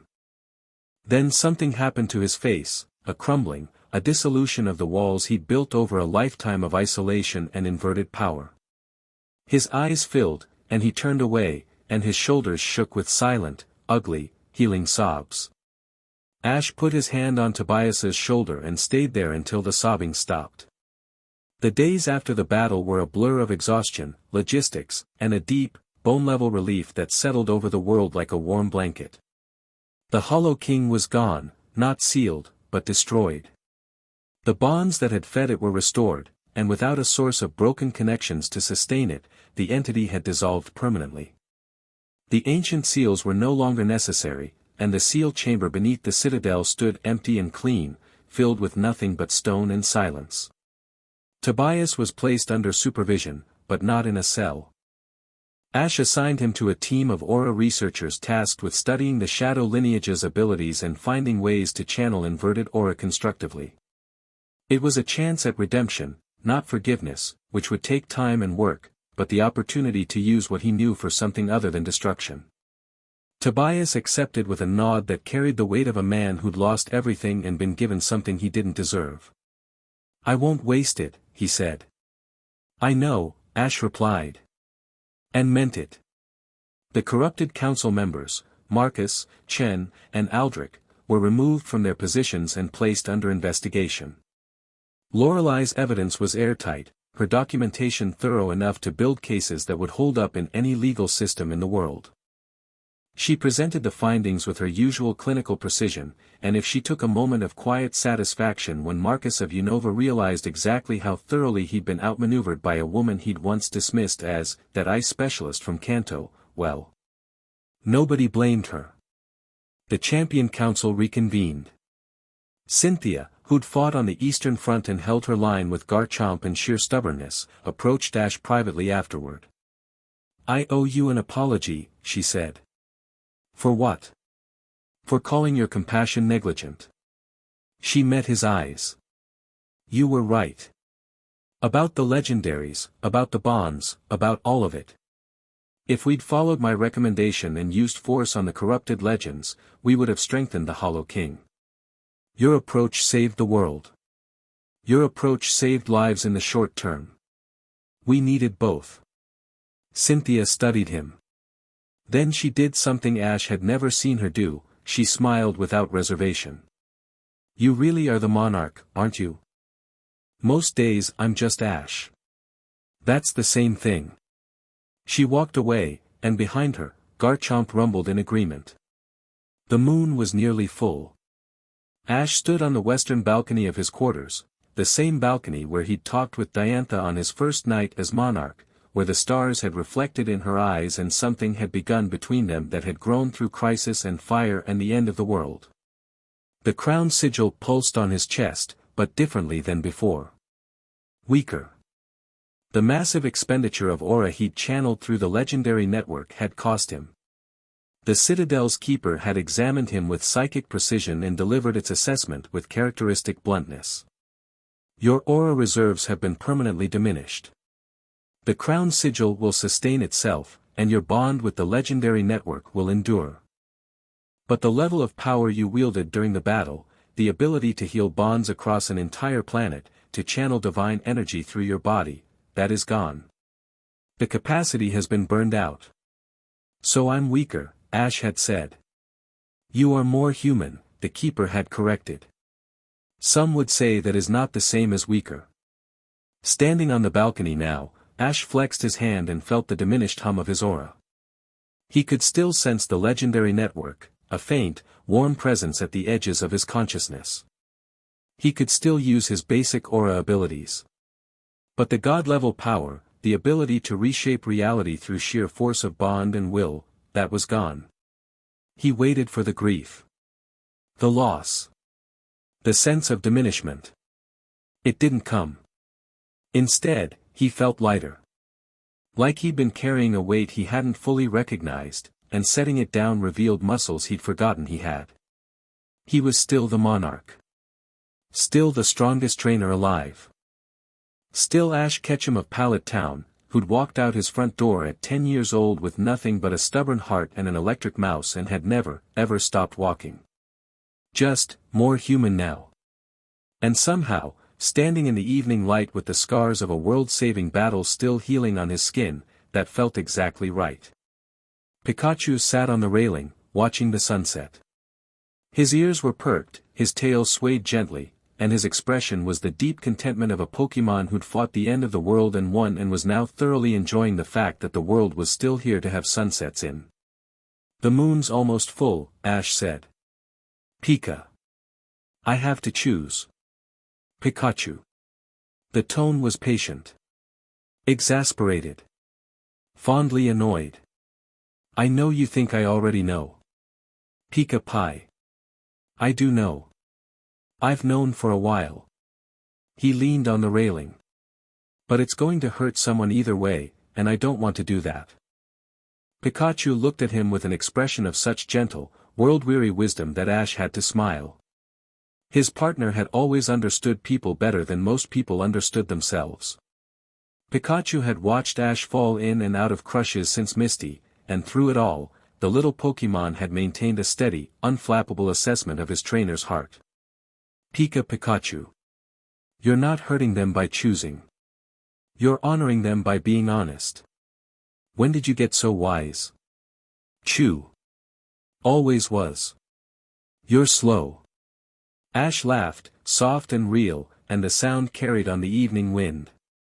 He asked Lorelei to meet him in the archive the next morning. Not the laboratory, the archive, where they'd worked together, where she'd been passionate and brilliant and more herself than anywhere else. It seemed right. She was already there when he arrived. Standing by the shelf where the Aldani Codex had been, her hands clasped behind her back, her posture perfect. She'd changed out of her battle gear into her usual dark clothes and blue jacket, and her glasses caught the morning light as she turned to face him. She saw it in his eyes before he opened his mouth. The composure held. But something behind it shifted, a tectonic movement, deep and vast, the emotional equivalent of a glacier calving. She didn't flinch. Didn't look away. Held his gaze with the unwavering steel that had carried her through a lifetime of being the smartest person in every room and the loneliest. "You're choosing her," she said. It wasn't a question. It was an observation, made with the same clinical precision she brought to everything. And beneath it, quiet as a heartbeat, a pain she would never in a million years let him see. "Yes," Ash said, because she deserved honesty, not softening. Lorelei nodded. "Once." The motion was controlled, measured, the nod of a woman who had calculated this probability weeks ago and prepared accordingly. But her eyes told a different story, a flicker of something raw and unguarded that she sealed away before it could fully form. "Can I tell you why?" Ash asked. "I already know why." Her voice was steady. "Almost. She reaches your heart the way I reach your mind. You need both, but a partner has to touch the part of you that makes decisions before thinking. The instinct. The fire." A pause so brief it almost wasn't there. "That's her. That doesn't mean, don't." She held up one hand. "Not sharply, but firmly. Don't minimize what I feel by telling me it doesn't mean I'm less. I know my worth, Ash. I've always known it. I don't need reassurance." She took off her glasses, cleaned them on her sleeve, and put them back on, a ritual of self-assembly, each motion precise, each one a brick in the wall she was rebuilding. "What I need is for you to look me in the eye and tell me you'll deserve her." Ash met her gaze. Blue-gray eyes, sharp and deep and holding back an ocean. "I'll try." "Don't try. Do." She stepped closer. Close enough to touch. Close enough that the space between them hummed with everything they might have been in a different world, a different story. "She sees the best version of you and makes you want to live up to it. That's rare. Don't waste it. I won't. Lorelei studied his face one last time. Memorizing it, he realized. Filing it away in that extraordinary mind of hers, in whatever section she reserved for things that mattered most. Then she took his hand. Not the fierce grip of their late-night research sessions, not the professional contact of a handshake. She took his hand the way she might have held it in a world where she'd gotten there first, gently, carefully, with a tenderness that cracked the ice around her heart and let the warmth in just long enough for it to hurt. Then make sure you deserve her, she said. She released his hand. Turned away. Walked toward the archive exit with the measured stride of a woman who would process this grief privately, methodically, and with the same fierce intelligence she brought to everything else. She didn't look back. Ash watched her go with a pain in his chest that was sharp and clean and real, and he respected her enough not to chase her. Not to soften the edges of a loss that was hers to carry in her own way. Pikachu, perched on the archive shelf, was unusually quiet. I know, Ash said. Pikachu agreed softly. He found Diantha that evening on the western balcony. She was exactly where he'd known she'd be, leaning on the railing, looking at the stars, her silver-white hair loose around her shoulders. No gown tonight, no champion's armor. Dark shirt, faded pants, bare feet on the cool stone. The moonlight painted her in silver, and Gardevoir sat beside her, humming softly. Diantha heard him approach and didn't turn around. You talked to Lorelei. How did you know? Because I know you, Ash Ketchum. She turned then, and her eyes were bright. Not with tears, with something fiercer. And because I saw her walking through the courtyard an hour ago, and she nodded at me. Just once. Like she was. She trailed off, searching. Like she was passing something forward. Ash stood beside her at the railing. The night was cool, the stars brilliant, the world quiet in the way it can only be quiet after nearly ending and deciding, on reflection, to keep going. He didn't make a speech. He'd never been good at speeches. He didn't explain his reasoning or analyze his feelings or construct a careful argument for why she was the one. That wasn't who he was. That wasn't what she needed. It was always going to be you, he said. I think I knew that night on this balcony. When you asked me why I took the crown and I told you someone had to stand in the gap. Diantha turned to face him. Her eyes were luminous, stars and moonlight and something that burned brighter than both. What I didn't say, Ash continued, was that standing in the gap is lonely as hell. And when I looked at you that night, I realized you knew that. Not because I told you. Because you'd been standing in your own gap for years, and you were just as tired of doing it alone. Ash, I don't need a queen. I mean, technically I do, because of the old laws and the covenant and the keeper keeps reminding me, Ash. But what I actually need is someone who sees me. Not the monarch. Not the strongest trainer. Me. The guy who eats cold pizza for breakfast and talks to Pikachu like he understands every word. He does understand every word, and who spent the last 2 weeks trying to save the world while also trying to figure out how to tell a brilliant, terrifying woman that she makes him feel like the kid who left Pallet Town. Like everything is just starting. Like the best part hasn't happened yet. Silence. The stars wheeled overhead. Gardevoir's humming had stopped, the Pokémon watching with ancient, approving eyes. Diantha stared at him. Her composure, the practiced grace, the actress's control, the champion's poise, dissolved. What remained was Diantha.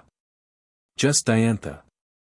The woman who ate cereal at midnight and cried at old photographs and had spent years performing for a world that loved her image and had never bothered to know her heart.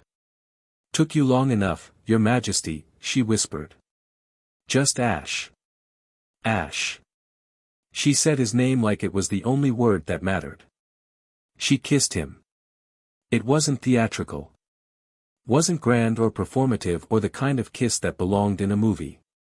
It was soft and fierce and slightly awkward because they were both leaning on a railing and Ash had to grab the stone to keep his balance and Diantha laughed against his mouth, which made him laugh, which made the kiss dissolve into something messy and human and perfect. When they pulled apart, her hands were on his face, and his hands were at her waist, and the distance between them was gone, not just physically, but in every way that mattered. "I see you," she said. "I've always seen you. I know." He rested his forehead against hers. "That's why it's you." Pikachu, who had been diplomatically pretending to study the architectural details of the railing, allowed himself a small, satisfied nod. Then he jumped between them and demanded attention, because some things, even world-changing romantic moments, had limits, and Pikachu's tolerance for being ignored was one of them. Diantha laughed and scooped the little Pokémon up, and Pikachu allowed it with the magnanimous air of a king granting a favor. Ash wrapped his arm around her, and the three of them stood together on the balcony, watching the stars. "So what now?" Diantha asked. "Now we tell the world. The world's going to have opinions. The world always has opinions. That's what the world does." She leaned into him, Pikachu nestled between them, warm and content. "Together, then. Together." The coronation of the first queen was held 3 days later, on the morning of the full moon. The ceremony was simpler than the monarch's coronation had been, the keeper insisted on certain traditions, but Ash and Diantha had jointly vetoed the more elaborate elements in favor of something that actually reflected who they were. No 6-hour feast. No political theater. Just the vows, the sigil, and the truth. Diantha stood on the same platform where Ash had received the crown sigil, and the golden energy of the covenant flowed into her with a gentleness that stood in stark contrast to the violent bonding Ash had experienced. The first queen's sigil appeared on her left wrist, a smaller version of Ash's mark, silver-white instead of gold, pulsing with the same steady heartbeat. When the keeper declared her crowned, the hall erupted. But the cheer that mattered most to Ash was the quiet, genuine smile from the woman standing at the edge of the crowd. Lorelei. After the ceremony, Ash found her in the corridor outside the great hall, standing apart from the celebration, watching the crowd with an expression that was carefully, deliberately neutral. "I have something for you," he said. "If it's a consolation prize, I'll freeze you where you stand. It's a job offer." She looked at him. Raised an eyebrow. "Shield of the Monarch," Ash said. "Grand Advisor and Protector of the Crown. Direct authority over the Citadel's intelligence network, the diplomatic corps, and the defense grid.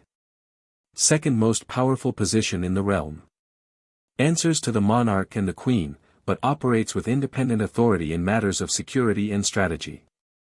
Lorelei was quiet for a long moment. Her expression didn't change, but Ash had learned to read the micro-shifts in her composure, the slight widening of her eyes, the faintest tremor in her jaw, the way her fingers tightened on the pokeball at her belt. "You're offering me the one position where my skills are most needed and my personal feelings are irrelevant. I'm offering you the position you'd be the best in the world at. Because you would be. Nobody else comes close. Flattery. Fact." She studied him. Through her glasses, her blue-gray eyes were sharp, searching for pity or obligation or any trace of the patronizing concern she would have rejected instantly and permanently. She found none. Because there was none. Ash was offering her this because she was extraordinary, and the world needed her exactly where her extraordinary mind could do the most good. "The intelligence network is a mess," she said finally. 3 compromised council members means the entire security apparatus needs to be rebuilt from the ground up. I know. And the diplomatic corps has been operating on inertia for decades. The regional ambassadors are political appointees, not qualified negotiators. The whole system needs restructuring. I know. This is going to require at least 18 months of intensive work. I'll need full budgetary authority and the power to hire and dismiss staff without council approval. Done.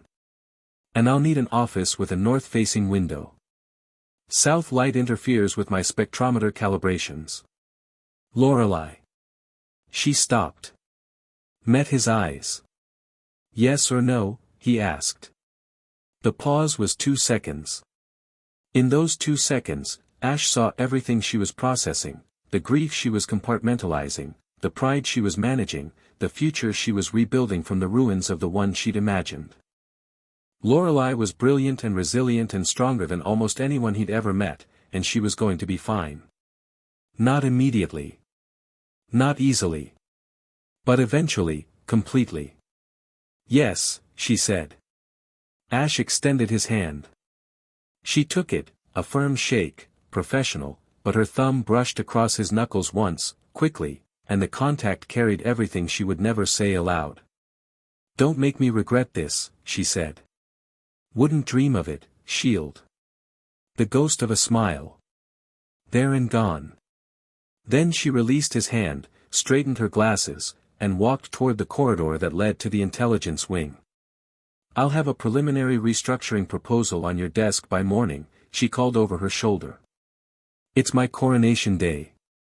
Can't it wait until, by morning, Your Majesty? She disappeared around the corner, and Ash shook his head with a smile that was warm and sad and proud all at once. Pikachu, on his shoulder, patted his cheek gently. Yeah, Ash agreed. She's going to be amazing. The full moon rose over the crowned citadel, and the world settled into something like peace. Not perfect peace. The scars of the Hollow King's emergence would take months to heal, damaged infrastructure, traumatized communities, legendary Pokémon who would need time and care to fully recover from their corruption. The political landscape had been reshaped by the crisis, and old power structures were crumbling, making room for new ones that would need careful guidance. But the bonds held. Across every region, between human and Pokémon, between rival nations, between people who had fought side by side against something that had tried to convince them they were alone, the bonds held. Stronger than before. Tempered by fire and shadow and the choice to stand together. Ash and Diantha stood at the highest point of the crowned citadel, the Monarch's outlook, a platform at the very peak of the central tower, where you could see the curve of the earth and the first stars appearing in the evening sky. Pikachu sat between them, ears up, tail swaying, watching the world with the quiet satisfaction of a Pokémon who had helped save it and expected nothing less. Diantha leaned into Ash's side, her queen's sigil pulsing silver-white on her wrist, her hand finding his. Below them, the citadel was alive with light and sound, the celebration continuing, music drifting up from the courtyard, laughter carrying on the wind. So what now, Monarch? Diantha asked, the same words she'd spoken on this balcony a lifetime ago. Ash grinned, and for a moment, just a moment, he was still that kid from Pallet Town. The one who'd woken up late, gotten the last pick starter, and walked out the door into a world that was bigger and stranger and more beautiful than he'd ever imagined. Now. We get to work. She laughed, bright and warm and real, and the sound carried across the citadel and into the night. Below them, in the deepest vault of the crowned citadel, the seal chamber sat empty and still. The golden chains were gone, their purpose fulfilled, their energy returned to the covenant. The cavern was clean and quiet, a hollow in the world's foundation that held nothing but stone and silence. But deeper still, deeper than the seal chamber, deeper than the bedrock, deeper than anything human or Pokémon had ever reached, something flickered. A crack in the fabric of reality. Paper-thin, barely visible, but unmistakably there. Through it, ultra-space, the dimension beyond dimensions, the place where the laws of physics went to die, pressed against the walls of the world like water against a weakening dam. And through the crack, in the impossible geometry of a space that shouldn't exist, a pair of eyes opened. Not the Hollow King's eyes. Something else. Something older. Something that had been watching the events of the past weeks with patient, alien curiosity. The eyes blinked once. Twice. Then they closed, and the crack sealed itself with a sound like a whisper. But the whisper lingered. And in the silence of the deepest vault, in the foundation of the world, a new heartbeat began. Very faint. Very slow. Very patient. Above it all, unaware, the world monarch and his queen watched the stars come out, and the moon rose full and silver over a world that was battered, scarred, imperfect, and absolutely, stubbornly, magnificently alive. The end. Thank you for watching this video. Please be sure to subscribe to our channel and like this video.